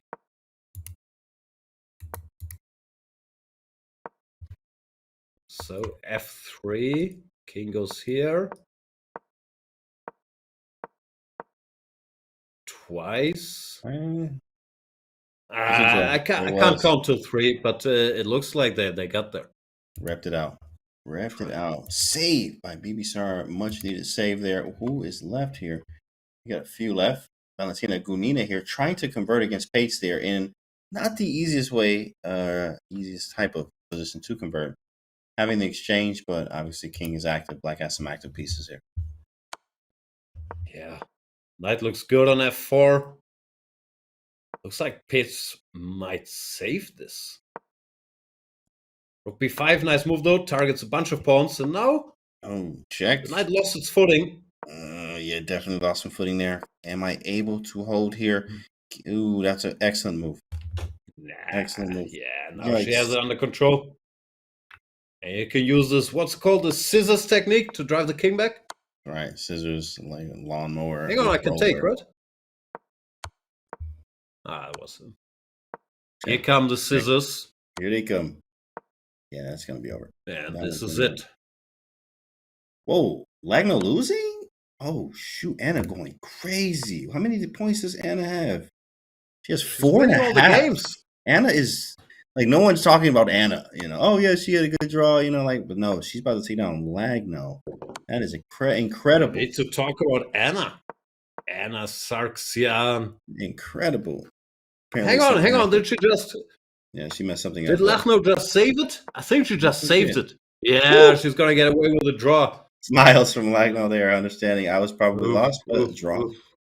Got the draw, but still, I mean, incredible from Anna. She got 2 draws, no L's, right? No L's here. She's played 5 games, 6 now, actually, and 2 draws. Not too shabby. Looks like 1 game still running, but that's frozen apparently. So, I'm not sure if the standings are updated. Zagnitsa is doing great. Vaishali is doing great. Lachno and Anna we've seen. Ju and June also up there. Gunina up there. Still a lot of action. The women's section, correct me if I'm wrong, it's 11 games today, and then they move to the knockout phase tomorrow, right? Correct. So this was round 6 of 11, while in the open section, they play 13 games. 13 games there, 13 games, and an 8-player knockout after that. 8-player knockout after that. So let's take a look at the standings so far for the women's section. That is crazy. I mean, lots of shakeups there. And Anna, people who are not talking about Anna, she's going to be at the top up there with some other ones. Anna, look at that with 5, but wait a second. 5.5, V. Shockley. And Nana Zagnise out of Georgia there, veteran player at the top of the leaderboards there with 5.5, Jan. That's pretty nice. It's not a bad score after 6 rounds. At what point do you think people start wondering about, let's make a little draw here, let's make it to the top 8, let's stop risking? Is that a thing, or it's way too early to think about it? That's a great question. I think probably in round 8 and 9 is when they start, okay, man, I'm comfortable. Yeah, we'll take a draw here, we'll take a draw. But until then, even the people on the second page there are going to have to think about their choices, their opening choices, and how they're going to approach, the back half of these games here before we go to the knockout phase. But that's going to be up to them. And of course, it's going to be up to you guys to sit here and just wait, because we're going on a short break. We'll be back to bring you games in the future.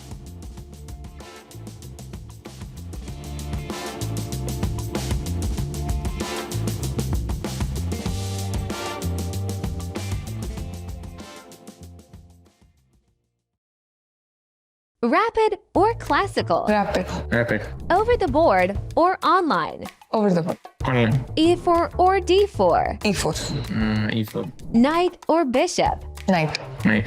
Work on opening theory or endgame technique? Endgame. Both. Face the Sicilian defense or the King's Indian defense? Sicilian defense. Or King's Indian. Favorite opening as white? 1E4. Yeah, 1E4. If you can play against any historical chess player, who would it be? Michael Tal. World champions from the past, all of them, especially Fischer. What's your favorite post-game snack? Something spicy. Yeah. Yeah, I usually take banana during the games, but post-game it's, some snacks. Yeah. Something spicy is what we prefer. Coffee or tea? Tea. Not both. If I have to drink, I'll drink it. One of them. Dosa or idli? Dosa. Yeah, dosa. Favorite cricket player? Dhoni. It changes. Right now it's Virat Kohli. Favorite witty chess player? Anish. Better player growing up, Craig or Vaishali? When exactly is the question, yeah? Growing up, I think till some point I was just trying to catch up. She was just much stronger than. Yeah, at some point he became very strong. Messi or Ronaldo? Ronaldo. Federer or Nadal? Federer. Favorite sports athlete of all time? Mary Kom, I've been following her a lot. It keeps changing, but right now, as I said, Virat Kohli. Cab or auto rickshaw? Cab. Auto. Veg or non-veg? I prefer veg. Yeah, if I have to take 1 foot of all my life, I think it would be veg.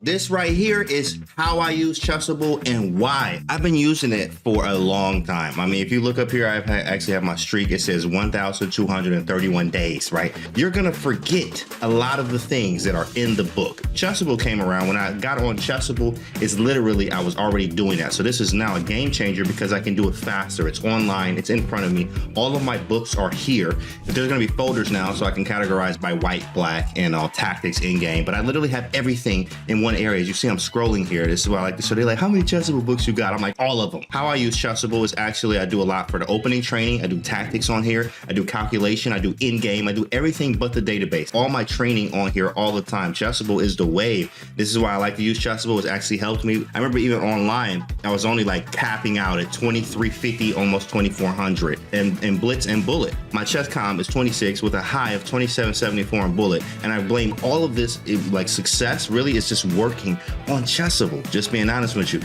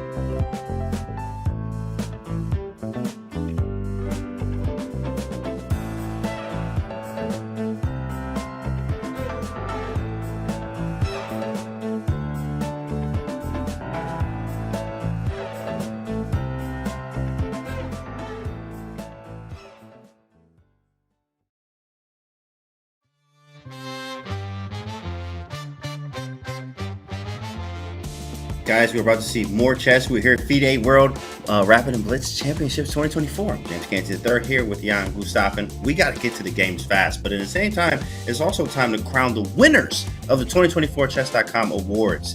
Have your say in Player of the Year, Creator of the Year, Game of the Year, and more categories. To cast your vote, visit go.chess.com/awards or use !awards in chat. Games are starting right now. Jan, we got to pick up on the app.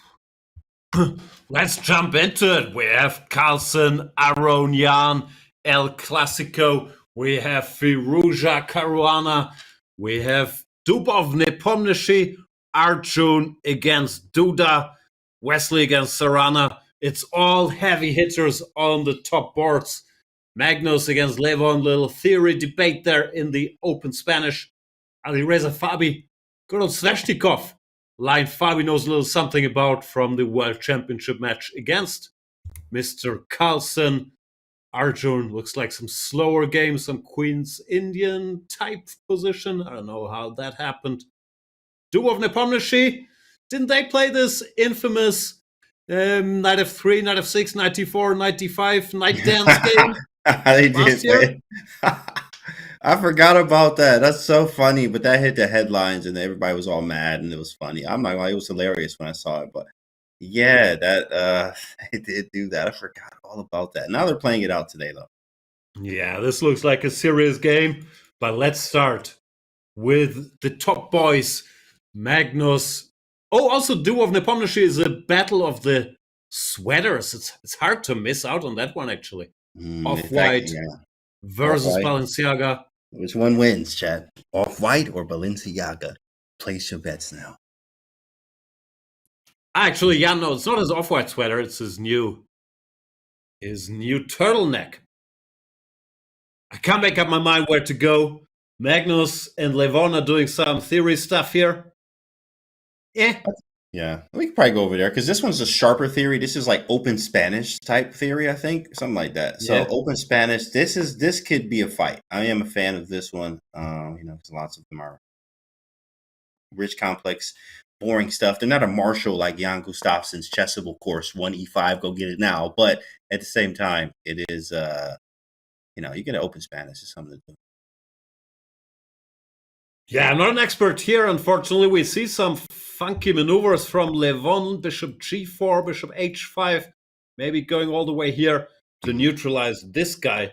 And yeah, that's what happened. Looks like Levon did some homework.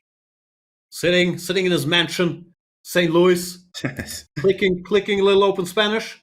Sitting in his mansion at home, vibing and working here. Yeah, this bishop g4 around the g6 is definitely something that is familiar. You see in Carol Khan's, but any position where your light square bishop is not the greatest, but also you're trying to figure out how to neutralize your opponent's great bishop. And that's what we have here. The bishop on c2 is absolutely incredible.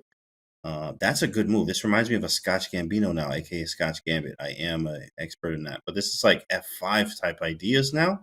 This is, I don't know. Did he do his homework? Maybe bishop b4 or something here. What do you think? I don't know. I'd be inclined to take and then go pawn to f5 myself. That gives white passed pawn. But as long as there are other pieces on the board, that's not too bad. And it stops this pawn roller here with white intending to go f5. So I just take and try to block it.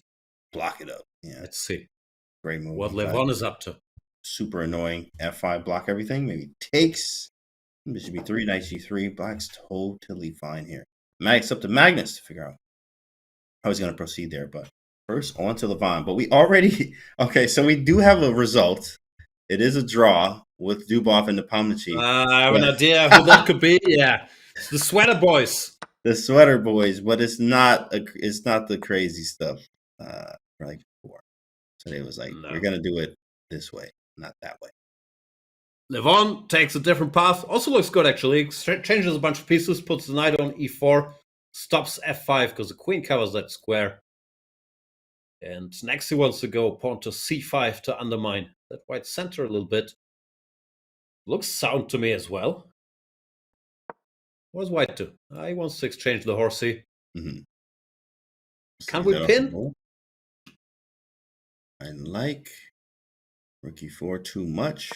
Rook e3. Nope, that did not happen. Yeah, here he goes. Bishop b4 pinning. Double question mark. Whenever I suggest a move, 2 question marks. Oh, Bishop e1, there it is. e5 or what's going on? Sexy exchange. Oh, and it jumps to c5? Yeah. Why is this so good? Is this bishop in trouble or what? Maybe it's just positional.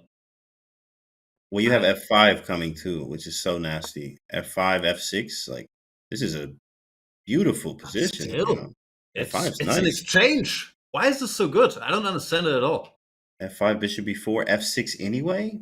Take bishop h6. Take the knight. There's no mate there. Yeah, that feels like no mate. But I mean, he does have a nice initiative at f5.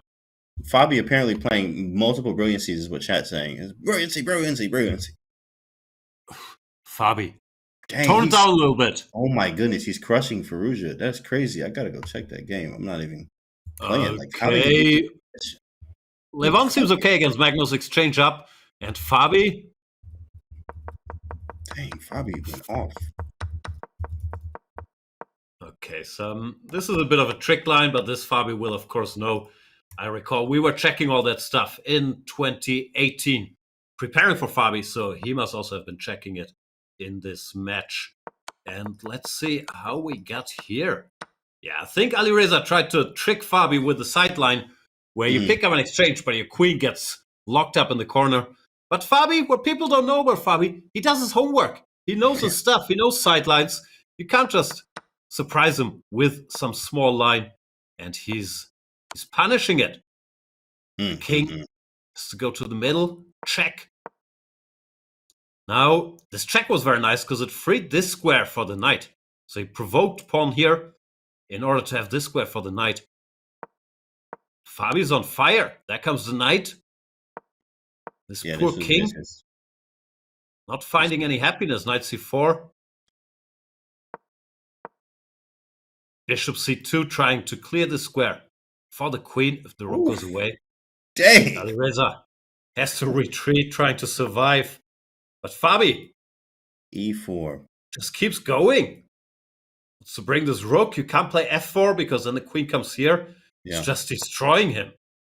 No, I mean, this was also such a great prep because I remember I'm sure Wesley or Fabi saw this from like the Wesley game too as well. There was Wesley versus actually Dennis had white in the Champions Chess Tour. This is the exact same thing happened. Wesley got his queen trapped in there, and Magnus Dennis couldn't finish it out. Yeah, he couldn't finish it out there. But I mean, I think Fabi was able to check that because this is surprisingly literally the same line. He got his queen trapped in there, but he did follow up with the knight before queen g5, bishop f5 thing. This is just sick. It's great to see. The king's on e4, king of the heel. You gotta be kidding me here. E4, d4. Make up your mind, white king. There's no way back. On board. Yikes. This is checkmate. What a game by Fabiano Caruana. He's not doing this in Washington Square Park. He's doing this against Alireza, the bearded Alireza Firouzja, one of the top 3 Blitz players in the world. Fabi just checkmates him with black. This is going to be a very, very tough tournament if Fabi continues this type of play right now. Now, of course, you only need to make it a top 8 to be to the knockout. So basically, everyone's like, well, I just need to be in the top 8. I don't need to be... Not Fabi. Fabi's saying I need all the points. I need everything. I need everything. Wow. Let's check back in with Monsieur Magnus. Magnus? Good at chess. Hot take. But he sacrifices exchange. Exchange down, no problem. He just brings his king to f6, creates a passer, and beats Levon. This is good stuff. Do you go rook g7 here already? No, he goes h4 all the time in the world. Stops any counterplay. Moving almost instantly here too as well. It kind of has to here. Black is making it difficult. How do we make our progress? King f5, he wants rook f7. Rook g4, rook f7. Anyway. Here comes the rook. The king can still enter this way. Levon's trying to hang in there. The bar has something to say, but it overall looks like Magnus has things under control. You should have it here. Check king f7, and that should do it, boys. How do you finish? Rook d7, and here a bishop. Yeah. Rook d8 takes, and you. You can go bishop e5. Yeah. Oh, he doesn't go bishop e5. Oh, I thought the same. I guess you can. E5 one on the spot. Yeah, bishop e5. I think he might have said that too. If he was like pointing at the board, like bishop e5. Yeah. Well, his move forced resignation, so it can't have been terrible. But yeah, Magnus Carlsen. No Jean's Gambit today. Just business. Very casual, but business. Definitely. Oh, what happened? Duda, my guy. Solid draw. Draw. Oh, draw there. Okay. Wesley's still going. Wesley is up against Alexis. Oh, the in-game. That's a winning in-game completely. What's Looks going like on? that was Is this winning? Yeah, you get the, whatever good. these are called. The key squares. Yeah. Get these squares to the opponent's back. You're winning. Naroditsky versus, is this Gelfand? Whoa, Gelfand is Boris playing. Boris is playing. Legends. Come on, Boris. Oh, there's a big Kramnik game. Naroditsky, Gelfand. Boris wins this one. We'll get to see some videos. Well, Danya here is trying his best here. This is the worst absolute bishop you can have in any type of position. The bishop is just so bad here. And Daniel's hopeless. Time. C5. Did he allow en passant? Boris ignored it? No, he did. He definitely ignored it there. Yeah, that's a penalty if Daniel wants to call it. Yeah. It's a penalty. F7. Daniel always plays on. He's going to lose on the board, but he could appeal because of the en passant violation. Yeah, it's out. Yeah, exactly. I would do the same. Head of Appeals Committee, Vishy Anand. I don't know where he stands on en passants, but FIDE's got to uphold these rules. Yeah, you have to. I mean, you stop the clock, get your time, man. You know, it's important. Yeah. That is forced. Okay. For now, Gelfand won the game. Good to see Boris playing some classy chess here. I don't know how I got here, but to get such a position, it's a great player like Danya. Must have done something right. Must have done something right indeed. And in fact, we have the women's section has started once again. Definitely got to take a look at the leaders board. That one there is going to be the one to watch as they both are 5.5 out of 6 leading the women's section here. A win here will catapult them obviously into the standings, having a sole lead, I think, as well. Very important game for the ladies. Let's jump right into it. Oh, this is your type of thing. As your Jobava knight on c3, what was it? Some exchange French? Ooh, yeah, some delayed exchange. Yeah, delayed. Pieces are coming out. Knight b5 tricks already looming. It's not the same type of Jobava because the light square bishop can get out. That's really the only issue we have. Yeah, it's just going to be super equal. You know, queen d2, rook a to e. And knight, knight takes f4, bring the other one to e2, c3, knight g3. Fine. Yeah, I like white's position here. Looks a bit easier to play. Bring the pieces. You have the slightly better bishop. Black doesn't manage to exchange light square bishops. Looks pretty nice for Vaishali. Also very well prepared. Vaishali. In between these blitz games with her brother. Looks at some openings too. Yeah, she plays a very, very sharp Grunfeld. Love her Grunfeld games. You can definitely learn a lot. She loves the grinding of the end games there. Sometimes quick wins too as well. It happens. Very, very sharp stuff in her Grunfelds. Let's take a look at what else is going on. Something huge bar swing. I just saw the bar go crazy for some reason. You always got to just go over there to see that type of game. Is Kamadova, or I'm definitely saying her name wrong. Kamdamova. Kamalidinova? Right, versus Wagner. Wagner apparently... sorry, different game. I went to Kamalidinova, Mamadova. Oh, no, that's a different one. That actually does sound exactly the same almost. But no, this one's actually... Let's take a look. What's going on here? Maybe a French. Going good for white. Okay, not too much happening. I'll track down that Wagner game for you. Yes, that's Wagner. Wagner with black. Yo, that is vicious. E6 on the board. Woof. There's some heat there. Oh... Bishop g5. This come more open Spanish type structures. Everybody's playing the open Spanish now. Knight g5, Compy not a fan.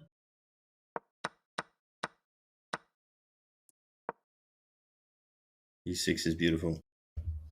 Queen d6. Hang on, her first name is takes. Yeah, this looks crushing. Yes. Her first name is Afruza. Afruza, that's her. Is that short for Alireza Firouzja? Alireza Firouzja Kamdamova, in fact. Yeah. Very strong. Looks like she camped over Dinara Wagner here. She's going to win. E6 crushing. She's going to win. Nothing you can do. Queen goes here, you take. And the knight is dropping. Takes allows this knight fork. Whoop! And over. Just Very g3. crushing attack, I'm not going to lie. Can take here as well first. Nina winning now too as well. Who is she paired with there? Let me actually check that. See. Let me see Gunina. Gunina's playing Lachno. Oh, she's playing Lachno. That's a big one. Lachno just got Bunch away. of world championships here. Gunina, let me see where she is in the standings. This is huge for the standings. They're up Gunina there. would add a 5. So if she wins this, if she converts, it puts her at 6 right at the top of the leaderboard. If she's able to convert here. Okay, let's check it. Looks crushing. Knight here. The pawn will do damage. She goes bishop e7. Like that less, giving this rook little freedom. But still looks very good for white. Nice. a4. Classy little move. Okay, 94, knight b5. I like that. c7 too as well. Maybe f3, kicking the knight. Yeah. Should be winning, but Yep. ain't over yet. Lachno is a tough fighter. Knight jumps. Bishop under attack, but this is a nice move. Dominating this knight. And now... Probably an a5, but like c7 is good. Keeps the pawn alive. If the knight takes this guy, this wins the rook. Now this is over. Wow. Next move a5, knight d3. Should not change much. You can just go rook c4. If you don't want any tactics, but knight a7 should also win. Yeah, knight a7 played. She's a very, very, very tactical, big tactician. She's nodding. Takes the rook, and now... That's annoying. How do we clean this up here? Bishop d6. Classy. Bishop d6, and next Very knight nice. takes b6, and the pawn queens. Smooth. Kunina moving to 6. Topping the leaderboard. Katya resigns. Very good. Very, very strong. Congratulations, Kunina, after 6 rounds at the top. It looks like Paulina Shuvalova is actually winning against Pates there. And an incredible, that's a sharp game. I don't know how we got there. Queen and pin rook. All kind of action over there. What's going on here? There's action on c2 again. There's action. Hang on, we can take. Rook takes d5. If you take the queen, we have a little Zwischenschach. And if you take the rook, I just recapture. And I'll emerge with an extra piece eventually. Yeah, she takes here first, also fine. Next we take here. Polina Shuvalova, another top player. Pate's trying to hang in there with some checks, but Queen g8 covers it all. Now the knight can move. Oh, this is over. It's a clean piece. We're going to play on, obviously time trouble, but looking to resign in a few. Paulina with a win there. Very nice. Vishali winning! Vishali is about to win and be in first place with 6.5. Somewhere, somehow, Nana has blundered. We had to figure out how we got here because she is getting mated. Oh, it looked like a storm was coming there. Vaishali had a very nice attacking position. Seems like she just crushed through. We've seen the opening. Okay, computer has some complaints here, but white just has better pieces.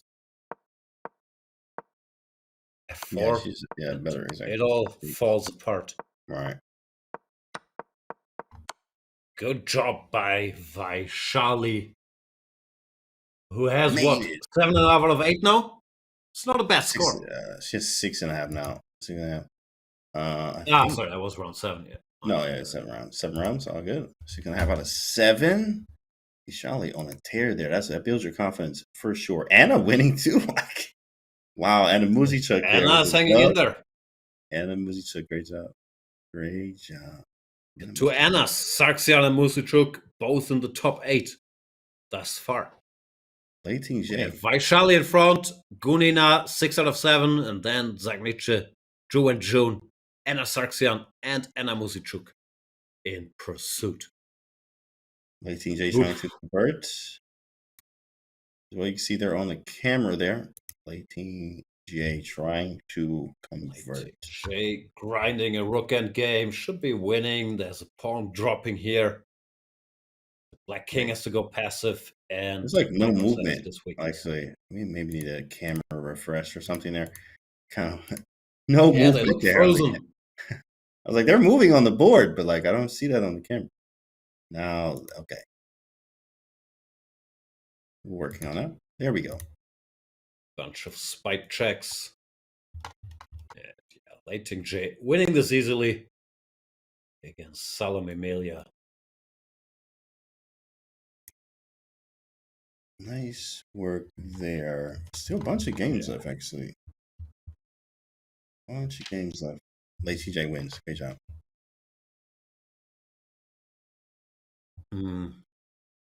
What else is there? How's Alice doing? Great question. Alice crushing. Alice winning. Alice with a don't hang the rook. That's important in these situations. But if she doesn't, now she can just take win the pawn. There we go. Good job. Alice with a bounce back win there. Much needed. Bounce back win. Why is this Pates Shuvalova game still going? Wasn't a piece up yet. Still a piece up. Yeah. That one's almost over. We just got to take the pawn and then queen. Okay, there we go. That's over now. Yeah. Go. All right. What else we got? Okay. Looks like this round is petering out. Bunch of games still going, but no top clashes as far as I can see. Zhu Jine is very strong. Chinese player delivered checkmate here, just as we switched it. Nice checkmate. Vagina with a dub there. Looks like Megan Paragua here. Shout out to her. I think related to Mark Paragua out of New York. Is she related to? Yeah, I remember talking to him about her a long time ago. She was coming up through the ranks when she was younger. He taught her a lot. Shout out to Mark Paragua, Grandmaster from New York. Megan's winning here. Rook d6, rook c6 picks up the queen. And the game is over. Those fewer. Okay, I'll leave that black player's name to pronounce for you. Yeah, in fact, we're just going to move over to the standings. That's what we have. We got to take a look at those standings over there. We're just go over here to these standings and see Fabi at the top 7 out of 7. Dang. Hold on. I was like, wait, 7 out of has got to be psych. No, I won all my games. Fabi at the top there. Magnus right behind him says, hold on. I'm very close as well. Anything else stand out to you in the standings here? Yeah. I'm not a mathematician, but that means next round we get Fabi Magnus. Yeah, that's right. We're all looking forward to that one. Fabiano and Magnus coming up next as we see round 8. What else is standing out? Your boy, Buddy Pranav in 6. That's a bit of a surprise. That is nice. Shout out to Buddy Pranav there. Arjun, Alireza, and Fabiano Magnus are absolutely heated. Crazy matchups we're looking forward to. Obviously, Fabi and Magnus for basically kind of first place there. And Arjun and Firouzja is going to be a tactics fest. We don't know what's going to happen. The wheel's going to fall off of that game. Nice. When are we starting? Is there a break? Are they continuing? What's going on? Oh, yeah. Chit chat over there? Yeah, exactly. Yeah, that's actually what they're doing. Chit chatting and doing some, like some interviewing. You know, how do you like it? That's our Norwegian friend. Sweet. The investigative reporter from NRK asking people, so what do you think about Magnus' latest interview? Do you agree FIDE CEO should be gone? Head arbiter should be gone? Where do you stand on it? Yeah, I think the Genes should be done with, I think they should just all wear sweatpants and then we just get it over with. Okay, cool. Have a good day. What's your opinion? Jeans, if you wear a shirt, should have a belt, right? I'm fine with the jeans, but get a belt, Magnus. Come on. There's the belt there, of course. It's like, oh, yeah, you should have a belt. Got autographs. Hey, look at the kids there, man. It's an awesome venue live there in New York, guys. We have the fans. We have the players. It's an awesome time there. If you are there, shout out to you. If not, of course, maybe one day. But you're here with us, you know, so that counts. We're all watching. From the comfort of your own home, we can see all the action. That kid with a hat, though, he hasn't moved for a while, just hanging out there by board 1. What a time to be a chess fan. Kid is locked in there, of course, as he has his paper ready to go, you know, ready to sign autographs or get his paper signed, get your board signed, you know, all that stuff. Look at that. It's for the kids, man. We do it for the kids. Hashtag grow the game. Who do you think the kid is rooting for? Maybe he's a Fabi Ultra. Right. He's gonna talk a bit of trash to Magnus. Hey Magnus, can you sign me my paper? What's his hat there? Cool kids there, man. Actually, right behind him, that kid's like 2,000. I think he's like 2,000 strength. I think I played him in Charlotte before in some blitz games, and you know he's strong to say the least. He's very strong. I won, but the kid is definitely going to be an absolute beast when he gets older. So shout out to him. He's like 2K, I think 11 maybe like that. You gotta beat them while they're young. Did you beat him? Yeah, I did. I won the games. We played like 3 games. It's cool. It's very strong. Lots of tactics. And if you see, we got more pairings. Tang and Dubov there. Aronian and Wraith. I always get his name wrong, but very strong. His chess is incredible. Oh, Bu Zhengji versus Bach. That's going to be tactical as well. I like the way Yi Sheparinov. Anything you like on these pairings here? I always like a little naughty back, but he hasn't managed to break through to the top boards just yet. Gotta be honest, this round is about Fabi Magnus. Don't care about anything else. Fabi, 7 out of 7. Last time we've seen him win 7 in a row was in St. Louis 2014. So every 10 years, wins 7 in a row, and now He is facing Monsieur Carlsen. That is the one we have to watch. 10 years. Wow. Every 10 years. That's what it's about. Every 10 years, you got to get it done. 7 in a row. 7 in a row. Magnificent 7. Man, Is that Fabi? He looks different. Yeah, he looks a little different there. Oh, we know who that is. Duval. You can just tell from the sweater there. I mean, listen, if I'm paying that much too, I'm telling you, I'm not taking that sweater off. That's a lot. That's a lot of money on that sweater. That's all I'm saying. Gotta wear it every day. Every day, all day. Okay. All right, here we go. There we see Arjun, the Iceman, versus Alireza, taking a brief break from his fashion studies. Alireza is thinking about new sneaker designs, but taking a small break here to be a world-class chess player. Let's go, chat. Predictions. Who are you rooting for? We got some big matches here, of course. Oh, even Prague and Wesley there. Even one that we didn't even... Prague is not buying into this jeans hype. Prague has a suit. Doesn't care. Yeah, Prague Express is definitely not going to lie. Definitely has a nice wardrobe here. I think the whole Indian team does, so shout out to them. Yeah, learning from Vishy himself. Yeah, very nice. Vishy Sir leading the way. Vishy Sir indeed. Prague adjusting the pieces. Sonashi, turtleneck. Against Mikola Bortnik.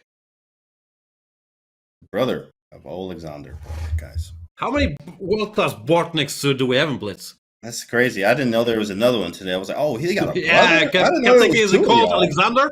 But there's another one. One is on board 5, the other one's on board 6. Bortnik's eating up the tournament right now, out of nowhere. Board 5 and 6 Nicks are... maybe they'll both make the knockout round. There we go. Look at Magnus. Magnus making time to sign the autographs there. You know, that kid is going to always remember that. And also, he is going to probably sell that one day for 100,000. That kid always very smart. Look at that for the kids. Always working for the fans. He even interrupted his planned holiday in the Oman to play this Blitz World Championship. Shouts to Magnus Carlsen. And he plays C5, E6. Little time out of action against Fabi. And Fabi says, no, thank you. Alapin? Alapin, yeah. Yeah. Magnus been timing off a lot these days, actually. He just likes the flexibility of not having to know the sharpest theory all the time. And then Fabi chose the Alapin approach here, where even Magnus himself, in an old tweet, I mentioned this at the CCT, can be sure, but there's an old quote that you can actually put out, or you can Google it. It's Magnus Carlsen, C3 Sicilian Twitter, something like that. And it comes up and he says, pro tip, play the Alapin against me. I hate it, right? So never forgot it. When I was an Alapin player, I was so hype about that. So I was like, oh, yeah, he hates it? Then it's got to be good, right? So we have an Alapin. Fabi saw that tweet. Magnus played a bit of Alapin himself recently. Yeah. If you can't beat him, join him. Yeah. He uses it normally in situations where draw is fine, because it's very, very solid, the Alapin. Hard to do too much. And that's probably also Fabi thinking, like, I have 7 out of 7. This Magnus guy, I heard he's pretty good at chess. So maybe playing a nice little solid game here. Not the end of the world, even if he manages to draw this. But having said all these things, I also like White's position. There's the isolated pawn on d5. White looks very compact. Rook to the middle, knight b3. Exchange some pieces, try to exploit the d5 pawn. Fabi goes a4, trying to stop black from gaining any space there. He knows what he's doing. I like it. ISO pawn, same idea as Rook 81, as you mentioned, and bring the knight over to d4. And Magnus playing it correctly. Yeah, looks good. There's also a Jobava London, by the way, of course, by one of my Jobovian brothers, which is Bortnik. The Bortnik brothers both play Jobava London. Of course, we have a history. You know, we pass it down to generation to generation of Jobovian love here, and we do have. Do you have a secret playbook that's being passed on? But, yeah, you gotta join the group. Join the group, exactly. We are all in a group chat together. We all are. So yeah, it's a Jobava London on Bortnik, but Nice to know. See how Pranav handles that and what happens there. It's gonna be nice. No chance for Pranav. But let's stick with the big dogs. Magnus with his isolated pawn. But he does his I'm Magnus, I'm good at chess trick, and doesn't allow Fabi to get too close to that pawn. Still slightly prefer White's position. But Magnus does look fairly stable for now. If he's active, which you need to be when you have the ISO pawn. He wants to limit trades, not to say that we are limiting all trades, but just limit trades and play around our isolated pawn, preferably putting a knight on e4, which he's already done. It's pretty good. Pretty good. It's very equal. Yeah, it's compact. I'd still take White to SC. Just the ISO pawn. See 3 pawn islands versus 2 pawn islands. You want fewer islands. This is not holidays. Here, you want your pawns to be connected. And yeah, I'd still take White. Magnus trying to mix it. Knight g5. Some tactics. Can't take because of takes. You can take here first with a check and then simplify further. But that gives up the open file. So, Monsieur Carlsen, he's alert. You don't have a choice, do you? Do you have a choice other than rook e8? This is maybe you gotta take. Yeah, you gotta take those. Knight g5 takes. Maybe run the king h2 at some point. That was nice though. Very, very nice. Maybe take g5, limit the structure. Now it looks weird. I wonder if he's gonna throw in rook e1. That is the question. Yeah. Could very well be. It looks like White is in time to at least be stable, bring the rook back, bring the knight back. Yeah. Magnus does not go rook e1 check, so Fabi stops the rook d1. Carlsen immediately goes g4, exposes the white king just a little bit. Salted him a little bit, and Fabi should hustle back here to cover his king. Knight d4, knight f3 maybe. That knight looks nice, but it's far away from the action. We need it back. You have to contribute a little bit, Horsey. Contribute a little bit. Oh man, that's great. Anything else going on? Erigaisi capable of blundering. A little back rank mate here. Yeah, queen e7. Magnus also goes for the cheapo. Queen d5, queen e1. Checkmate. Play g3. Get out of there quickly. Erigaisi game is about to get crazy, I believe, with Firouzja as kings on e1. Maybe he's able to castle, maybe not. Is he going to play king f2? He has, yeah, that game is definitely getting very sharp as well. I'm not ready to leave our boys yet. Ooh, that's f3. Scary. That's a scary looking move. I'm not gonna You lie. can still go here, but that's just an exchange. Yeah. White queen. Take. Parry the mate. But f3 weakens a bunch of squares, no? Horsey, queen. But Fabi, what he does is calculate. He calculated. You give a check, I block you. You jump here, I pin you. This is Fabi stuff. Not shying away from ugly moves. He thinks they work.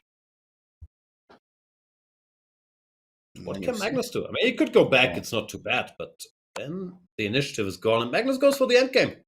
Oh, we have to go to. I just got word. We have to go to Aronian's game. Something's going on over there. Who is he playing? Let me check. Aronian. Where is Aronian? Oh, he's playing. Okay. Oh, I see. All right. Hang on, let me track down Levon against Aravind. Aronian. What is this? Shoot. Wait, what happened? Here. Takes. Whoa, Aronian, big dog. You gotta chill. But not today, especially in a blitz game. That's very nice. Yeah, bunch of stuff. Takes. Oh, and he sacrificed a piece. Sure it is. It means business. Yes, looks good. All the pieces are coming. There's rook on the third rank, ready to swing over. That is nice. Very nice here. Aronian. Yeah, still crushing. Rook g3 is coming. F5 as well. Rook g3, yeah. Levon, still an amazing field for the initiative. Aravind, desperate, tries to buy some time by giving up this knight. But how much time does it really buy him? Just take. We still have all the same threats, don't we? I wants queen h7. Excellent game here. Yeah, queen h7, rook g3, right? And then we have f5 coming. There's no way to stop this. Maybe you have to move the king. King f7. F5 anyway. Yes. This is crushing. There's too many attackers. Yeah, he's definitely cooked here. Definitely cooked. What does that put Aronian in the standings? I'm just curious. Look at Aronian. Knight takes e1. He goes F5. Doesn't even take with check. Just Don't pushes. even care about none of that. Aronian with 5. That'll put him at 6. Yeah, that's looking good. Can't worry about nothing. G6. Queen e1. Magnus game is looking like a draw there. Looking like a draw. Okay, Levon's got a crush. Let's go back to Fabi. Magnus, the top clash. Seems like Sir Magnus is gonna stop the march of the Fabi, but not the end of the world for Fabi. Little draw here against Magnus. 7.5 out of 8. Could be worse. Yep. Draw there and draw great. Calculations. Quick chat. Draw. Yeah, white can go. For example, this. Forcing the knight to take. You take this. This would end peacefully. We also have a draw in Erigaisi versus Alireza. Where you want to go? That's a good question. I'm moving around here. Hikaru. Where's Hikaru? I haven't seen him at the top boards for a while. How many points does he have? Yeah, that's a good question. Right. I was thinking the same thing. You know, Blitz Phenom, right? Hikaru. We haven't seen a lot of him yet. I don't even know where he is. I'm scrolling. Tracked him down. He's playing Robbie Kavlishvili. He has 4.5 out of 7. Oh, you got 4.5. Not a disaster, but it's only 13 rounds to make the top 8, so he has to start winning a bunch. See his game against Robbie. Both sides make a bunch of moves. And they trade a bunch of pieces. Give some checks. Looks drawish for now. Yeah, we just heard he had 3 draws in a row as well. So this is just not the, not the Hikaru he wants to be right now in this tournament. Gotta win some games. Yeah, you got to win back to back to back. Easier said than done. Obviously, Fabi getting it done. Draw with Magnus. Only draw with Magnus. How could you ever be mad at that? Come on, Fabi. 8 out of 8 was asking for too much. Come on, he should have beat Magnus. Yeah. I mean, he's just like, when you even say that sentence, you laugh. You should have beat him. You should have beat Magnus. What? You were in good shape. Why didn't you beat Magnus? That's crazy. No, that's so funny, right? But no, of course, both in excellent form there and very well played game. I mean, it was just a draw. No chances for either side. Oh, Hikaru. Round 7, he played against Anish on the downswing. Anish blocked him. So, yeah, bunch of draws in a row for Hikaru against Lu Shanglei, Boris Galfand, Anish Giri. And it looks like another one incoming against Robbie here, even though I've seen Hikaru win all kinds of technical endgames so often in Blitz. Wouldn't count him out here yet. Unless he lost on time, but normally I think that's the board not reacting quickly enough. Can't picture Hikaru losing on time. We're recapturing here. That did not happen. And we got, let me see what we have. Oh, what? Draw? You're kidding. Okay, this says draw, but I'm just curious. Go to Prague Wesley? Unless, what? That's crazy. That doesn't look like a draw. I'm about to say, listen, better bro, than a horsey. this bar was like trolling over here. Like, what? Oh my goodness. Yeah, this never looked particularly drawish.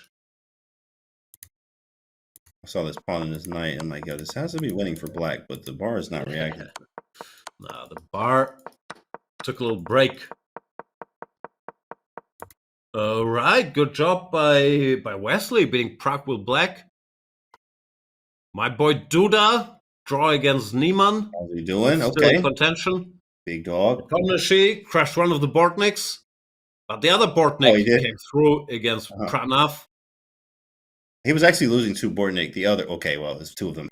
Alexander was losing to Pranav at some point. So lucky to see that Jobava bounce back there.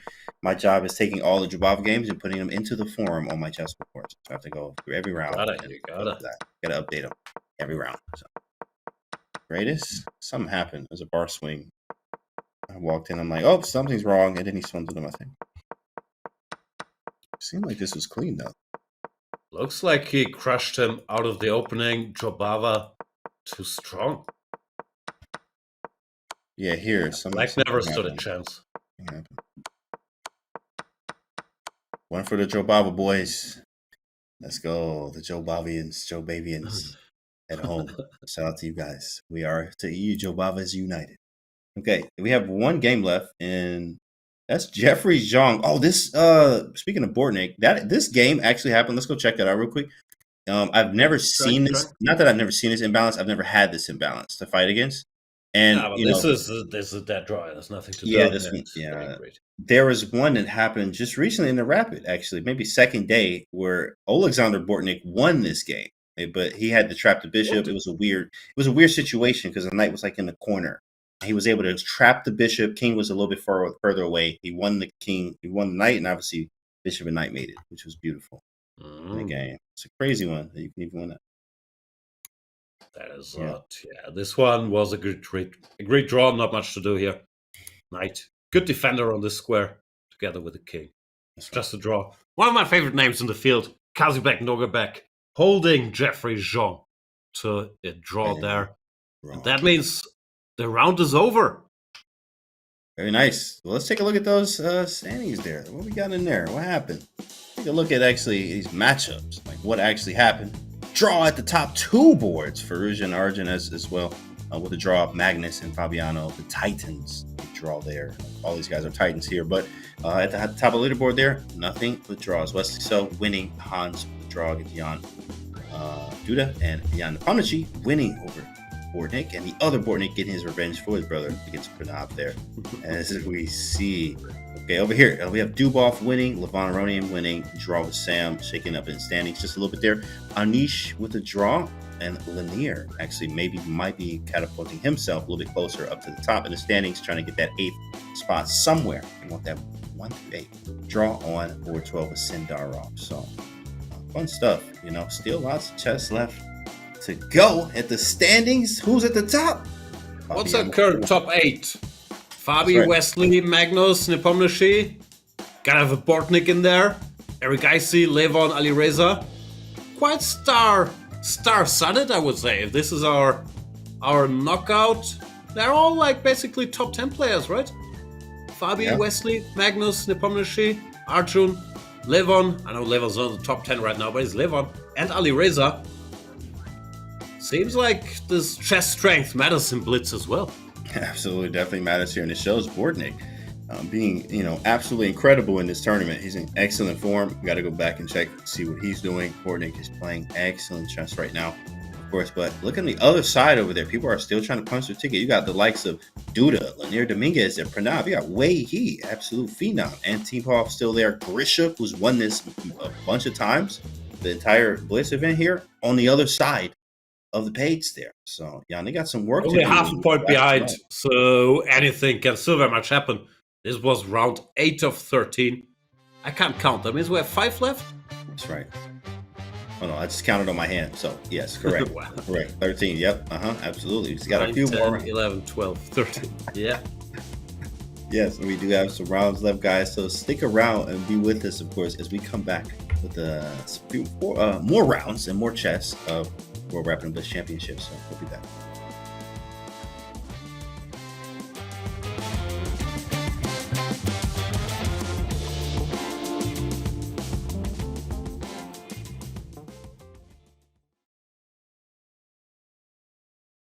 I mean, I'm not even strapped in, but I'm nervous. So hopefully you're doing good. Yeah, this feels like when you're at the doctor and they take your blood pressure. We're here with another episode of Lie Detector Chess. The one and only Hikaru Nakamura has been strapped in. Super Grandmaster, your streamer, World Fisher Random Champion, 5-time US Champion. I didn't come with a pedigree list beyond that, so we'll leave it there. It's good enough. Pretty good intro, okay. You know who he is, or you wouldn't be watching this video, that's the truth, because I'm just the guy asking the questions here. Hikaru has never seen these questions before, and I'm actually just seeing them for the first time now too. Let's go. Do you believe anybody is better than you at speed chess? Yes. Who? Magnus Carlsen. I think Hikaru's lying. He's telling the truth. He's telling the truth? Yes. Okay. I think okay, well, there's good to know. Oh, wait. Now he's getting your reaction, so he's not really completely sure about it. I'm gonna switch gears. Do you think if you focused on just classical chess that you would become world champion? In the current environment, yes. True. Love it. Hikaru, can you make a first move now? Sure. Okay, here we go. I'm saying all questions are going to revolve around Magnus. That's why there's the ambiguity. Okay. No, I'm gonna get to some others here. All right, here we go. Do you think Levy can become a grandmaster? No. Very true. Very true. Okay, there you go. He's just a little bit too old. I think, as I've said a few times, if he were doing this maybe 3-4 years ago, I think he'd probably get to GM. But I think with the rating decline and where he's at, I just don't see it. Okay. Has streaming made you a better chess player? Yes. Live. Really? Do you enjoy streaming more than playing? Yes. Both. He's not really sure. Okay. Okay. I gotta go back to this. So you don't think streaming has made you a better chess player, or you were trying to break the machine? I don't know. Okay, we're gonna leave it at that. All right. Okay. Can you ask him if he's trying to cheat on the test today? No, there's ambiguity to the questions. That's why. Okay, got it. Okay. I'm not trying to do your job or anything. It's like I'll give you an example. If you ask me, do I enjoy playing classical chess more than streaming?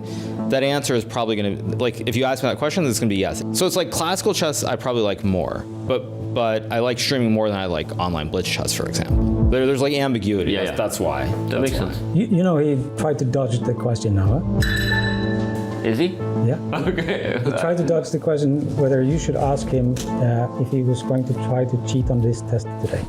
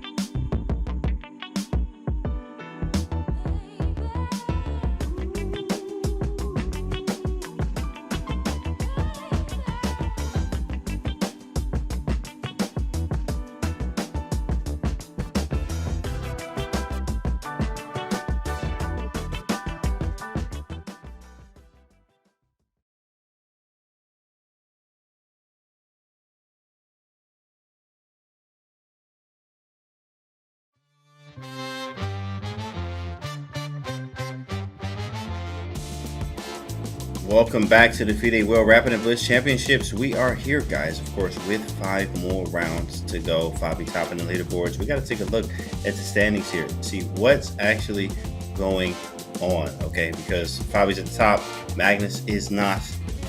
And number 1, I mean, he's actually number 2. In fact, he's still at the top. But Fabi has him right now here, only drawing 2 Magnus, so he doesn't have to go against that anymore. But let's go to women's standings first with Vishali up the top there too as well, doing the same thing as Fabi in a way. 7.5 out of 8 rounds. Jan, she's going crazy. Yeah, Vaishali benefits her. That in Blitz, you don't have to get up from the board anyway. She's sitting there, focused, calm, collected, crushing everybody. 1 point ahead of Zagnitze and Lei Ting-Zhe. Magnus and Levon looking at the sky. Are the fireworks in New York already? Yeah, it's looking like that fireworks already in New York, 4th of July, whatever you want to call it. Listen, it's fireworks on all these boards here. But no, only the top 8 make it. So, of course, and we were talking about this earlier, that round 8, 9, and 9 is where you're really going to start seeing people are going to have to step it up. You're going to have to change some opening choices and etc. here. As you see, Fabi, the top up there, only the top 8 will make it. So you need to have some time there. What do you think I need to do if I'm on the other side of that list over there, Jan? Gotta win some games. I don't think you need to change anything drastic right now. 4 rounds, 5 rounds to go. I can't count. But I don't think anything too crazy is happening yet. They're only half a point behind the qualification, these guys on 5.5. And we keep getting a bunch of battles of the big guns, Magnus, Nepomniachtchi, Wesley, Fabi, and so on. But what do we have in store? We have a little recap of last year's action. What's going on there? We do. In fact, we got a recap of 2023 while we wait for the pairings to come out.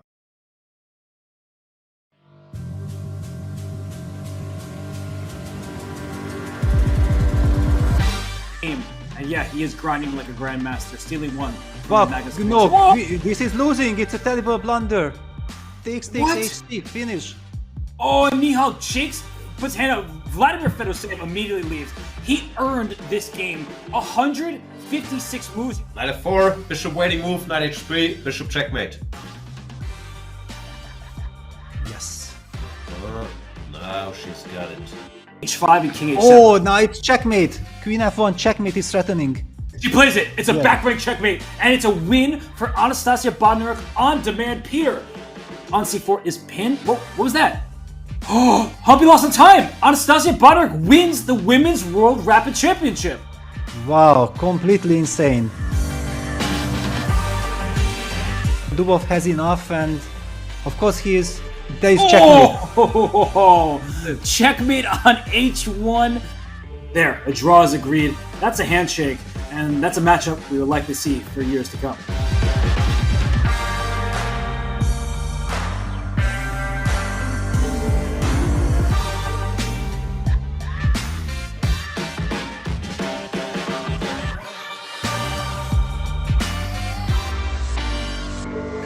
He activates the king d4, bishop f1. Yeah. Not at all, because king c7 and the handshake. Wow, wow, wow. Incredible performance by Maxim. Without giving up too much. Wow, b6. What is this? Is that hanging a piece? That's why thinking for so long. And takes the piece. And Gunina is the world champion. Amazing game. She's not breaking out into a celebration there. Must just be tired. No, Dubov already drew. So Magnus Carlsen is the world champion. Exactly. Big congratulations. Wow.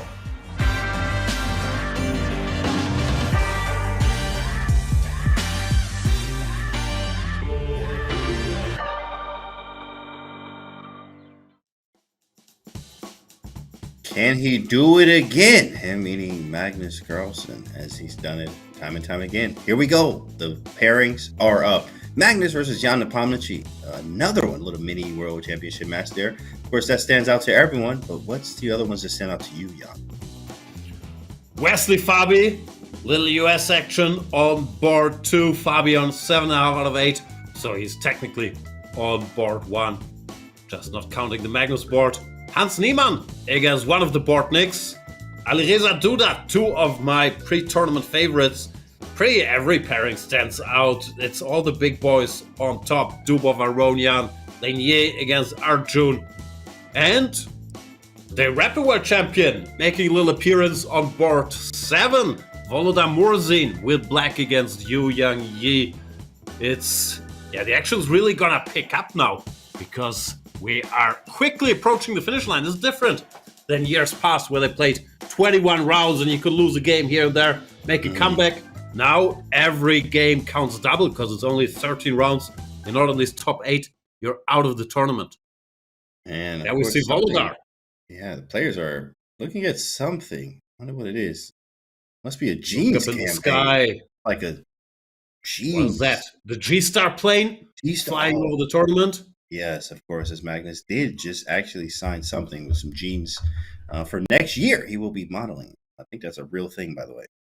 He's back to G-Star modeling. He did this thing in the old days. I think it was 09, lifetime ago, being a G-Star model with Liv Tyler. And yeah, Magnus can do what he wants. He comes out on top in the end. He grabbed all the headlines. I've seen a lot more jeans videos than I've seen new Rapid World Champion Volodar Murzin videos. He got a deal out of it.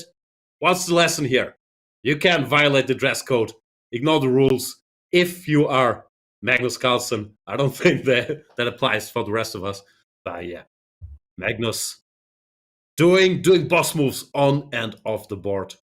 Now he's playing Jan Nepomniachtchi. And match earned, of course, as that's always a big heavyweight matchup that everyone has their eyes on. Round 9 will be starting very soon as we get close up on the hoodie, the Caro Khan. You see that? I thought that said Coca-Cola. Psych, not today. That's Caro Khan. That's a nice hoodie. Terrible hoodie. Where's the Jobavis hoodies? Those are the ones. Yeah, Jobavians. Yeah, we actually have it on my site, shopcantymerge.com. Go ahead. Yep, you do your thing. Absolutely. Don't spend the whole check. Always say that to our fans. But we do have some Jobaba hoodies there. Caro Khan, that one was cool. I've actually seen, who was it? Mishra rock that hoodie.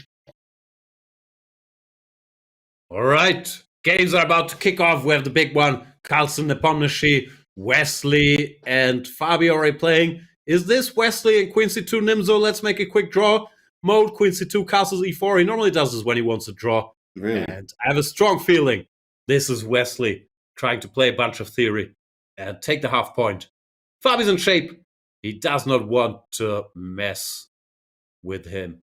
I could be wrong, but normally when you see Wesley doing this stuff, it means he's trying to force a draw. This is a well-known theoretical line. So maybe we jump to Magnus Nepomniachtchi? Yeah, absolutely. Definitely go there. We have a Petrov, which we knew this was kind of coming. I'm sure Magnus knew as well. This is why he chose the E4 too. He wanted to play these Petrov positions in their last matchup in CCT. Of course, I was doing running a show there, and we were commentating on games and had lots of fun. And we saw some Petrovs there. Crazy one where there was a castle queen side in their last encounter, Magnus and Jan, where Magnus was able to get some king side pressure and end up winning the game here. So now we're back into another Petrov. Let's see what happens. Yeah, this is a fun line because Magnus saying, okay, you want to play the Petrov? I don't care. I want to play the exchange French because you can get this position just via your French move order as well. After E4, E6, D4, D5, takes, knight F3, knight F6. You get the same position. That's a line Magnus has played a lot. He was actually even trying to get this position at a certain point by playing one E3, hoping for E5, D4, takes, D5, knight F3. So he's a bit obsessed with this line, but let's see what actually happened. If I manage to refresh, I shouldn't gamble too much showing anything here, because sometimes it doesn't let me get back. Here we are. There we go. This is the current position. Magnus better here. Nepomniachtchi made a mistake a little earlier by allowing him to play F4. I happen to know this line, knight D7 is not the way to do it. Should push E5 or C5, because after knight D7, F4, white gets a nice little grip. Now he brings the knight around. This is very unpleasant for black. White has the bishops. The rook comes over. Got this.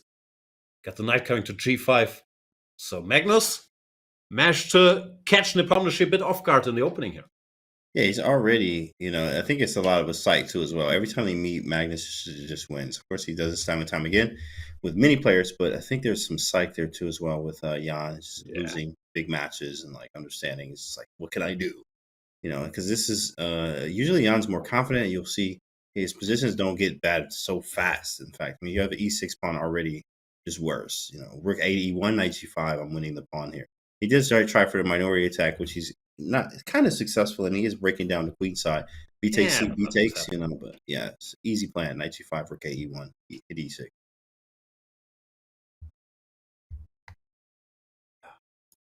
They didn't make moves. Is he really thinking that long?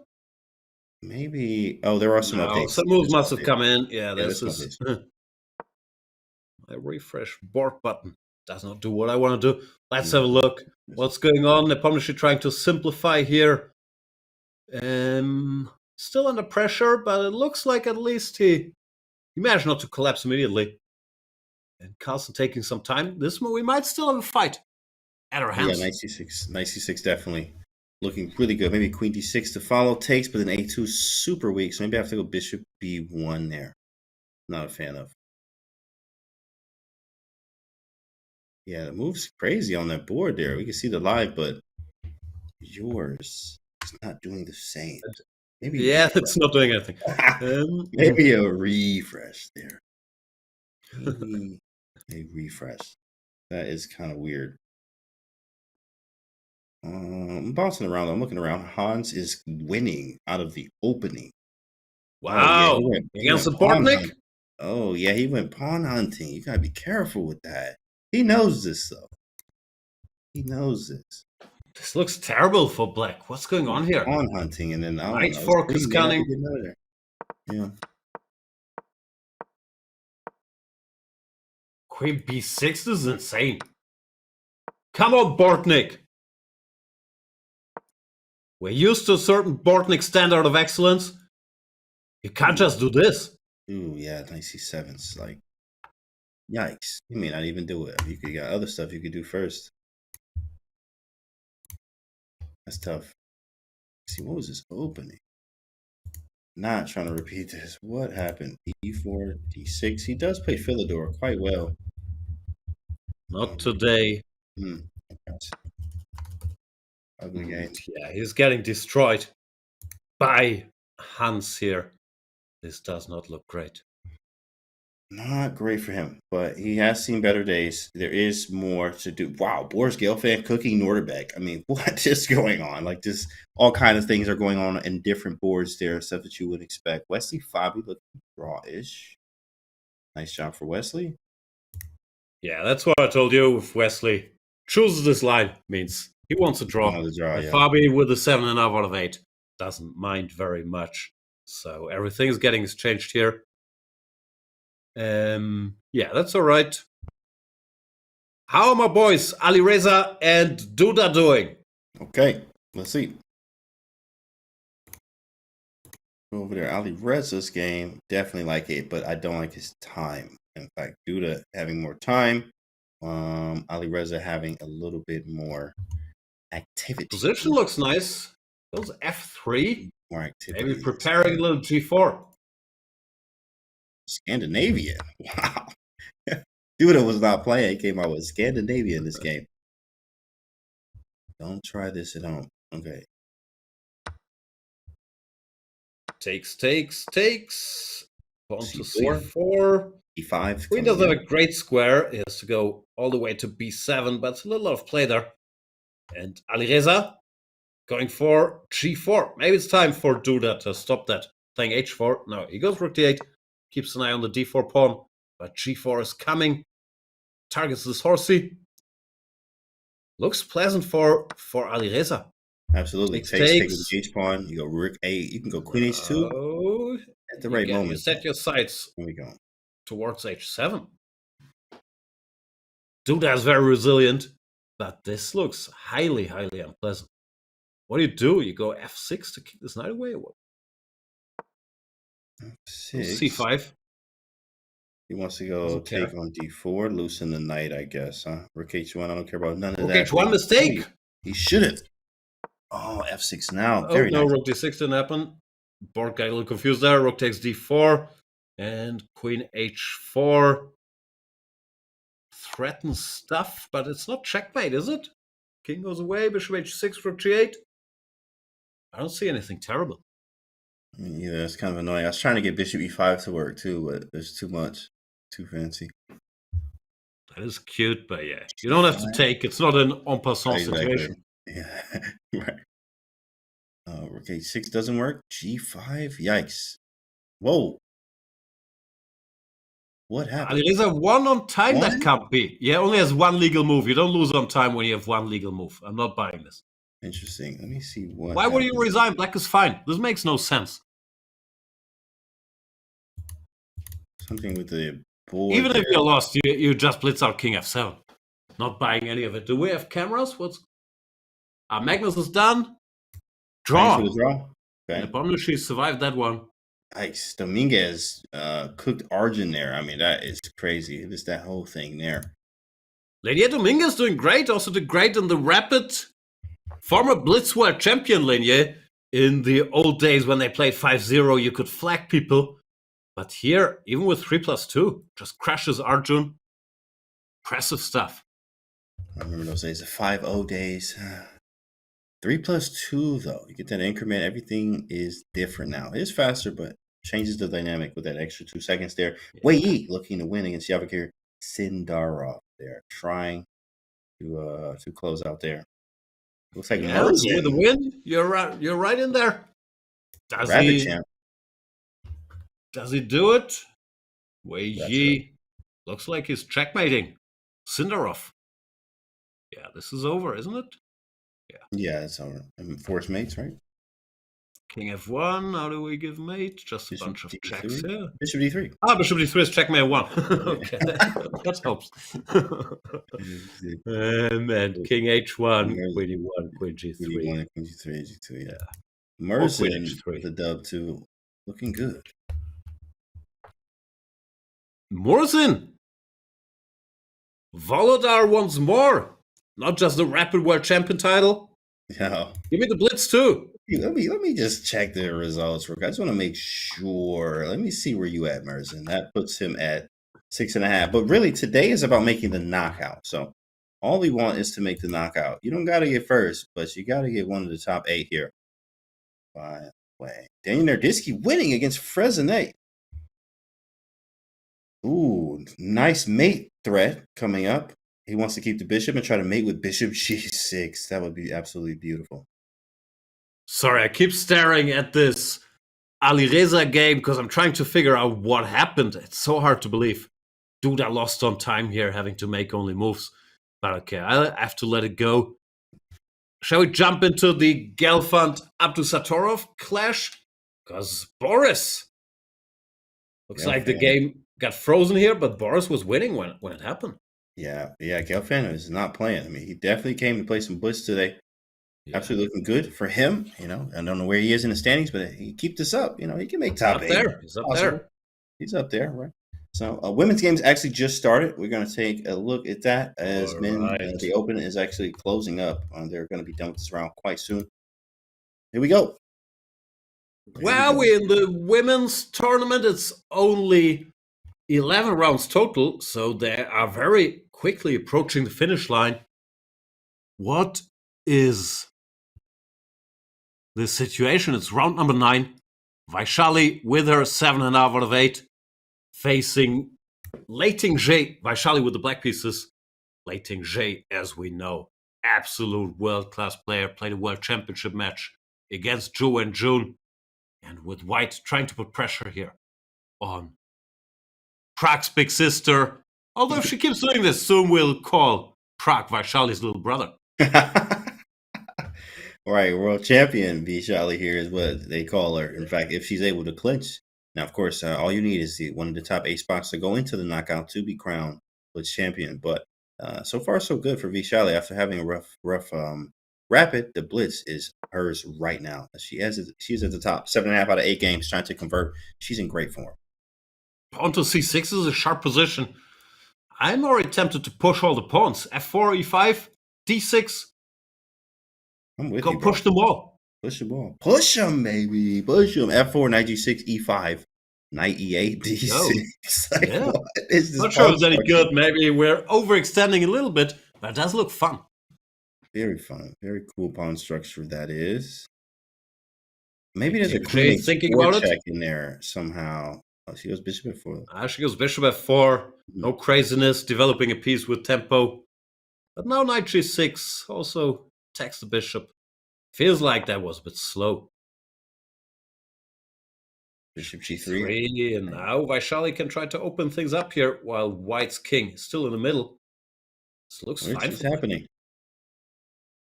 She does take. She's going with the pawn, maybe. Yeah, take again. Also move like bishop b7. Looks perfectly fine. On an ambitious day, maybe knight h5. Oh, you like knight h5. Okay. Where's the king going? King side or queen? What do you think for white? And now, hard to go king side. You have to play a move like bishop f2 or knight f2, which looks clumsy. Right. So, no safe haven. Maybe you have to try, I don't know, queen d2, long castles, but also doesn't look particularly safe. I don't like Lei Tingzhe's position here. Seems very tough to play. Maybe it's time to go d6. Yeah. Try to keep the position closed. That's why in the surf bishop b7. Just take. Go d6. Make that bishop terrible on b7. d6 would be a very nice move. It's hard getting to the d6 pawn. No, she doesn't do it. Yeah, that helps black a lot. Trying to play it safe, but now black can open the position again. We get it. Definitely. Not a fan. And if Vaishali wins this game, very hard to keep her out of the top 8, no? With 8.5 points. And they only play 11 rounds. She's already in. Yeah, that's very likely. Very, very likely here. Vaishali trying to clinch her spot all the way through. All we need to do is basically not lose here, but keep playing the game. Play it out and look for your chances just in case you have anything. Where there may be some potential sacrifices on e4 because the king is now not in the center. Okay, never mind. Now the king escaped. Now white is more or less stable. Queen d2, put a rook in the center. Yeah, the worst is over for Lei Tingzhe.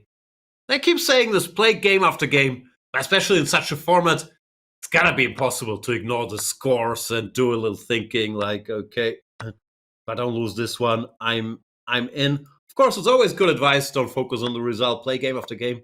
Right. It's so hard to do. Right. Yeah, it definitely is. I think you get some confidence. You get that get the swing, like you're getting used to it, and it becomes repetitions and easier, obviously. Especially when you're playing well, you feel good. You know, if you're losing 3 games in a row, those are the worst. And then you have to go into this 4th game, try not to lose. You got to get that off your head, focus on the game here, and that's what Vaishali had in the rapid. But here, she is clearly in good form, finding her rhythm. But she need to move. Hold on, got 12 seconds here. Speaking of rhythm, not a lot of time left. Yeah. And yeah, I agree with everything you said. Even though in the Chicken Chess Club, what we do whenever we have a good result, we decide, okay, now let's consolidate. Let's slow down, make some draws. Let's not gamble away this good result. So even if you're playing well, sometimes your head can make you slow down. I don't think Vaishali has such problems. But let's see how she does here. Looks roughly equal. The endgame calculated bringing the knight to the center and then bringing the king probably behind it. King f8 to e7. Yeah. G5 also good move, grabbing some space, stopping knight f4. Bring the king up. Would be nice. Wagner looking to win another game. I mean, we've definitely talked about her before, and it looks like she is striking again. Where is she in the standings exactly? Support 4. She can't be that low. Vaishali again look draws, so let's move on to Dinara against Shuvalova and Dinara Wagner. An exchange up. Knight c7, grabs pawn. This looks totally winning. Shuvalova won't be happy. Probably even rook c8 just wins. Takes, queen f8. Takes. Win the endgame. And Take 6, pick knight up c3. all these pawns. Vicious. Yeah, the simple route here. Go the end game, give you no type of counterplay. There she goes for it. There she goes. German School of Chess. Exchange a bunch of stuff. Win the end game. Knight a4.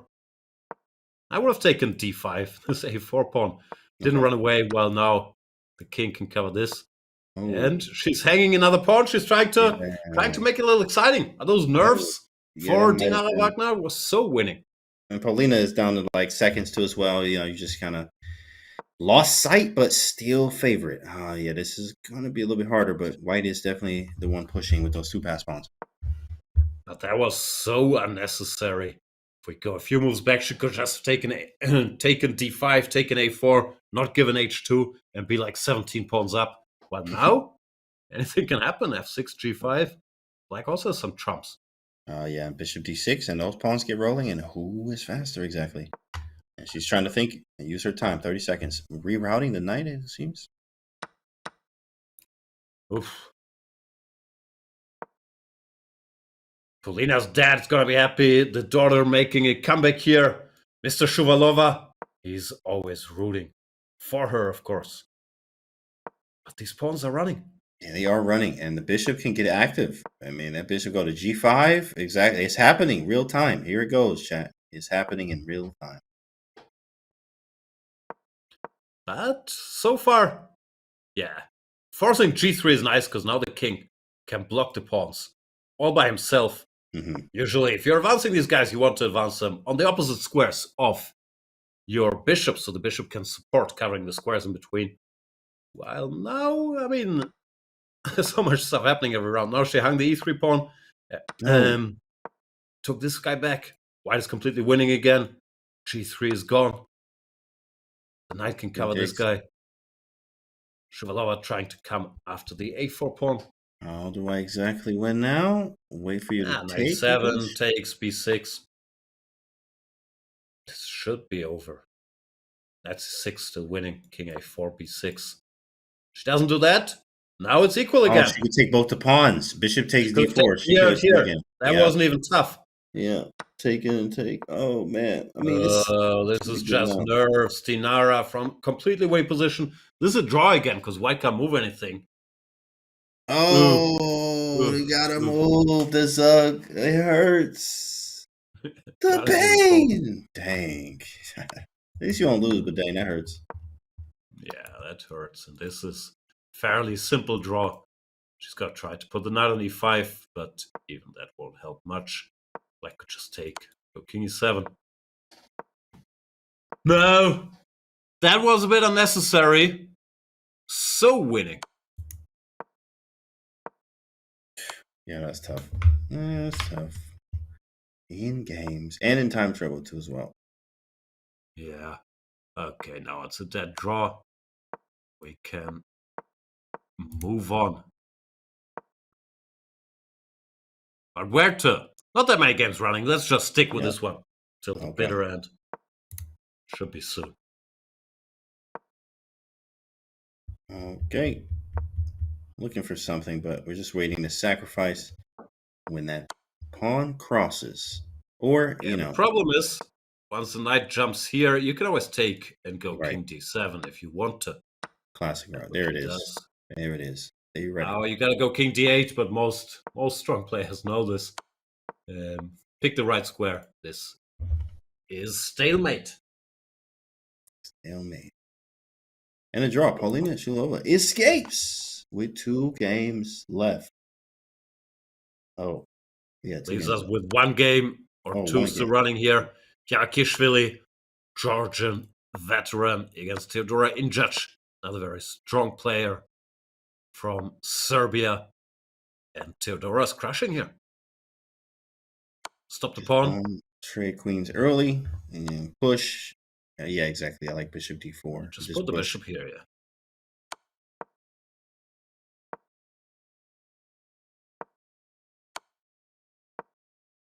Now you run.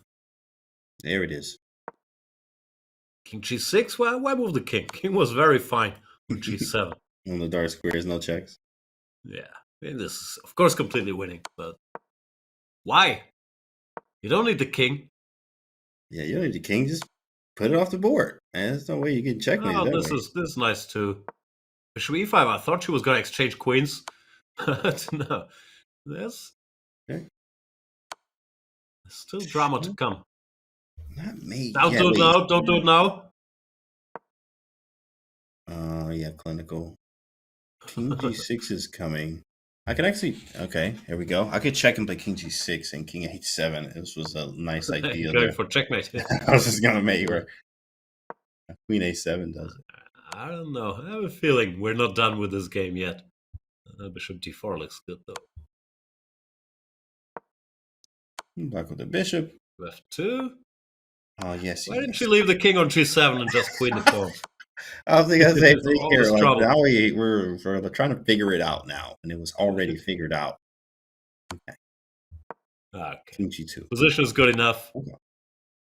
Repeat.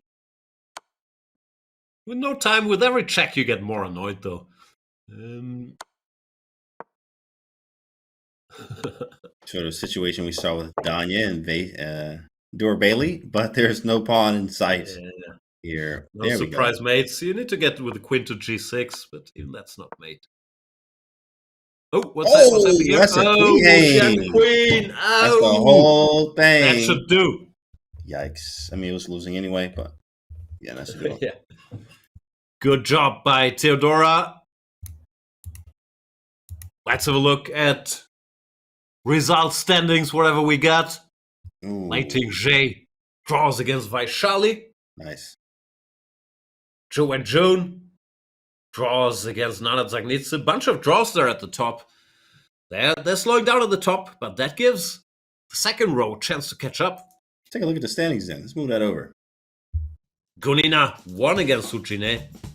Dinara we've seen. And here we are. Vaishali still a point ahead. What else we got? Sevens with Nana and Gunina, and Lei Ting-J with sevens there. 6.5. So with some rounds to go, probably I'm going to say 7 is the cutoff. Maybe 6.5. 6.5 might be cut off, but getting close as we see. You know, top 8 there. Carissa Yip is making it, but the other side of the standings here have a lot to say about that. With a few rounds to go, they're trying to make it over to the left side. Not only that, but top 8. That's the only ones that are going to make it to the knockout tomorrow. Amazing. So.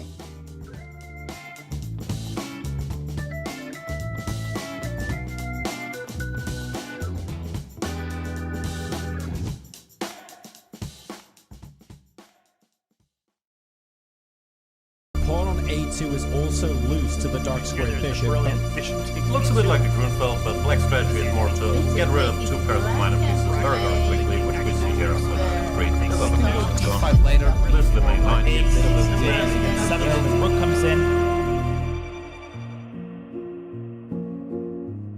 4 parts in this course, one about the opening, one about the middle game, one about the end game, and one about practical matters. Many concepts apply in multiple positions. So he has instructive positions, let's say, to demonstrate a concept like centralization.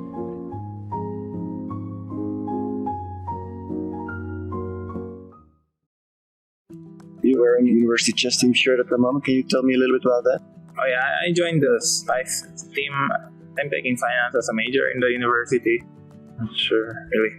So I'm still planning to continue my chess. I cannot trade chess for anything.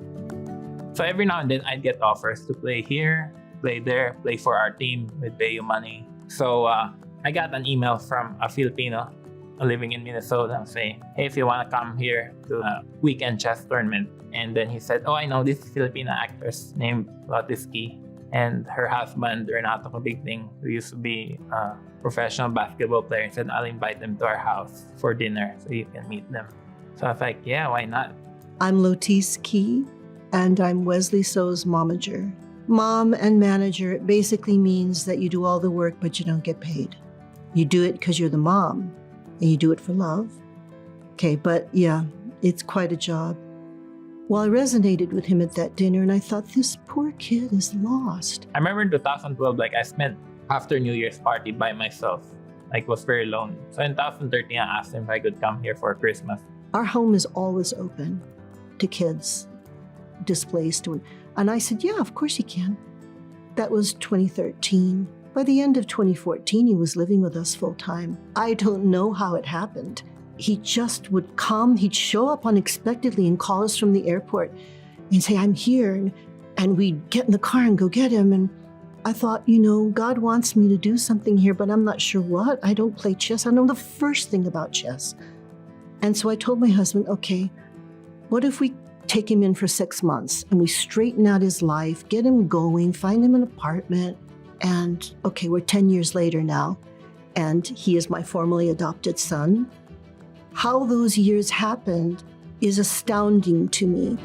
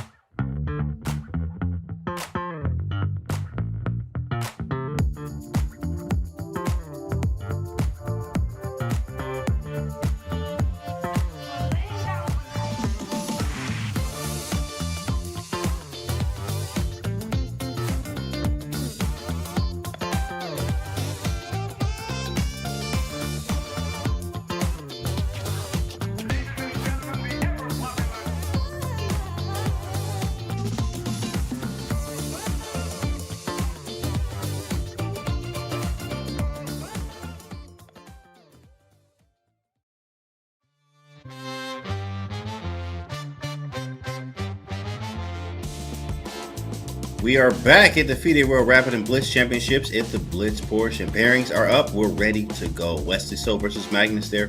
Fabi versus Alireza Dominguez there. And Jan Nepomniachtchi versus Alireza. Of course, this first page is going to be a lot of action because this is where, obviously, top 8 only make it through to the knockout portion there. Jan, what do you have to say about that? Yeah, it continues. Dubov against Niemann. Then two relatives unknowns. Lu Shanglei against Bortnik on board 5. I don't know where to start. Fabi with white against Lenier. I think Lenier historically has been a good opponent for him. Both very theoretical, but Fabi, especially with white, sometimes can hit him with a little prep, get Lenier to think. So I think that's a good matchup for him if he tries to clinch it right here, right now. Round number 10. Wesley looks like he's in draw mode. Maybe Wesley will play the same line he played last round to make a draw again against Magnus. Let's see if Magnus complies or if Magnus looking for blood there. Nepomniachtchi, Firouzja, it's going to be action. I don't know where to look first. There we see Lenier Dominguez adjusting the pieces. And your boy, there he is, Volodar. World Rapid. How do you like the How do you like the shirt? I'm not saying anything about shirts anymore. I mean, he just won 90,000 yesterday, so he probably went and spent, quick little $1,000 on some shirts, a little 1,000. Got a few shirts. Sometimes it's one shirt, depending on where you buy it from. And he's in New York, so maybe it was just that shirt. But no, he actually looking good there. Of course, the man is looking fresh and fly and ready to play as the World Rapid Champion. Volodar Murzin is trying to punch his ticket tomorrow into the 8-player knockout. So let's see what happens here. I mean, anything can happen because you gotta get one of those 8 spots. We'll see what happens. Gotta. There is Dr. Levon. I think, maybe I'm making this up, but I don't think so. I think he's actually a doctor. He got some honorary doctorate from, I don't know where, University of Yerevan. I'm not sure. Maybe I'm making it up. I think he told me once, but it might have been a lie. I'm not sure. Don't quote me. Oh, yeah. Like, you're a doctor too? You're a doctor? Yeah, of course. You do surgery? No, I didn't. Where is this coming from? He might be like a Dr. Dre type of doctor. No, I'm not sure. Oh, right, exactly. And here we go, locked in. Wow, look at that. Oh, Prague's focused. Wesley's not focused. Wesley's joking around with the kids there. The fans. Wesley are playing Magnus. Focus. Yeah. Kid meditate. Like, hey, you're in the book. Does Magnus have a new shirt? Is there already a G-Star shirt? Looks like he changed shirts. Yeah, I think that's a ChessCom shirt there with the ChessCom logo. And Wesley ready to go here. This is a heavyweight matchup. As the last time they met here, I think was that crazy game in the Nimzo that, in fact, Wesley was just winning out of the opening, but Magnus was able to create some problems and make things strange and end up winning the game, in fact. From being like almost down +4 with black pieces. So looking to start a little bit better here is Magnus, and Wesley trying to, get something and maybe even convert if he's able to, like he had last time. But it's hard to do that against Magnus. Yeah, Magnus has talked about that he's been able to exploit Wesley's relative risk aversion in the past by pushing him a bit, taking some risks, making Wesley go for positions he's not comfortable with. Let's see if he's able to do it here. And Wesley not looking for a draw in the Nimzo. He's saying, let's play some good old anti-Berlin, Bishop c6, DC. But this is not a structure where you can't beat Magnus Carlsen. He knows the plans, knight d7, f6. He's got to shuffle the pieces around. I do not think that's how you can beat him. Yeah, in fact, Wesley loves the slow type of play too as well. By the way, bro, that draw was so quick. Who was he playing? I just looked up. Wow. They're doing math already. Oh, wow. You're also a world-class player. All right, let's make a draw. I'll wait for one of them underdogs to show up to punch my ticket. Can backfire, but very quick draw there. I guess now it's, I guess now is the crunch time for those draws. They're just saying, that says a lot. That one right there says that they feel it's time. It's time for the easy draws to just clinch our ticket into tomorrow. Which all you That's need. Early, isn't it? I thought it was early too. Correct. I did think it was a little early, but they thought it was like, at least they're on the board. They're like, I got a half a point extra. Maybe not the next few rounds. You gotta be careful there, but they chose that this was the right time. Yeah. Also the right opponent. Obviously, they're both world class. Nepomniachtchi and Alireza. This is not the time to risk it. But you never know what strategy is gonna work. Be good at chess tends to help. Let's see. Dubov Neiman, did that not start, or is something going on in that game? Let me see. I don't see. Maybe that was a draw or something. I don't even see it on the thing. Okay, interesting. Wei Yi, what is Magnus? Magnus game is a bit dry. Let's go somewhere else. There is that Wei Yi game. There's like a pawn on h4. I'm just like, what is this? There's some chaos on that board already. Boris Gelfand looking to fight too. Boris Gelfand. Boris didn't have Boris making the top 8 on my parlay, he might ruin it all. Might ruin your parlay. Dang, not your parlay, Jan. He put some money on that parlay, chat. Well, let's see if he's gonna make it today. L fan was probably on no one's radar or parlay, but he is trying to parlay his way through this thing and get top 8. That's all you need. But this position is absolutely bonkers. I'm not even gonna lie. There's a bishop on g5, pawn on h4, like b4 is happening, king still in the center. What is actually happening?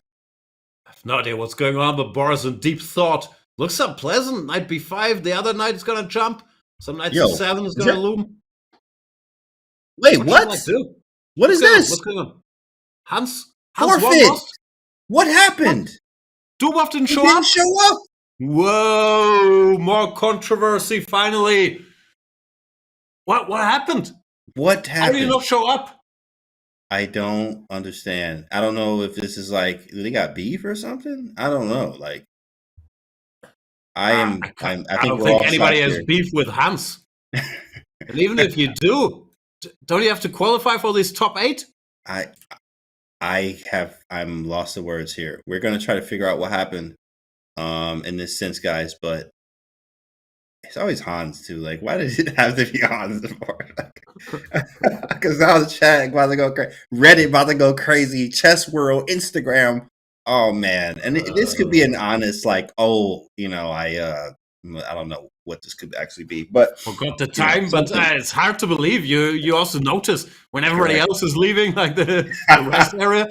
Right. I don't know what's going on here. Hans Niemann wins by default. The clock speaks for itself. 3 minutes are over.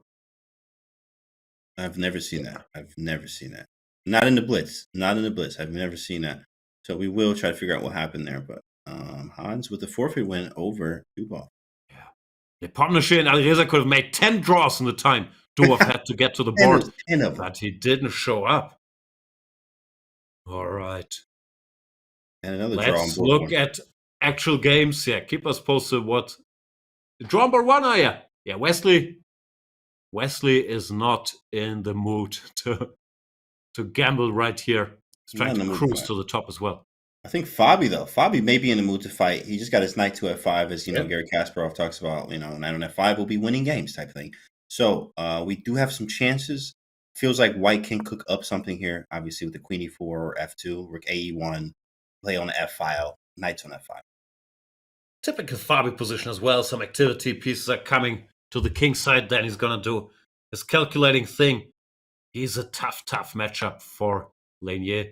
Takes on f6, goes 95. Now the bishop's going to take. Threats are emerging. Knight takes g7. But Lenier is defending. Bishop g6, good move. Is there no? Oh man, it almost works. It just doesn't. That's so cool. Knight h6 followed by queen f6, but easy block of knight g7. Queen g7, yeah, or knight g7. Or knight g7, right. Or queen g7. Either or. Knight h4. Or is that instead? Yeah, keep some pressure, but Dominguez hanging in there. What's the clock? Okay. Everybody's low on time, but everybody always is. Fabi trying to build up an attack here, but right now he can't go knight f5. He doesn't have access to the f1 square, so not so easy to bring more attackers.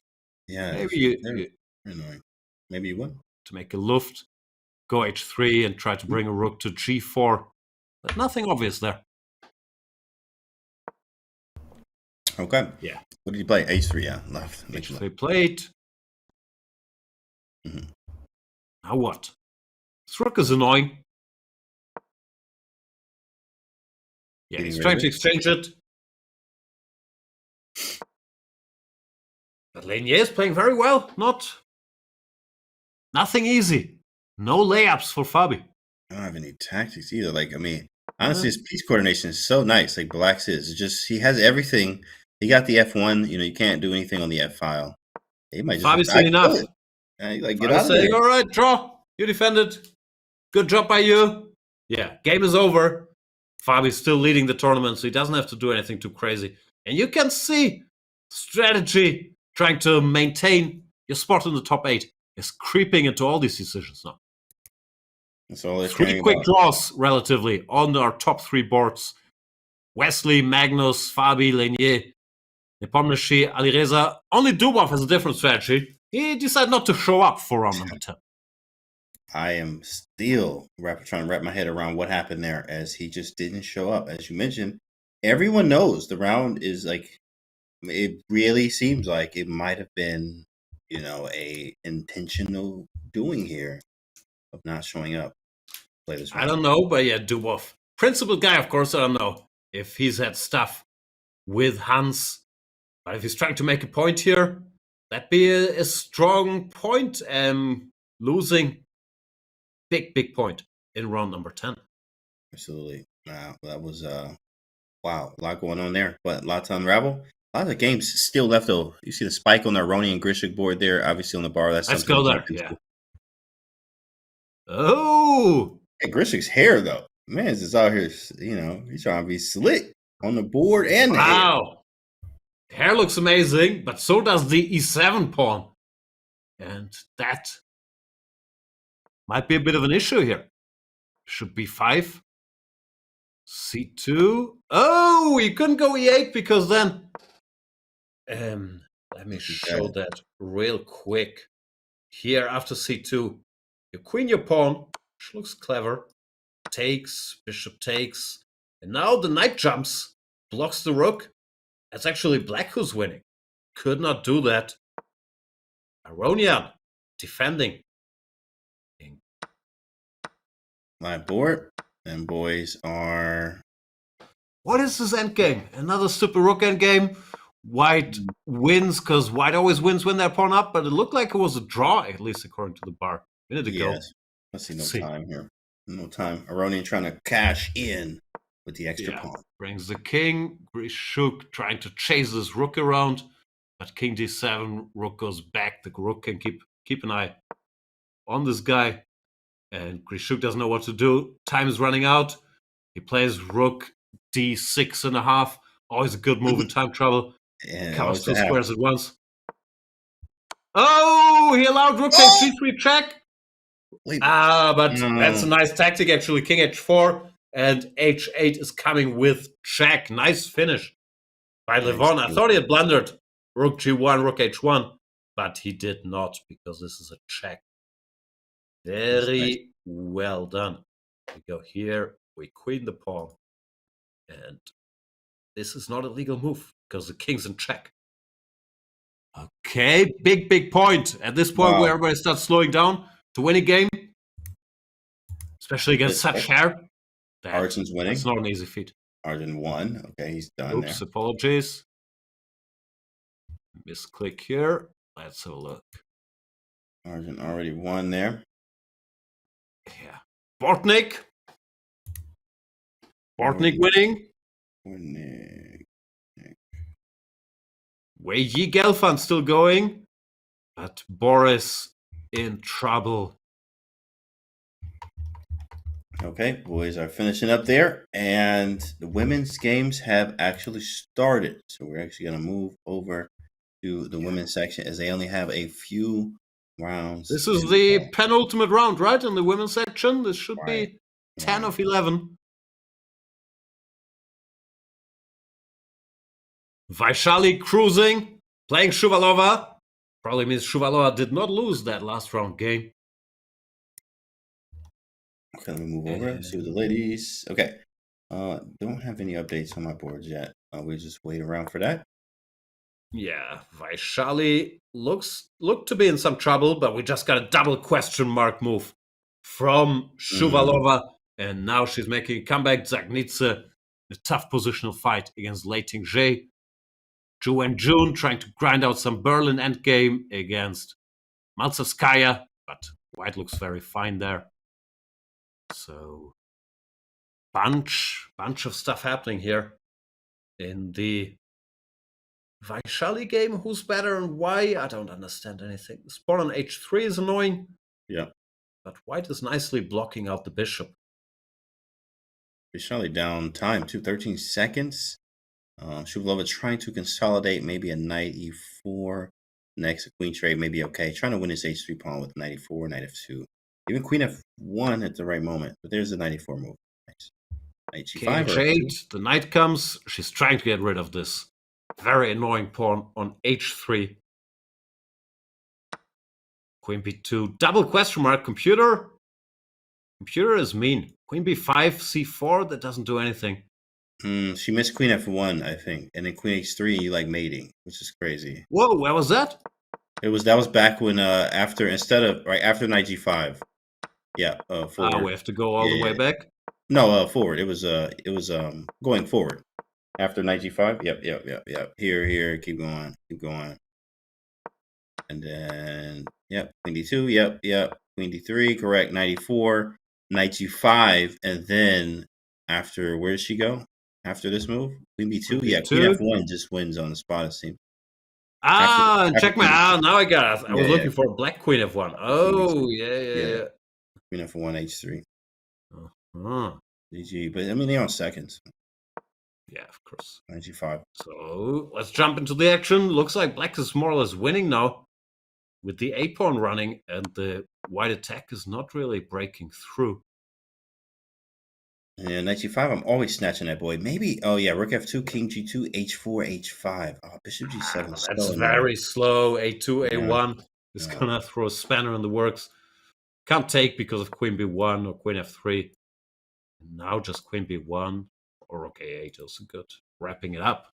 And a pawn is queening. Oh, she chooses to ignore that. There it is. Two queens are better than one. Oh, the camera. Vaishali wins again. Jeez, Vaishali. Yo. Chill, Vaishali. You already qualified. Exactly, right? Hey, you already qualified, Vaishali. I don't know if you know this. But she's like, I got to make sure. 9. Just 9 points. That's crazy. 9 out of 10. What else do we have? Leiting J1 against Nana Zagnitze. Draw in Musicu Gunina. Zhou and June won her Berlin endgame. Let's check in with Lachno and Dinara Wagner. Lachno has a bunch of extra pawns. It's normally a good thing to have. A bunch of pawns in an endgame should be something to fight for, says Lachno. And I mean, of course, these are always the hardest because you got to get around all the checks. Yeah, checks are coming. Queen c2, queen g2 to break them. It's maybe the last game of their section. I'm just going to say that because it does take time. I did see. Wait, did she flag? No, she didn't. Okay. Dinara Wagner from Germany, married to German Grandmaster Dennis Wagner, who's also playing in the open section. Nice. I met them. Very nice couple. I met them in London. They were out there for the Global Chess League. It's nice hanging out with them. Very strong. Friendly people, which, disturbing for chess players to be that friendly. You're a friendly chess player? Hold on. Something's wrong. Yeah, something's off. Something's off about this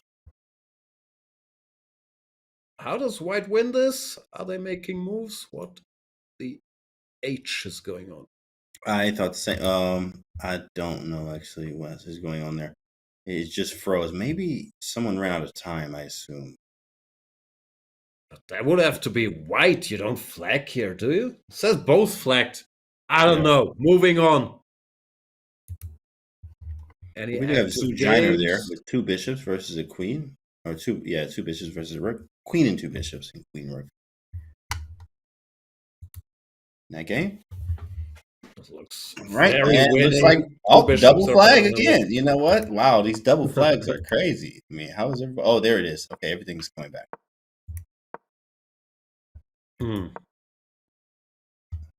Hang on. Did black just move 8 times in a row? Queen c5, queen d6? We didn't see that. We definitely saw that. Okay, h4 g5 allowed. Coming through. Yeah.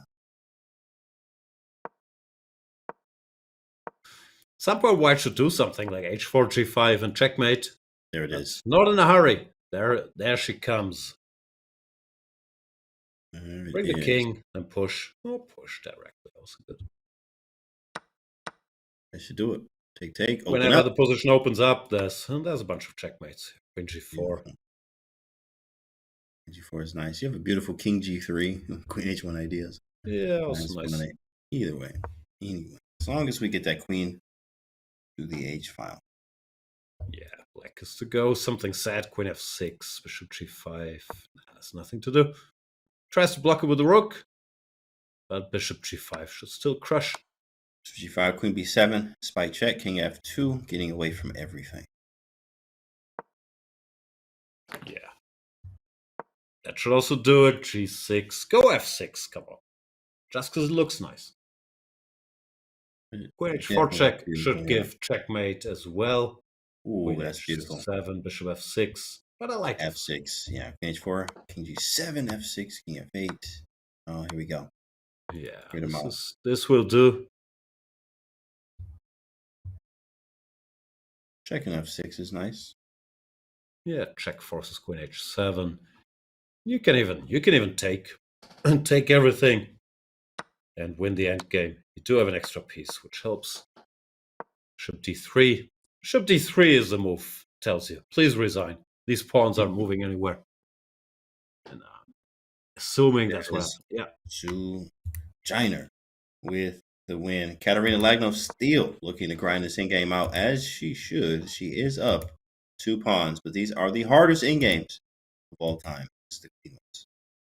I don't know. They always say that. I think endgames 2 pawns down are much tougher. It's like yeah, in game and 2 pawns down. It's like in football or in soccer for you Americans. They have the saying, the most dangerous result is a 2-0 lead. I do not believe that. I think 2-0 down is much scarier. Right. E6. King G4. You gotta try to run for it. Heals what she's doing. King H5. It's not made. This is not a Naroditsky situation. The square is covered. Oh man, that was a little scary. Wait, how do we King H6? No, it's Queen G7. Queen F4. No. 6. 4. Okay.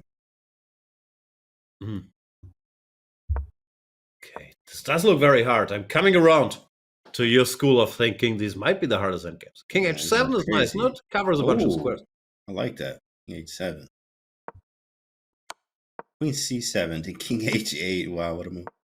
King G7, yeah. Check into oblivion. King G4. Now we got some pawn pushes available. Now we can run. Push him. It's a check. No. I think we block all checks. Another check. G6. Now out of checks, and white can take a little break, figure out how to win this. Queen takes e5. King h4 very deep. King h4 didn't ascend. Whoa. Bar's jumping. Now she goes queen e5, and now she goes for the winning pawn end game. There it is. Takes. And elementary. No, king e4 didn't happen. Black just resigned. Resignation, yeah. Wow, all games finished up. All right, wow. Their women's last round is coming up in a minute. Oh my goodness, we got to take a look at these standings because only the top 8 are making it to the knockout.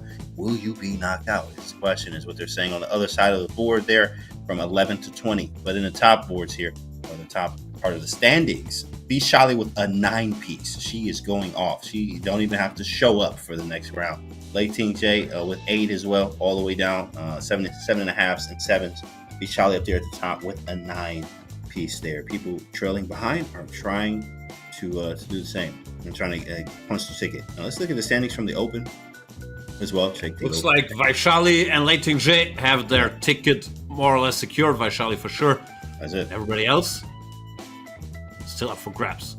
Still up for grabs. Look at that. In second place, Hans. Who would have thought? Any of you boys have Hans on your list? It helps to get a free point with black against Dubo. Okay, he did get the free point. I forgot about that. But it doesn't matter how you get it. It matters if you got it done. He's up there with the 8-piece, 8.5, and everyone else as well, guys. Wow, you see the standings is going down. We got a few more games left. There's so much excitement and stuff to unravel. 8-player knockout happening tomorrow, but we're going to take a short break and then we'll be right back in a few.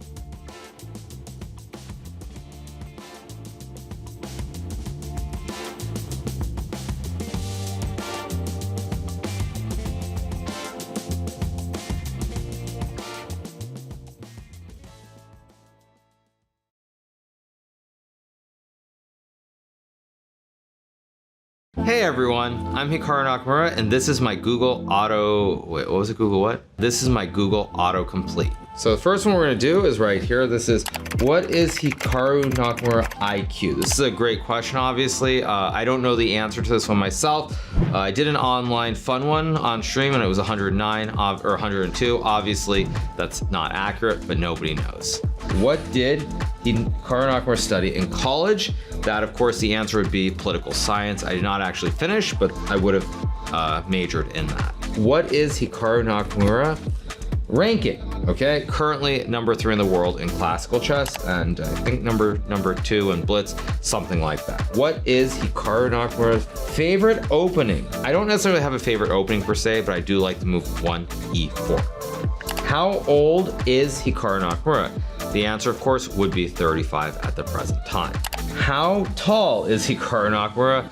And this one, it's generally 5 feet 7.5 inches. I don't know what that is in European standards, but it's something decent at least. How much does Hikaru Nakamura make? Obviously, I do quite well as a content creator, so I think that's all that people really need to know. How to pronounce Hikaru Nakamura? Now, even myself, when I pronounce my name, it's definitely more Americanized versus Japanese. Certainly, if I was pronouncing it correctly, it would be more like Hikaru as opposed to Hikaru, but I've spent so much of my life here in America that that's just how I pronounce it, and everyone does the same thing. Is Hikaru Nakamura Japanese?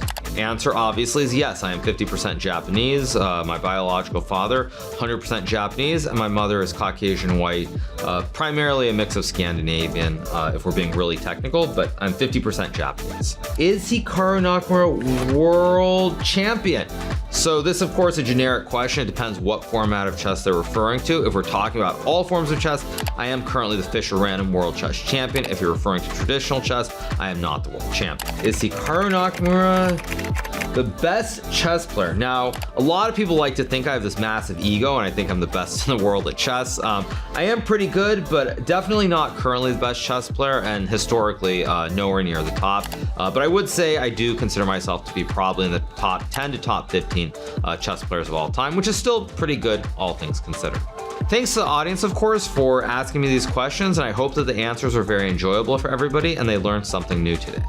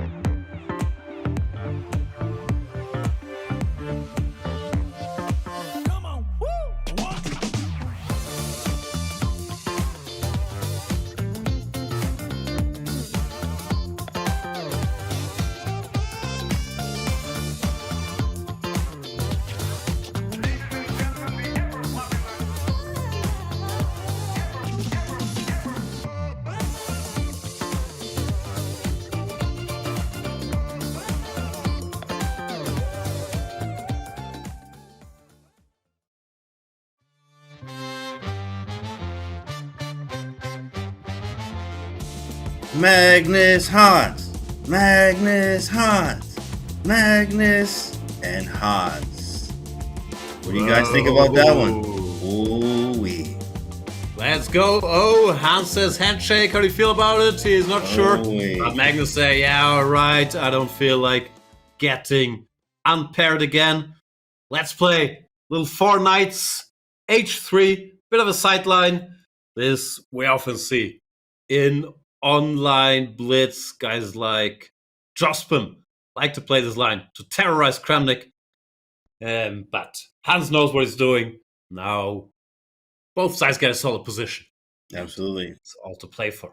We're probably going to stay here for a while, guys. I mean, you can see there's just a lot of tension between them always. And, you know, things have settled down, as we all know what happened and et cetera. But, yeah, here we go. Here we go. Lock in. Now, of course, their last matchup was actually in the Speed Chess Championship, if you guys don't know. There was just a Speed Chess Championship that happened where Magnus actually did play Hans and went on to win in that matchup. Hikaru winning over Hans as well. So this is not their first time, but they are back again over the board here, Hans and Magnus.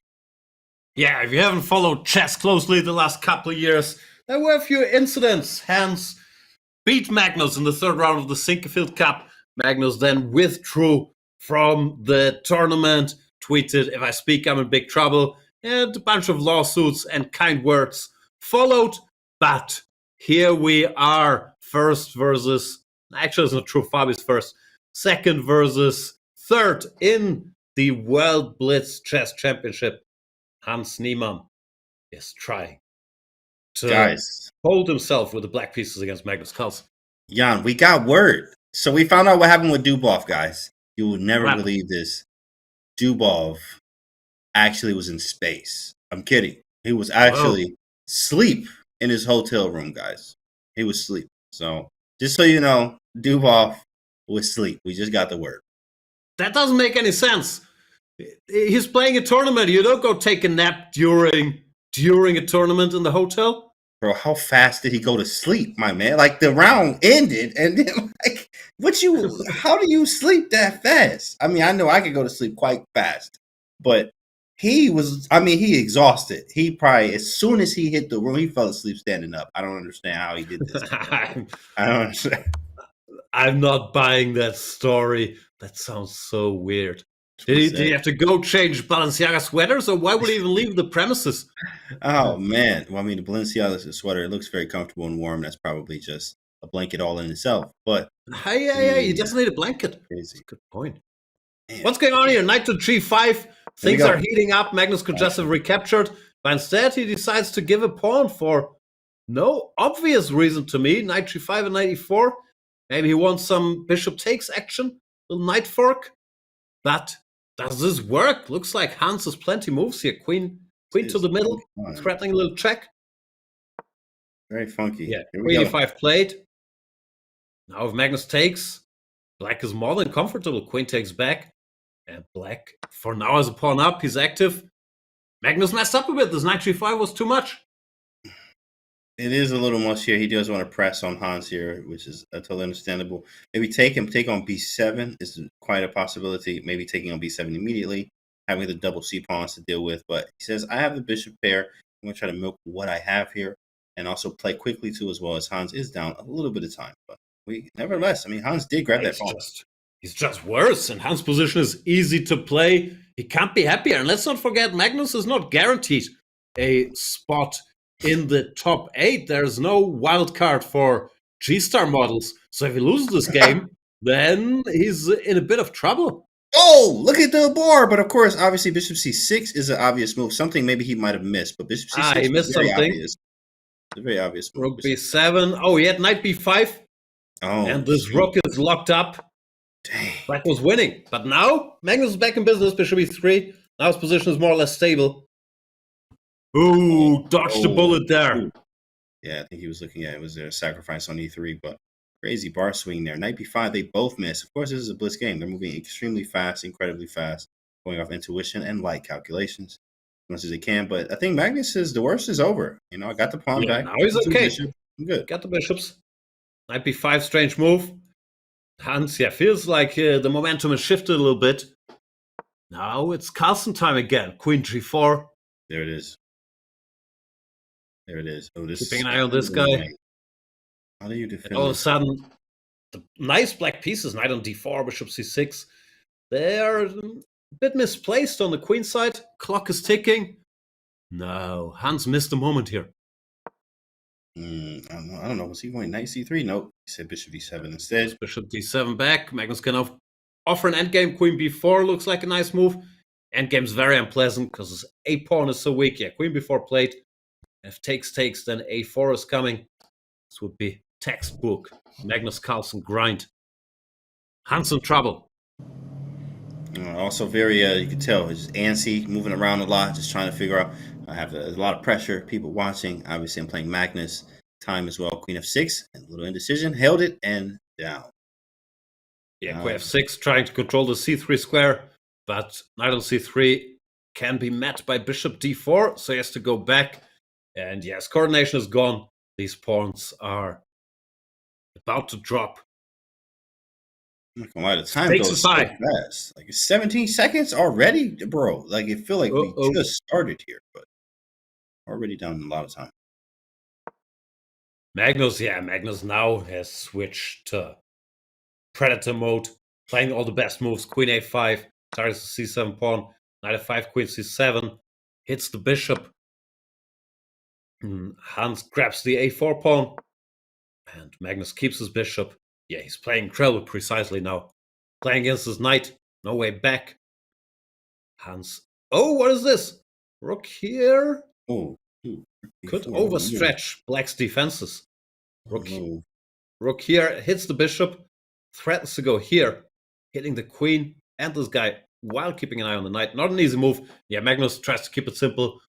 Rook exchange is being offered. Still white in control. The bishop is so strong. But not over. You can feel the emotions from this board here. I'm sure we all can understand. There's so much emotion from both of them on the board. Magnus more calm.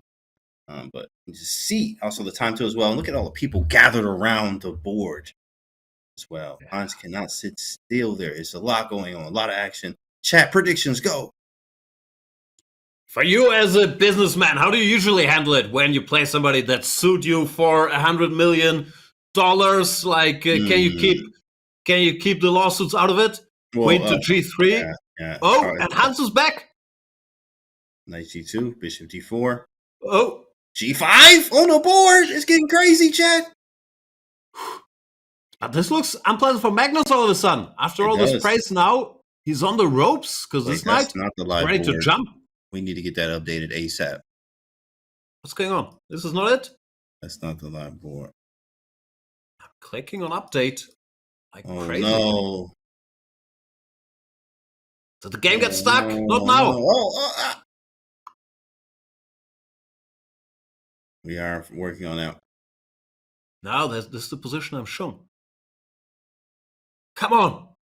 Come on, chat. Okay, we just come on, game. Chat, who you got, chat? Hans or Magnus? Go, chat. Go. Someone refresh that board. Magnus. Okay, we have to look at what's happening on the camera. Board is not moving. I can't tell, unfortunately. I can't tell either. Can we get a close-up, zoom in on the camera there, see the board and the clock? You're a body language expert. Magnus doesn't look happy. He doesn't. Nikon said, I'm rooting for the BGT board. Queens are off. See a bunch of pawns.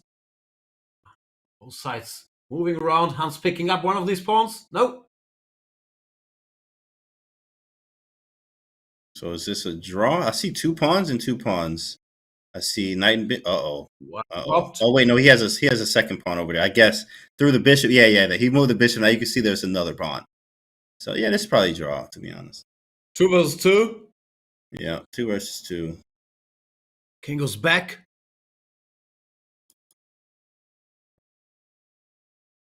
This is not the time for the PGN to drop out. Everybody watching it, like there's like 100,000 million people watching this right now. Exactly that number.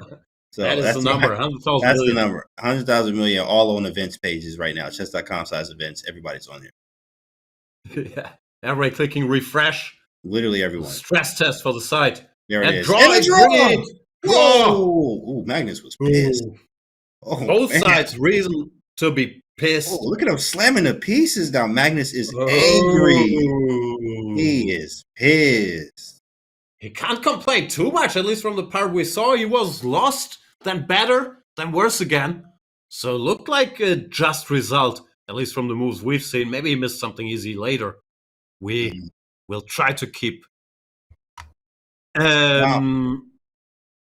track of what's happening. Nepomniachtchi won his game against Fabi, stopping the run of the Fabi. Alireza won against Wei Yi. Xavier draws against Wesley. All right. Nick loses to Voloda. Voloda saying, all right, it's go time. Let's go time. Web champions here. Chat, are you not entertained? Let's go. Women's have started, by the way. Let's jump to the women's section. It's the last round there. So it is time. Here we go. Well, it looks like Vishali and Yip already done. Lagno and Lei Ting J already done. A few draws already. Yeah. Vaishali is through. I'm not sure if this draw will be enough for Carissa Yip, but she's probably relying on it being enough. Lei Ting J and Lachno, same thing. Gunina, Ju and June. I hope they all did their math. It's unpleasant if you make like a quick draw and then you finish 9th, but they probably know what they're doing. So who is playing? Baby Sarah? Baby Sarah versus one of the Musichuk sisters. That's Anna Musichuk. They both have 7 out of 10. With the win, they should be in. With the loss, they're out. Draw, who knows? What is his position? I don't understand anything. Rook is under attack. But Musichuk doesn't care. Take on c4. Rook c4 was a move there. Oh, Rook b5 is there now. Oh, yeah. Same tactic, different square. That's funny. Rook c4, then Rook b5. C on that one. Okay. Okay, 2 now. Yeah, Rook b8. Nice desperado. Making sure Black doesn't get 2 passed pawns, but keeping these c pawns isolated. Very nice little tactic. You want to take the Rook on a2, but you make sure there's no cb5. Bibi Sara, the 2-time world champion, is very much in control here. Should win, actually. Trying to get to a player knockout. c5, just queen takes c4 after dc of queen c8. She takes on c5. I like that less, because now after c3 it's messy, but white's still winning. Very critical. Let me move around just to check to see any other critical games from women's here. I'm curious. Let's have a look. We Dashmuk against Suchine. Konero against Zagnitze. Antika versus Shuvalova. Konero. Oh, yeah, that's a Humpy's game is very important, actually, for the standings. Nana is in 8th right now. So look, Humpy's winning. Where's Humpy at? Very winning, actually. There's more queens. So Nana's out, Humpy's in. That's it. I lack the math skills to figure this out in real time. We know Vaishali's in, Lei Ting J, Lachno, Gunina, Carissa Yip, and Ju and June all relied on 8 points being enough. Humpy now. Which they might be, but I don't think that's 100% certain just yet. Let's see who's left. Anna, Zujiner, Bibi Sara. Yeah, there are still some spots up for grabs with the 7 mark here. Sara so really is has to win this end game. Black has some coordination, but Bibi Sara is up the exchange. Should be winning slowly. However, the knight is annoying. Very annoying. And now how do we make this breakthrough? Bishop e2. Oh, we're gonna snatch that knight in a minute. Yeah. No, should be winning. Bishop f3. What's the technique? Some type of zugzwang. Just go bishop e4. Try to dominate that knight. But of course, she's not gonna go down without a fight here. Tries to control the squares. Now it's not that obvious. Probably you need to bring the bishop to e8, but this is not an easy fortress to break. Saying the same thing. It is not easy. Like I don't have any breaks. I don't even have a pawn break.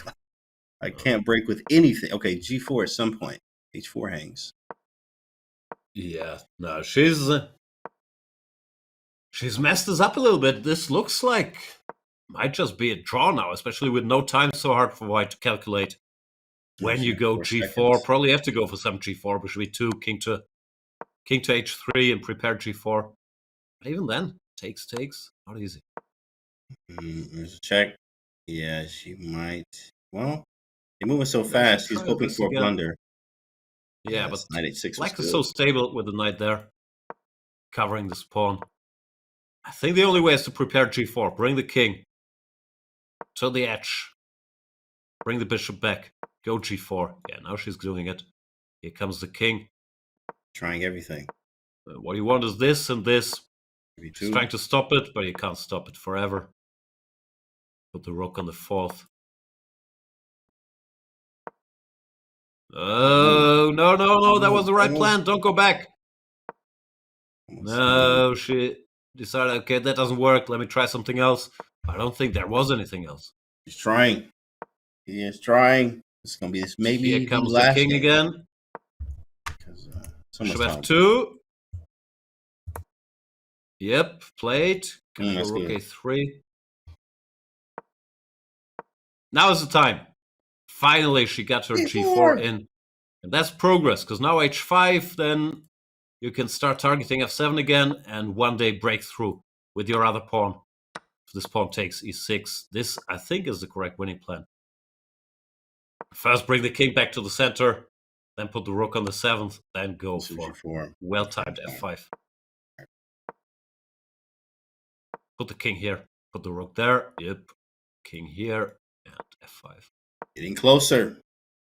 We're getting there. Maybe no. No. She's not also ready to maybe do a it. bishop F7, then F5 too. Like you could go, but I mean, draw. Too complicated. Yeah, too much, right? No, I think the bishop was correct on H5 and then preparing. She tries to do it F5 without giving up a pawn. She can put the rook on G2, for example. Chases king away, then go F5.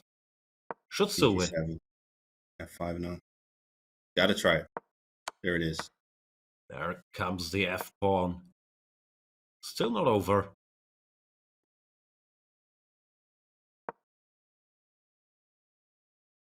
I'm not sure. I guess this is winning, but it's not easy. There's only one pawn left, so you have to be so precise. And there's 0 time. Keep the rook on the light square. Oh, yeah, king G6 was a blunder. Now it should be easier. King G7, bishop F7. Oh, man, all the pressure. The pressure. Where's Anna in the standings? I gotta go see. Oh, man, this is so critical. She had it. She was holding. Anna is. She's she needed this game. Yep, she needed this. She needed to hold, actually. Holding wouldn't have guaranteed her, though. She had to win, and then that put her in, like. Win has been out of the question for a while, but now she's just gonna lose. Yeah, that's it. Looks like Bibi Sarah. Dang, that might knock Humpy out, though. I don't know. 8 is like, it's right on the cusp.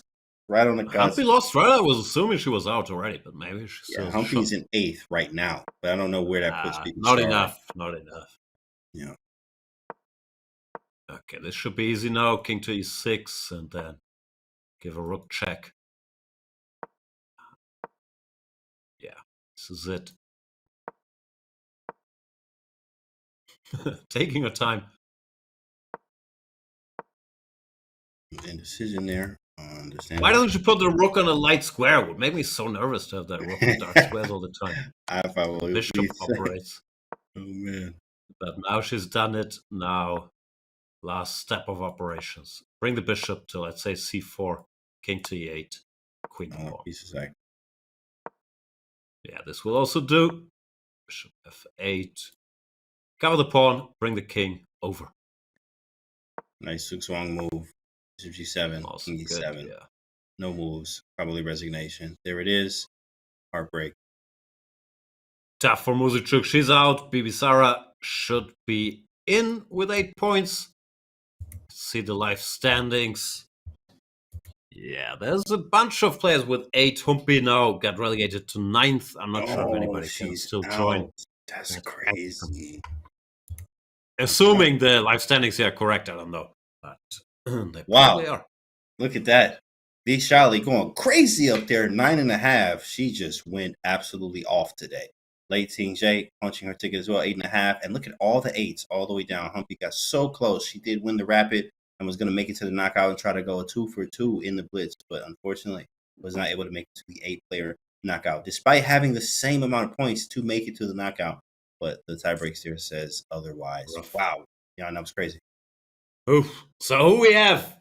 Baishali, after dominating, is obviously in. Lei Ting Zhe, the Chinese world-class player, is in. Lachno's in. Gunina, former world champions here as well. Zhu and Jun, the reigning classical world champion. Carissa Yip makes it.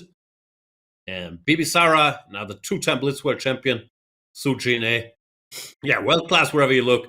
Tough to have Humpy, the reigning Rapid world champion, be the odd woman out there with 8 points.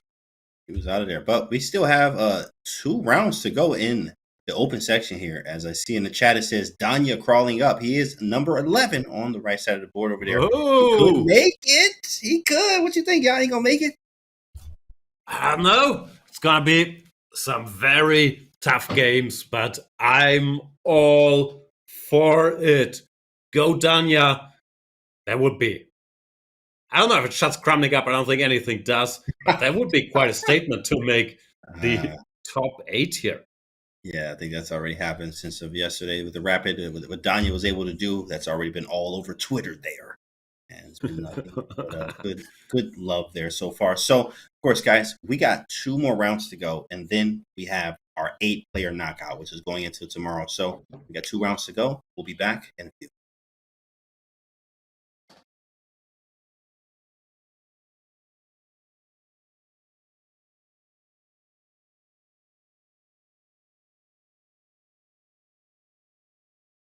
Want more chess on the go? Check out all of our essential chess apps. Turn your phone into a chess clock. Learn with Dr. Wolf. Tackle new chess challenges. Entertain your kids with Chess Kid and level up with fun and adventure. Download them all at chess.com/apps.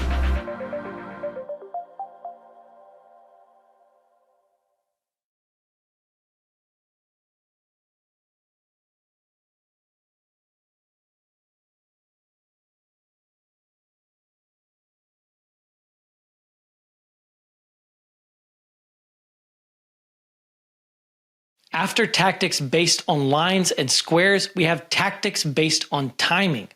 In a game, you often have cases where you calculate a sequence of moves. I go here, she goes there, I go here, she goes there, I win. But sometimes a tactic can disrupt that flow and totally change the nature of the game. Our first timing tactic has 3 different and commonly used names, but they all mean the same thing. A Zwischenzug, intermezzo, or intermediate move is an unexpected move in between a sequence of moves that changes the outcome of a set of captures. The brilliant knight takes g3 sets up 2 different intermediate moves. First, after white captures black's queen, there's the royal fork, knight takes e2 check. Then black also snaps up the bishop with check while concluding by capturing the white queen. The excellently named Desperado is a tactic in which a doomed piece sacrifices itself for some gain. The piece is still lost, but the game may be won. Black expects white to capture the black queen, when black can also capture white's queen. But white plays an intermediate check, also called a Zwischenzug, to give up the queen for the bishop. Then white can capture the black queen and be a piece up. Zugzwang is a tactic usually relegated too late in the game. It means compulsion to move. In fact, if your opponent was allowed to pass, many positions, even king and rook versus king, could not be won. But the opponent must move, and sometimes all moves surrender key points. Zugzwang simply means that you have placed your opponent in a position where they have to make a move that worsens their position. King h1 is a stunner of a Zugzwang. One of the best moves of all time. Black must move the king or the bishop, They are fine where they are, but every single move will either let the pawn push through to promotion or walk into a knight fork that wins the bishop. Maybe the least known tactic on this list is the lifeline. This is often a defensive tactic, and it occurs when you are trying to defend against two threats. The situation is seemingly impossible, but you can defend against one threat and make a counter threat to the opponent. The opponent must capture your piece, and in doing so, they allow you to recapture with the other piece, saving both threats. International master Axel Smith coined this term, and in his book Pump Up Your Rating, he showed this example. Black escapes the knight fork with queen to f8. The trade of queens will also save the rook on a8.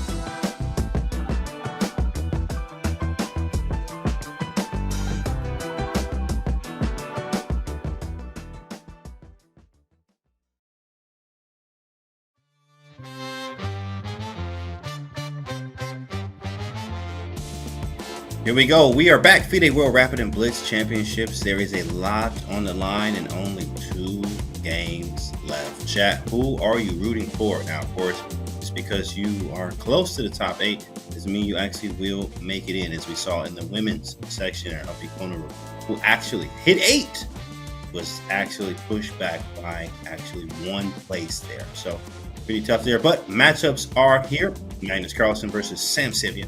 Hans versus Alireza. And you have Merzen, who is the current Rapid champion, going against Jan Nepomniachtchi, who is a very, very strong opponent all the way down there. Anything stand out to you? We got Daniel Diski too. Anything to stand out to you there? Yeah. Oof. Sam Sivian making a surprise appearance there on the Magnus board. Yeah, Merzen, this kid just seems to be incredibly good, showing no signs of slowing down. Big game against Nepomniachtchi now, unless they decide to take a quick draw. Anish, our boy Anish, on the top boards. This, it's gonna be exciting. 2 games to go.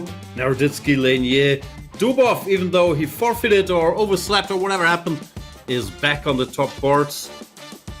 I don't know where to look first. Got myself a coffee. I got my signed Anish Giri mug. My most pricey possession, and Anish being on board 5. This is exciting. That's a nice mug. How much would you sell that mug? How much? No, I think at this point it's so rare. I'm not sure. I can part ways with it. Right, Also, not sure the signature is gonna survive another three laps in the dishwasher. So this might be it for the month. It might be it for the month. Boris Gelfand in deep thought. You ready to Let's go? go look at the tree in the women's section for the matches coming up tomorrow real quick before we jump into the final 2 games in the open section. Whoa, bracket. Shali versus Shali Zujine. Yeah. Gunina, Ju and June. Lighting J, Baby Sarah. And Lachno against Carissa Yip. Ooh. Is it coincidence no Chinese are playing each other, or are there some rules that they can't face each other? Normally, if there are rules, you want them to play early, no? So they can't play later. I don't know. That is actually, I mean, that's crazy. They got 3 from China in there. I mean, China is going off over there, by the way. But, yeah, didn't they actually pay attention to that at all? I never thought of that. There are some things to talk about, obviously, in the bracket format, which we'll talk about tomorrow, kind of figuring out, who, what, the format, very understandable. But we have the bracket. It's live there, of course, and only it's going to be some big matches, and one is going to make it through tomorrow. Only one. So, of course, might be crowned a Blitz champion tomorrow. Tough to pick a game in the open section for the penultimate round. Niemann against Alireza. It's bearded Alireza. We have to take that into account. I kind of want to see that one. Yeah, that, when it's bearded Alireza, that's a different type of Alireza. So we're gonna see what happens here. Geary is playing who again? I gotta check his. Anish is playing Wesley. Wesley, okay, nice. Oh, and there we see Dubov.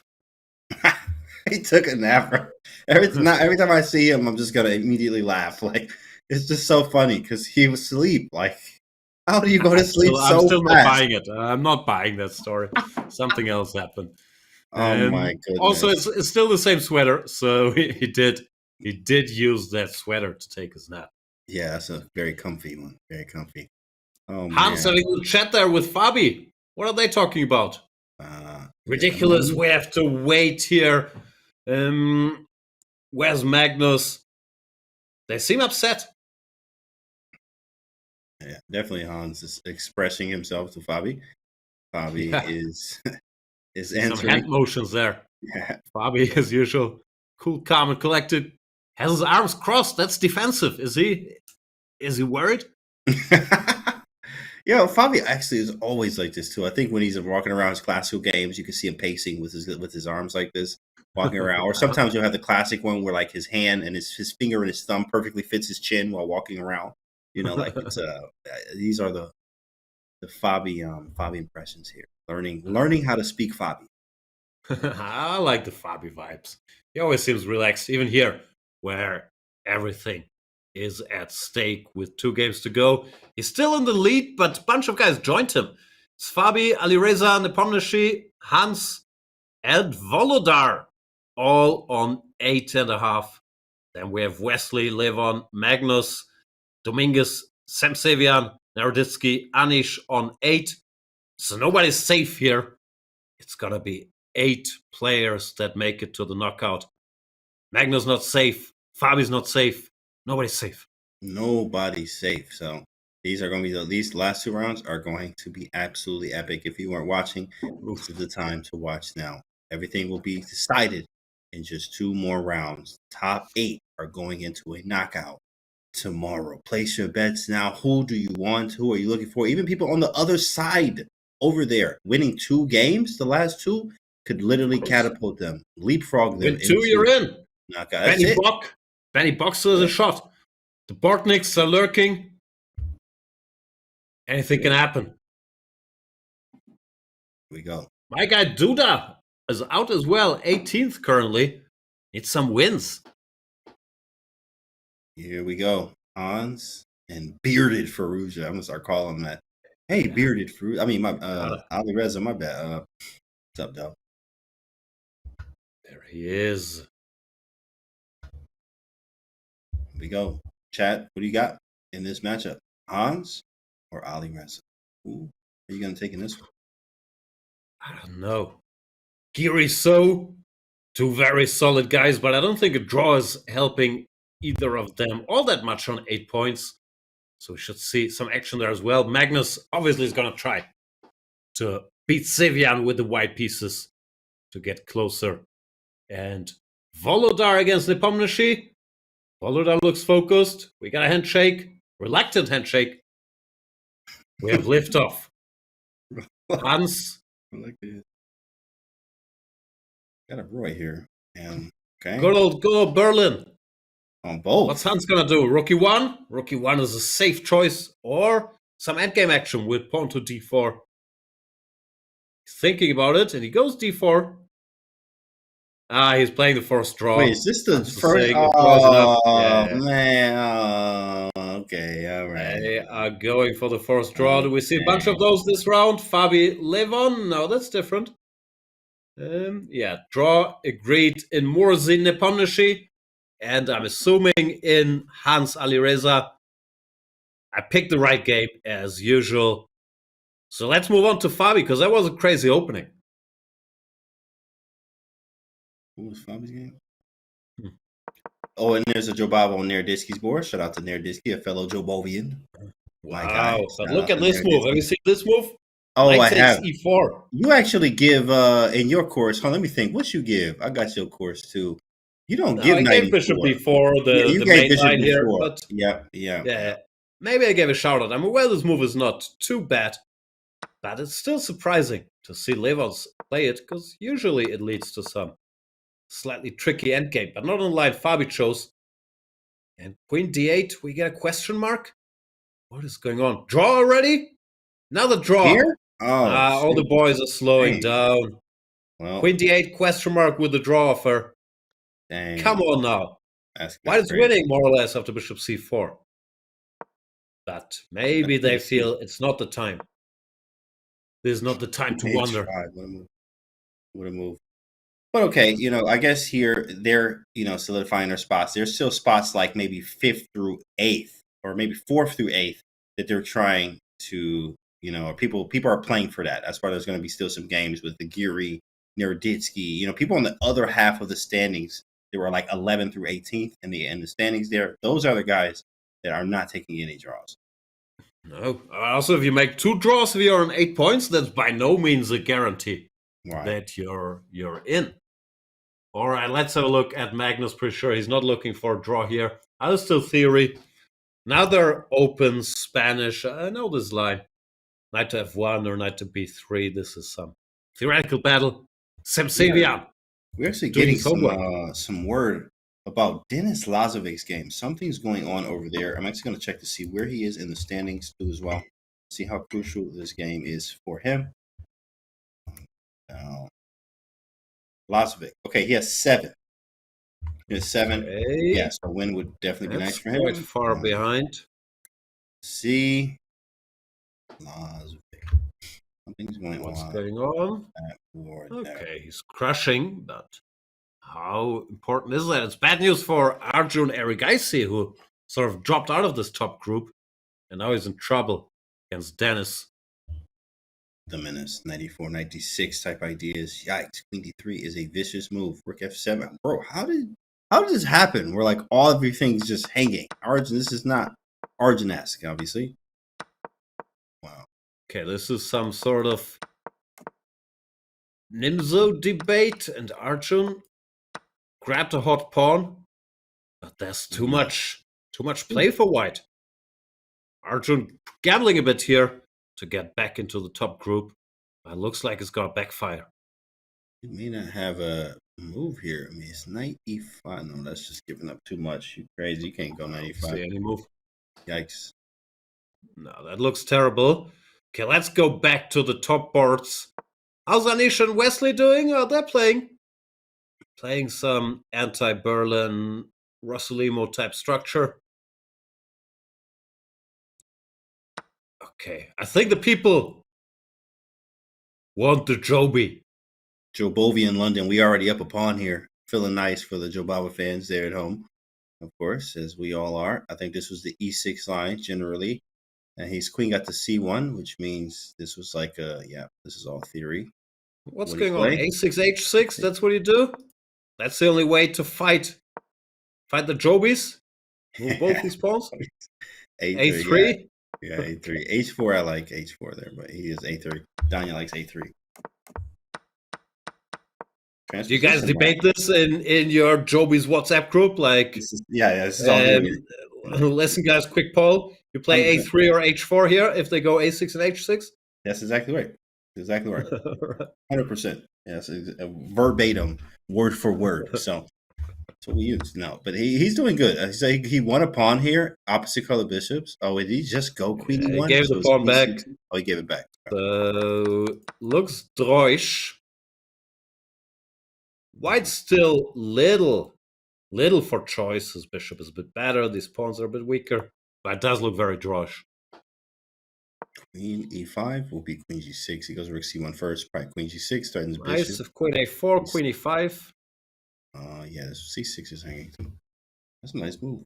That's a very nice move. Very in between. Oh, spicy stuff. Queen B3, but C6 hangs. We're fighting for something. Yeah, then I guess. But queen C3, no, we can cover everything. All right. Jobovian's going strong. Lady had to give the pawn up again. Jobovians unite. C6, bishop D5. Here's rook C5.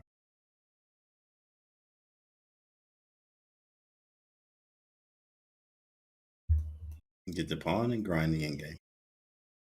Yeah, still some play. He won't be unhappy. Okay.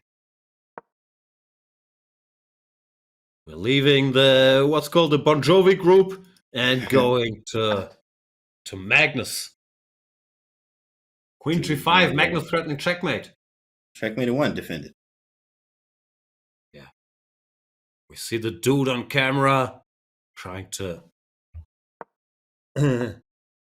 win his Bon Jovi, his Javalan. Okay. It's 2 a.m. here. My brain is fried. Oh, there's a knight on A8. What? What's going on here, Mr. Magnus? Knight on A8, and then now knight goes over to C7, and queen F5, maybe. Yeah, with the Bon Jovi London, exactly, chat. The Bon Jovi London. That is what it's called. That's the new thing now. We're gonna be saying that on the stream. Bon Jovi London. That's all right. That's all right. 2 more games to go here, chat. This one and 1 more round. Is Magnus doing well, actually? He's a pawn down. I mean, he has some nice construction, but he's not better, is he? Like queen F5, he's trying to regain the pawn. Oh, and is this a blunder? Wait, he could have taken with the knight, no? No, okay. king takes, he had 94 Yeah, check you're if right. the pawn gets grabbed. Okay. But 98 very passive. Now, even though Magnus is pawn down, not clear what black does, because F5 is coming. This guy is still weak.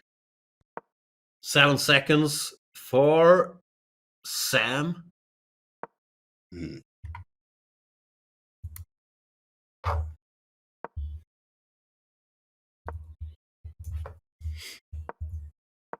Where's Sam based in the US? I always get confused. Is he West Coast, the East Coast, the Charlotte? He's all over the place. Yeah, I think he's in St. Louis now, but I'm not too sure. Yeah, everybody is. Magnus is now, taking over. Still pawn down, but his rook is so active.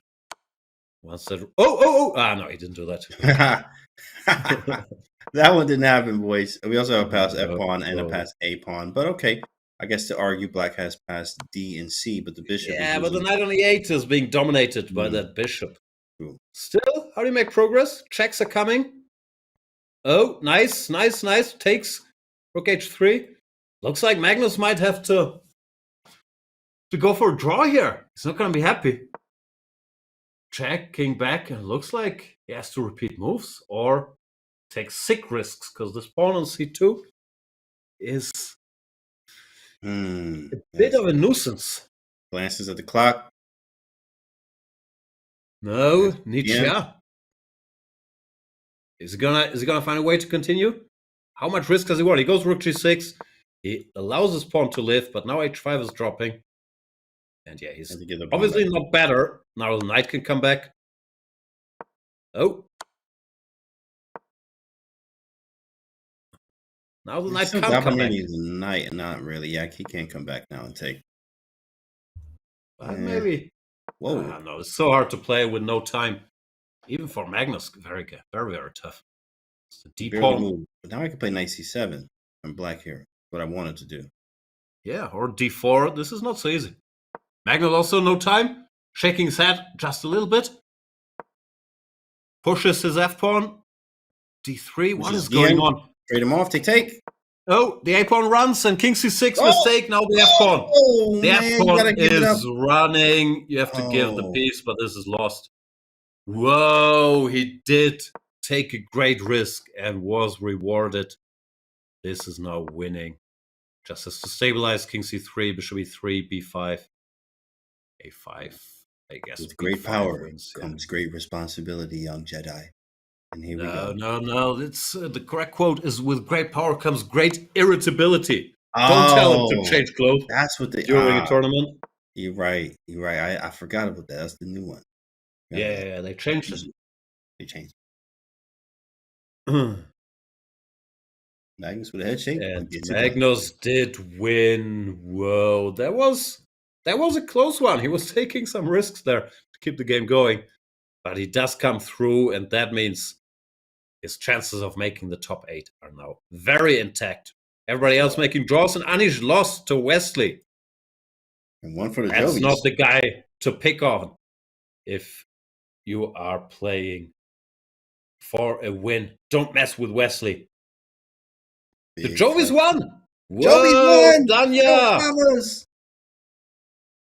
The Joe Bavas, the Bon Jovis, the Jobovians, whatever you want to call us. We got it done there. Nerditsky looking to really make himself known in the knockout portion. He is close. He may be actually in, but we have another round to go, and nothing is set in stone until after this next round, guys. After this next round. By the way, speaking of the Naka portion, where is Hikaru? I haven't seen him around. Okay. He did win his game against Savan Andreas Eric Rosen's game. Eric Rosen's game just got word. I actually saw in chat. Shout out to chat. Chat always knows, but Eric Rosen apparently beat a GM in 14 moves with the Stafford Gambit.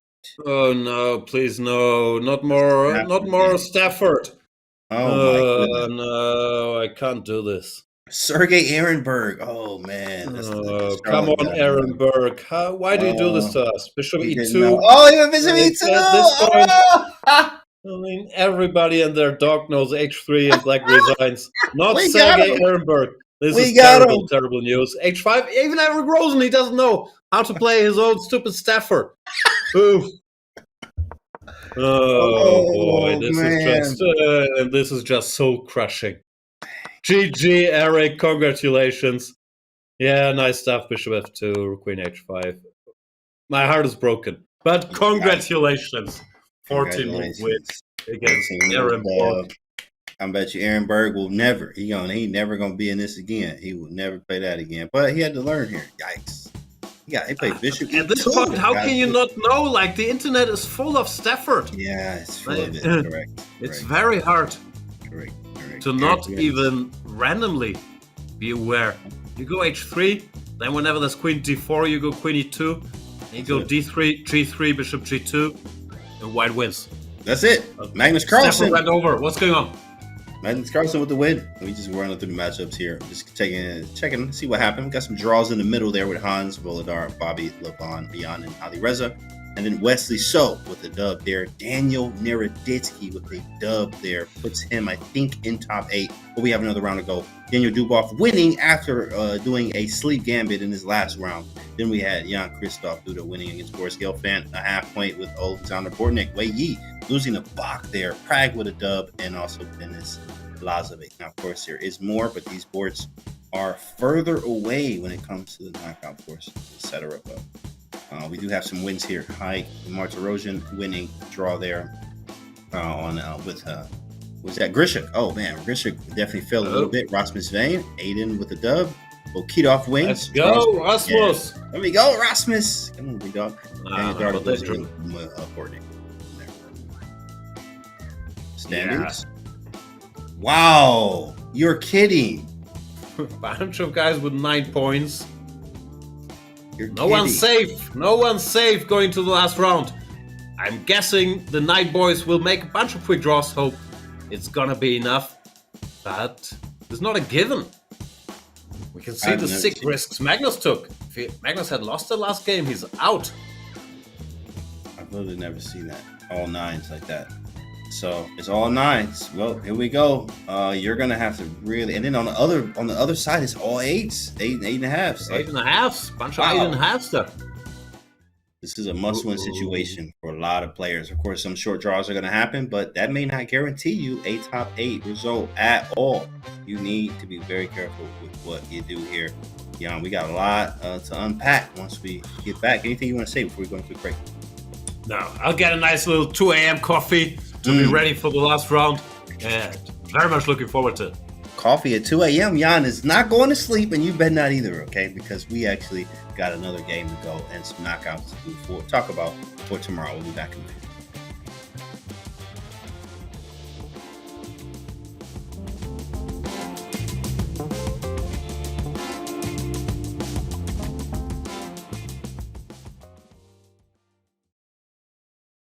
Want more chess on the go? Check out all of our essential chess apps. Turn your phone into a chess clock. Learn with Dr. Wolf. Tackle new chess challenges. Entertain your kids with Chess Kid. And level up with fun and adventure. Download them all at chess.com/apps.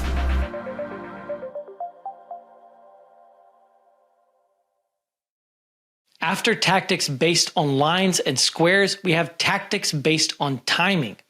In a game, you often have cases where you calculate a sequence of moves. I go here, she goes there, I go here, she goes there, I win. But sometimes a tactic can disrupt that flow and totally change the nature of the game. Our first timing tactic has 3 different and commonly used names, but they all mean the same thing. A Zwischenzug, intermezzo, or intermediate move is an unexpected move in between a sequence of moves that changes the outcome of a set of captures. The brilliant knight takes g3 sets up 2 different intermediate moves. First, after white captures black's queen, there's the royal fork, knight takes e2 check. Then black also snaps up the bishop with check while concluding by capturing the white queen. The excellently named Desperado is a tactic in which a doomed piece sacrifices itself for some gain. The piece is still lost, but the game may be won. Black expects white to capture the black queen, when black can also capture white's queen. But white plays an intermediate check, also called a Zwischenzug, to give up the queen for the bishop. Then white can capture the black queen and be a piece up. Zugzwang is a tactic usually relegated too late in the game. It means compulsion to move. In fact, if your opponent was allowed to pass, many positions, even king and rook versus king, could not be won. But the opponent must move, and sometimes all moves surrender key points. Zugzwang simply means that you have placed your opponent in a position where they have to make a move that worsens their position. King h1 is a stunner of a Zugzwang. One of the best moves of all time. Black must move the king or the bishop. They are fine where they are, but every single move will either let the pawn push through to promotion or walk into a knight fork that wins the bishop.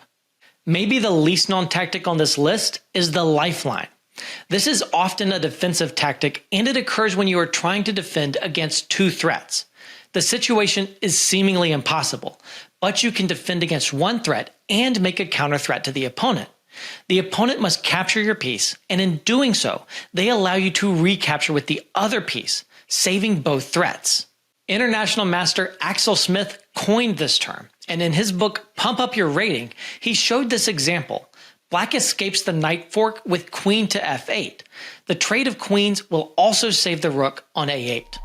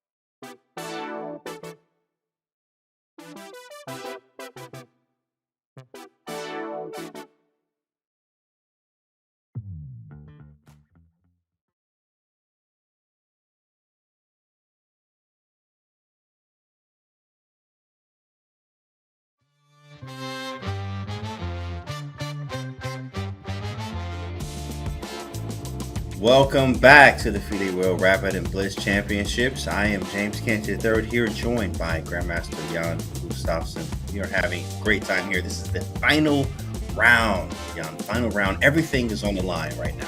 Oof. Yeah, we have 8 players with 9 points. Then a bunch of players with 8.5. The top 8 make it through to tomorrow, to the knockout round. So it's going to be very interesting to keep an eye on the strategy. What are they going for? Are they going for a quick draw, assuming their 9 points or 9.5 after the draw will be enough? Will they fight? Everybody with 8.5 certainly has to fight. So, bunch of drama incoming.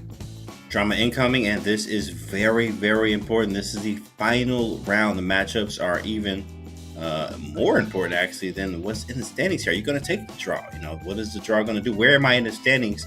As opposed to if I do take a draw, someone wins and they catapult over me because I took the quick draw. That's very possible. So lots of things on the line here. I think players are really going to play it out. And if the draw is there, then okay, draw is there. But I think some players are just going to have to play it out. 9, you know, everyone on the right side winning would go to 9, right? So it's like things are not set in stone here for your placement of one of the 8 knockout spots.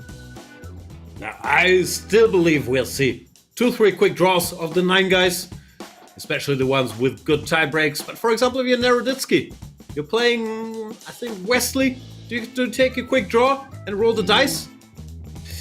Nope. I gotta fight this one out, Wesley, because I'm so close, and all I need is this last one. If I can win, the draw, because he'll probably be kicking himself, which obviously anyone would if you could have played on there and maybe make it, as opposed to trying to, put it in someone else's hands. Here are the matchups.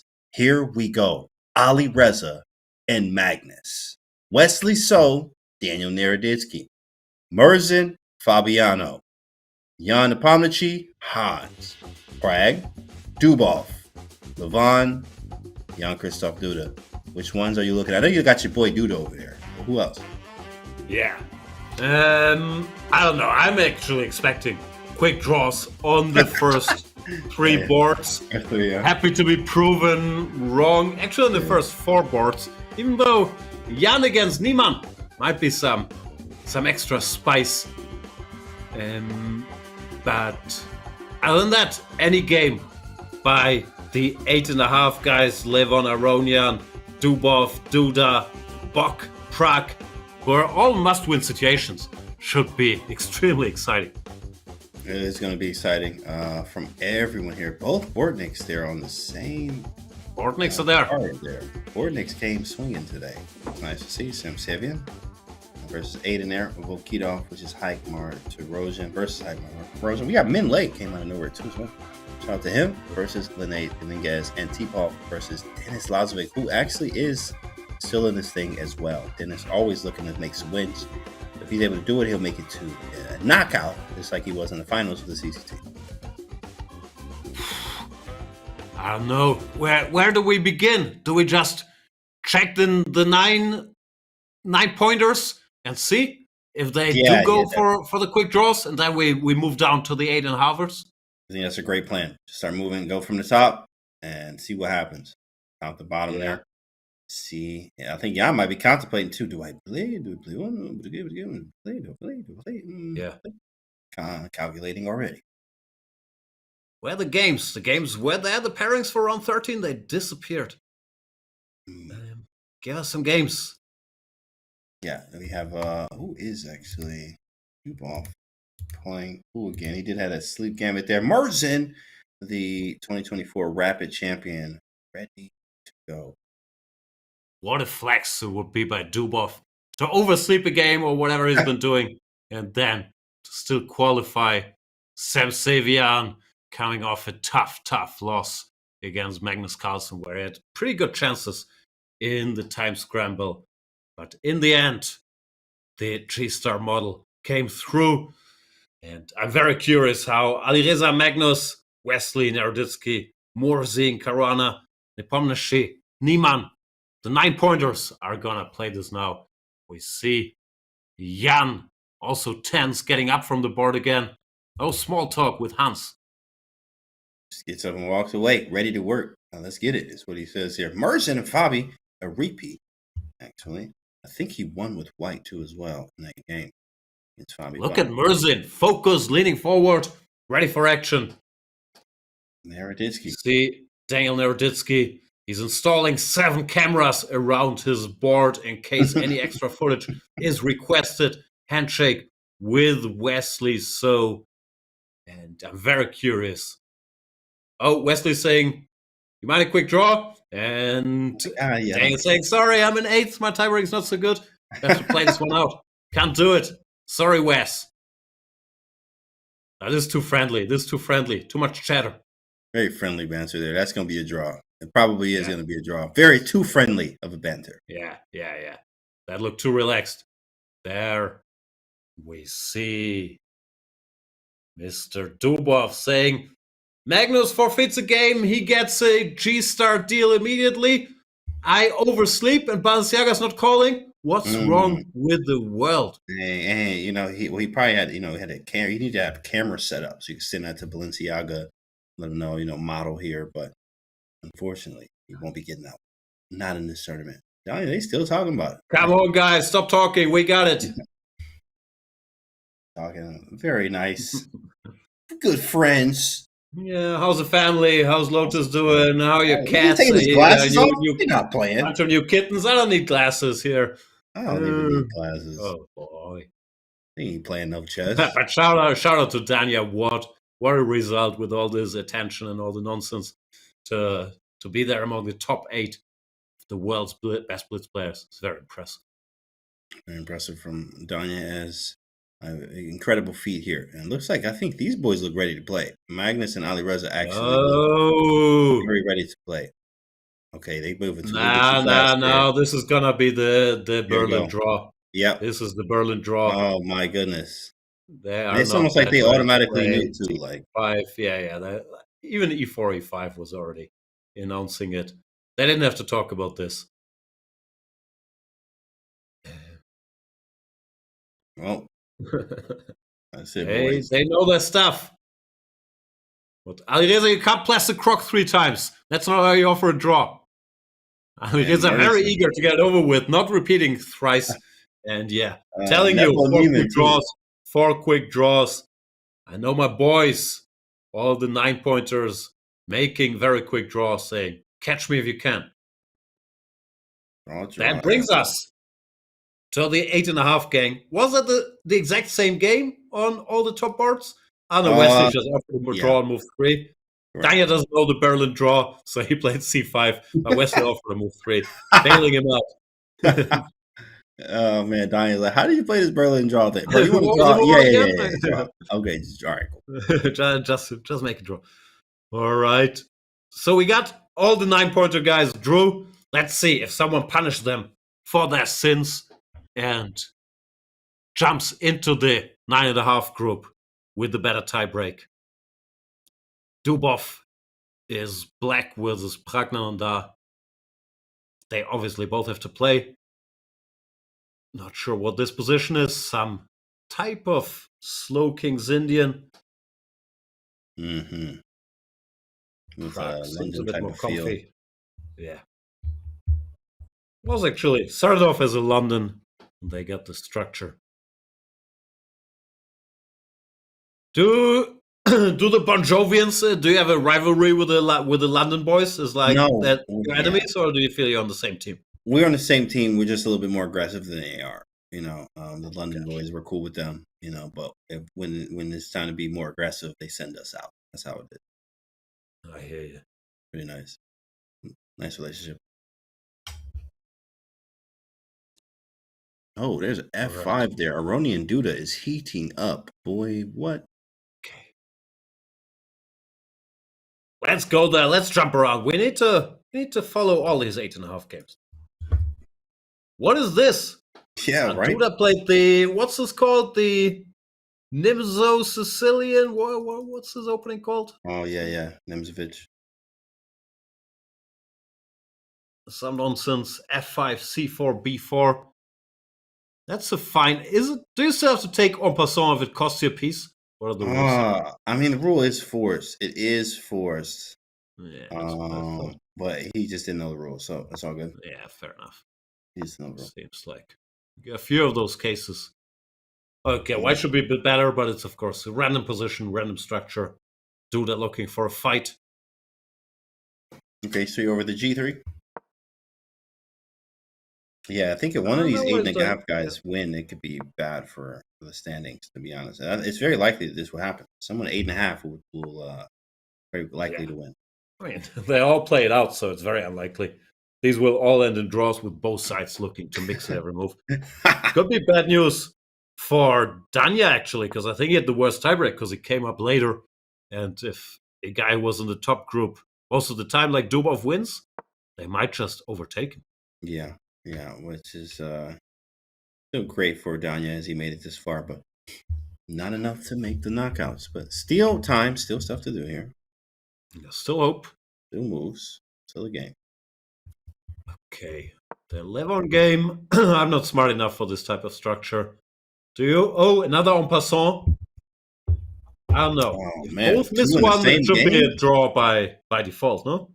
By default, yeah, that's the rule. Default draw. Gotta take. Okay, yeah, he didn't. If he would have not taken, it would have been an automatic draw. Yeah, no, he did take. He knows the rules. So game goes Smart on. Kid. That's good. BA. BA Baracus. No, you go A4. Right, doing. Okay. Ronian, and we have a Bortnik game over there.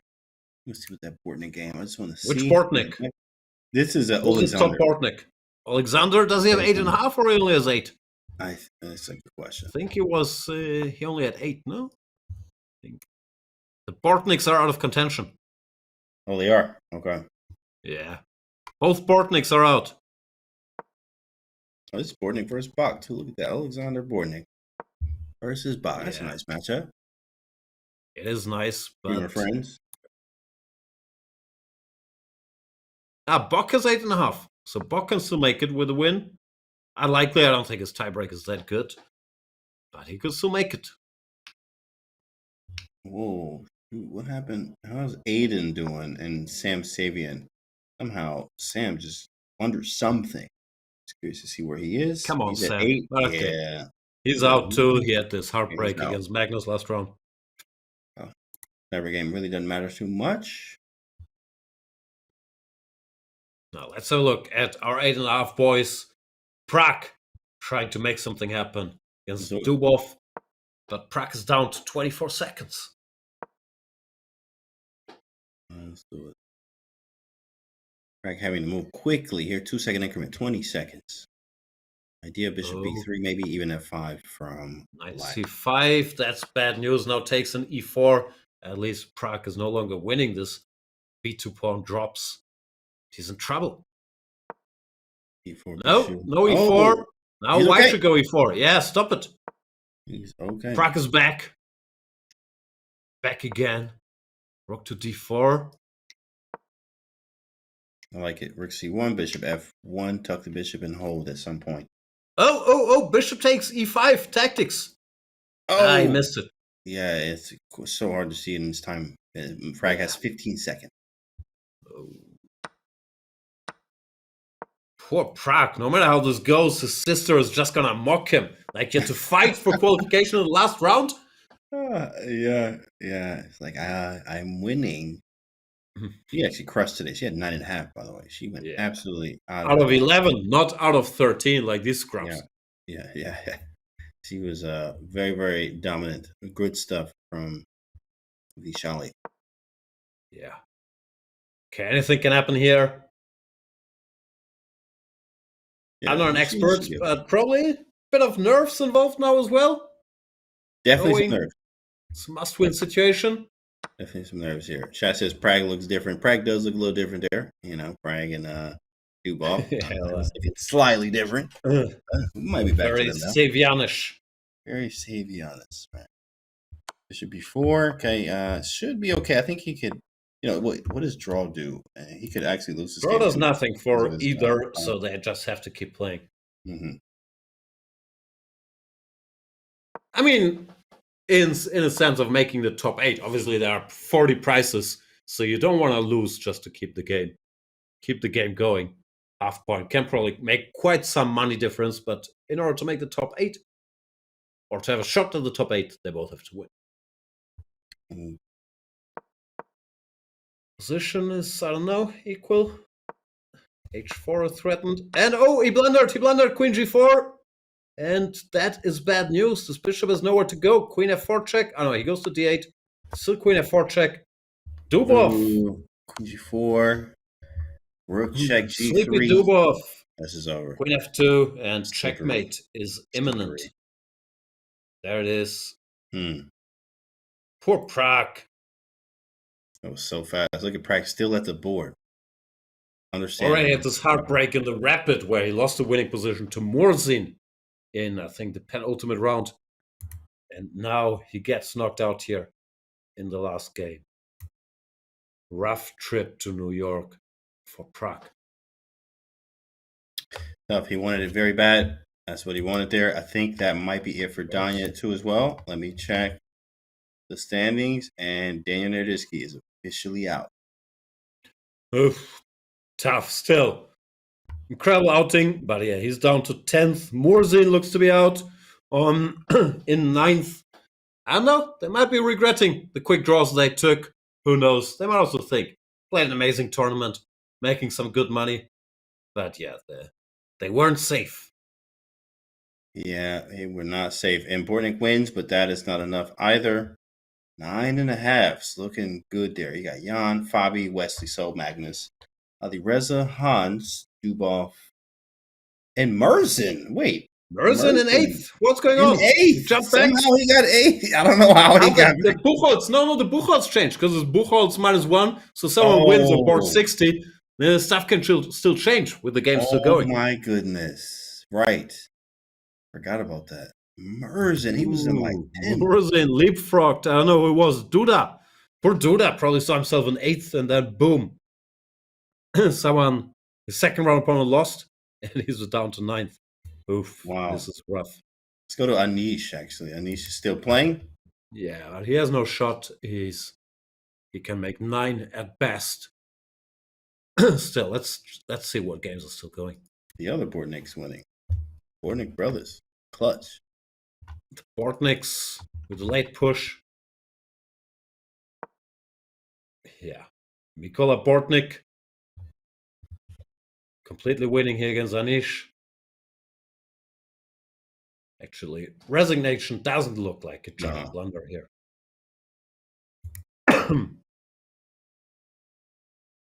Yeah, I'm assuming that's what happened. Back there just happened. I'm just checking to see if anything changes in the standings. Yeah, this looks like this might be the set in stone bracket. Stuff could still change on these 7, 8, 9, 10 spots, but I'm assuming the fewer games we have, the less likely it is that they affect the Buchholz. Keeping hope, though. Things could still happen. Yeah. Wow. All right. Anish goes down in that one. What else is left? Got some games left. Shanklin playing still. We have ourselves. Oh, then never mind. Not anymore. Tiger Petrosian. It's over. He was playing Tani. Tani probably had a good tournament. If he's playing Tigran Petrosian, the infamous Tigran Petrosian, who wins here against Tani in the last round. Then we have who is this? Oh, Valentine. Okay, Dragnet. Still playing. There's a crazy game over here with Injich. Which one you want? Injich? Yeah, that one's just some European champion. Imbalances, right. Trying to hang in there. Should be a little worse. Good old bishops, but not a lot of pawns left. So I guess you should draw with precision. Easier said than done with 9 seconds, but looks like nothing's hanging. Should be fine. Yeah. Careful, obviously. The bishops are sharp. 3 games left to go. Oh, this Victor versus Valentin Dragnev. That is probably a good theoretical game there. Oh!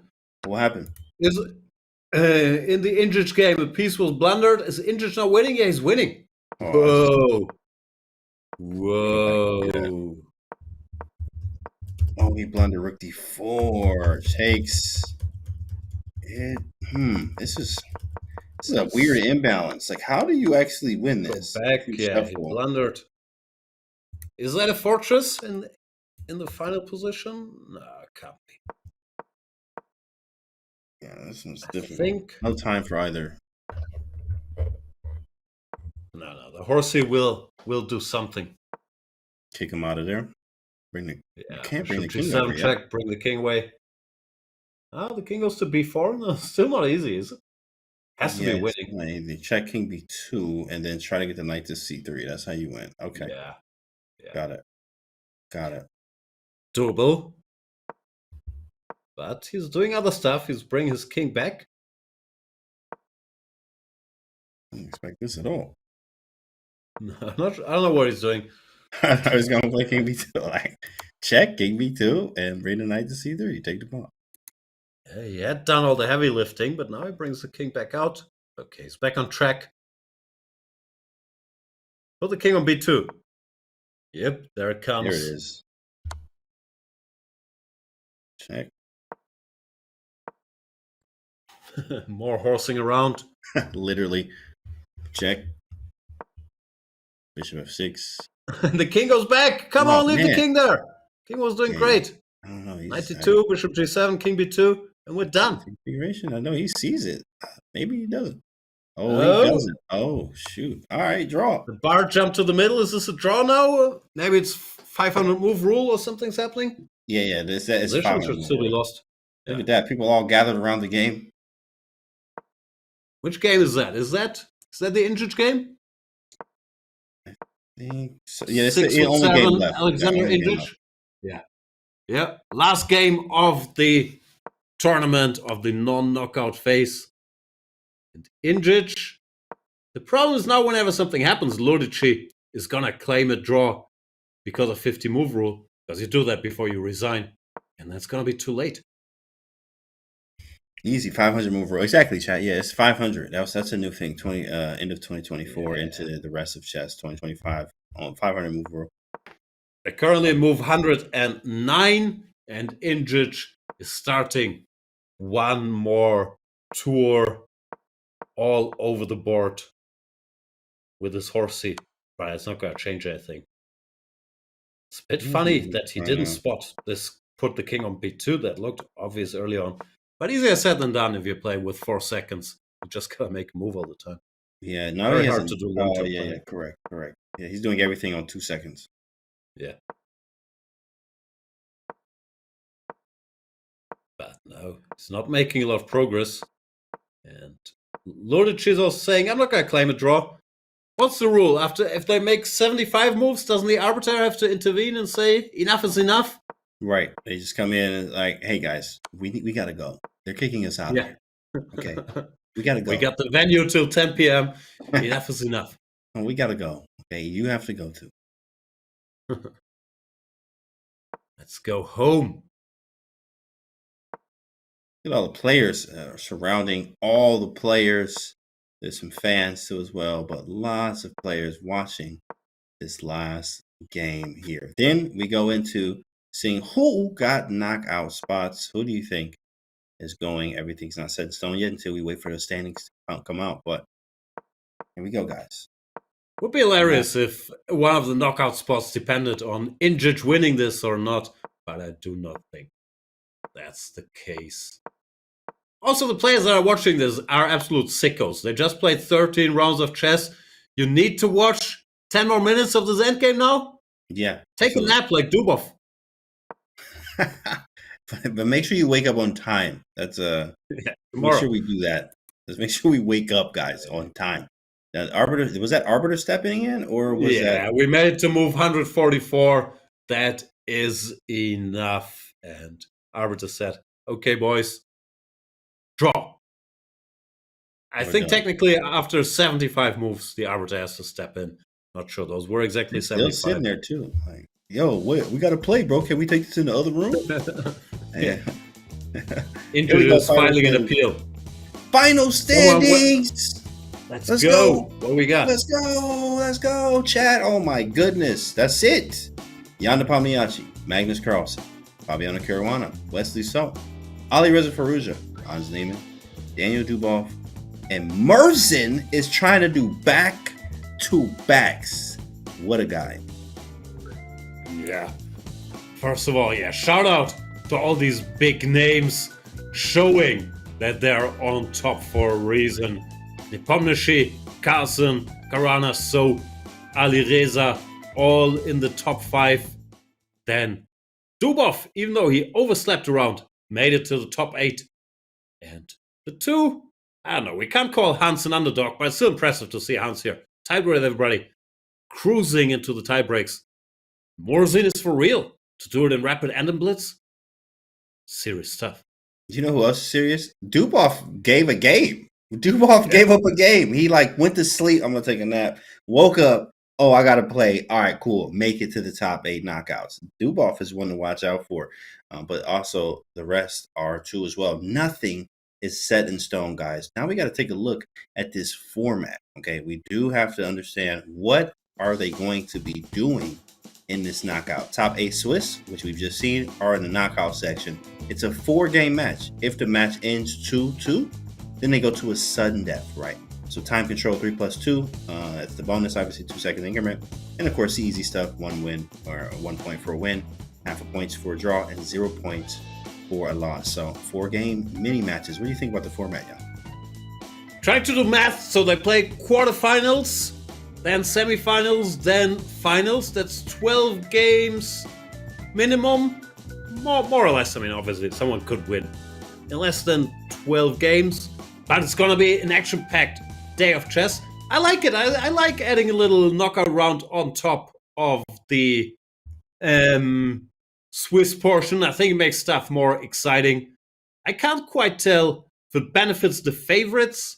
You could argue it does, because you get a 4-game match if you're Magnus. You get a 4-game match against somebody. That's probably better than a Swiss. But the Swiss also has not stopped him from winning 5 out of the last 6. So I'm not sure, but I'm all for it.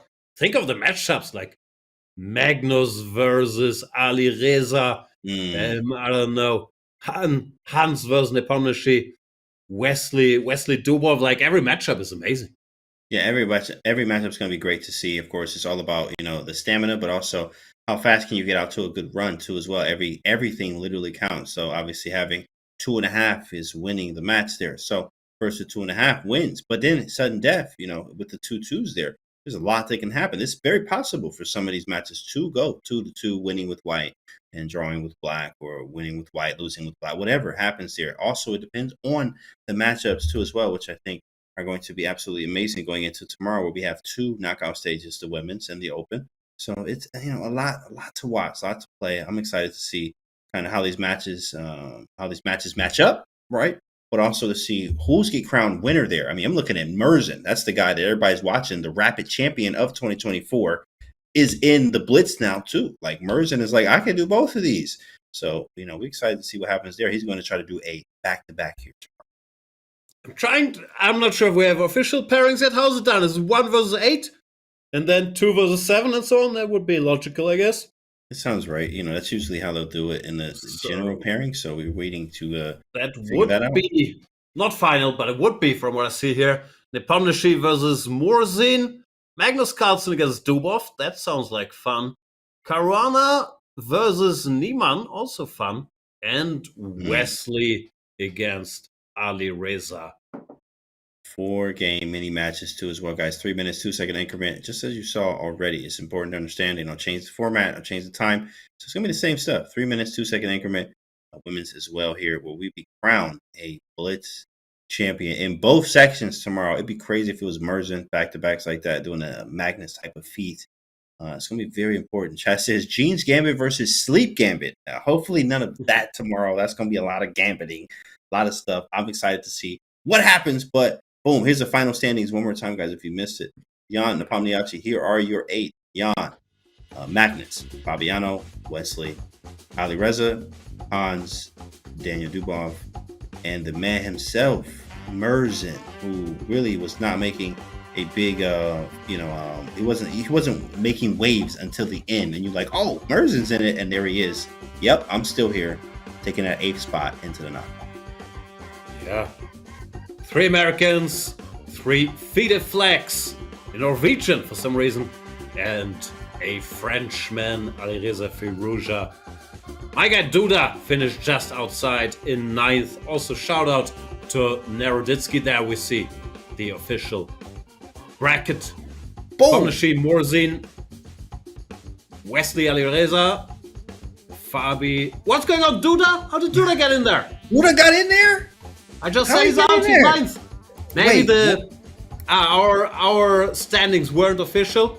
Yeah, we about to refresh. So somebody's out. Who was out? That was Ian. Is it Morzin? No, Voloda's there. Well, yeah, we're confirming right now. We're getting out on the back end. We're hearing. Also, do we hearing get people. Magnus Niemann? What is going on? Dubov is out. Dubov is out. Okay. Dubov is out. Sleep Gambit declined. That is rough. Sleep Gambit declined. Dang. But the good news is we apparently get Magnus Niemann. That is hilarious in itself. 4-game match tomorrow to kick off the day. Niemann. That's going to be nice. Oh, boy. That's going to be nice, chat. Make sure you hear it for that one, of course. So you can place your predictions now and get ready for an exciting thing tomorrow with that. So we do have Jan Christoph. Excellent. My guy Duda almost let me down, but he snuck back in there into the top 8. And one question I have to ask: where's Hikaru? We haven't seen a lot of Hikaru. He wasn't even in contention. What went wrong for Hikaru? Where did he end up? That's a good question. Yeah, he just didn't have any good ones. He did not have a great tournament, and sometimes that trickles into the rest of your game, especially losing or drawing some games you should have won. Obviously, we get the emotions. He finished in 21st on 8.5. Actually, not a disaster. Score. But yeah, still surprising not to see him around there. Not gonna lie, that's crazy. 8.5 is insane.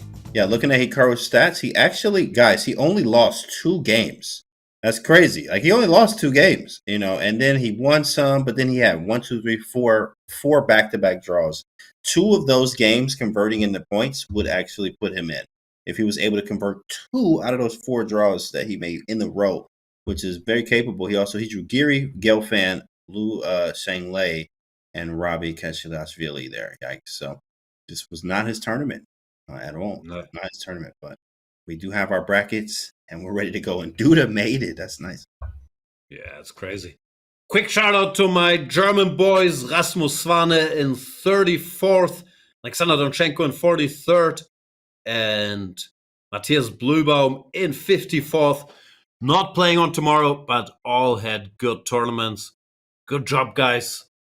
And yeah, what is there to say? It's gonna be a pleasure to spend my New Year's Eve with you and the Blitz World Championship. It's 2:45 a.m. here. We'll be watching some action and fireworks at the same time.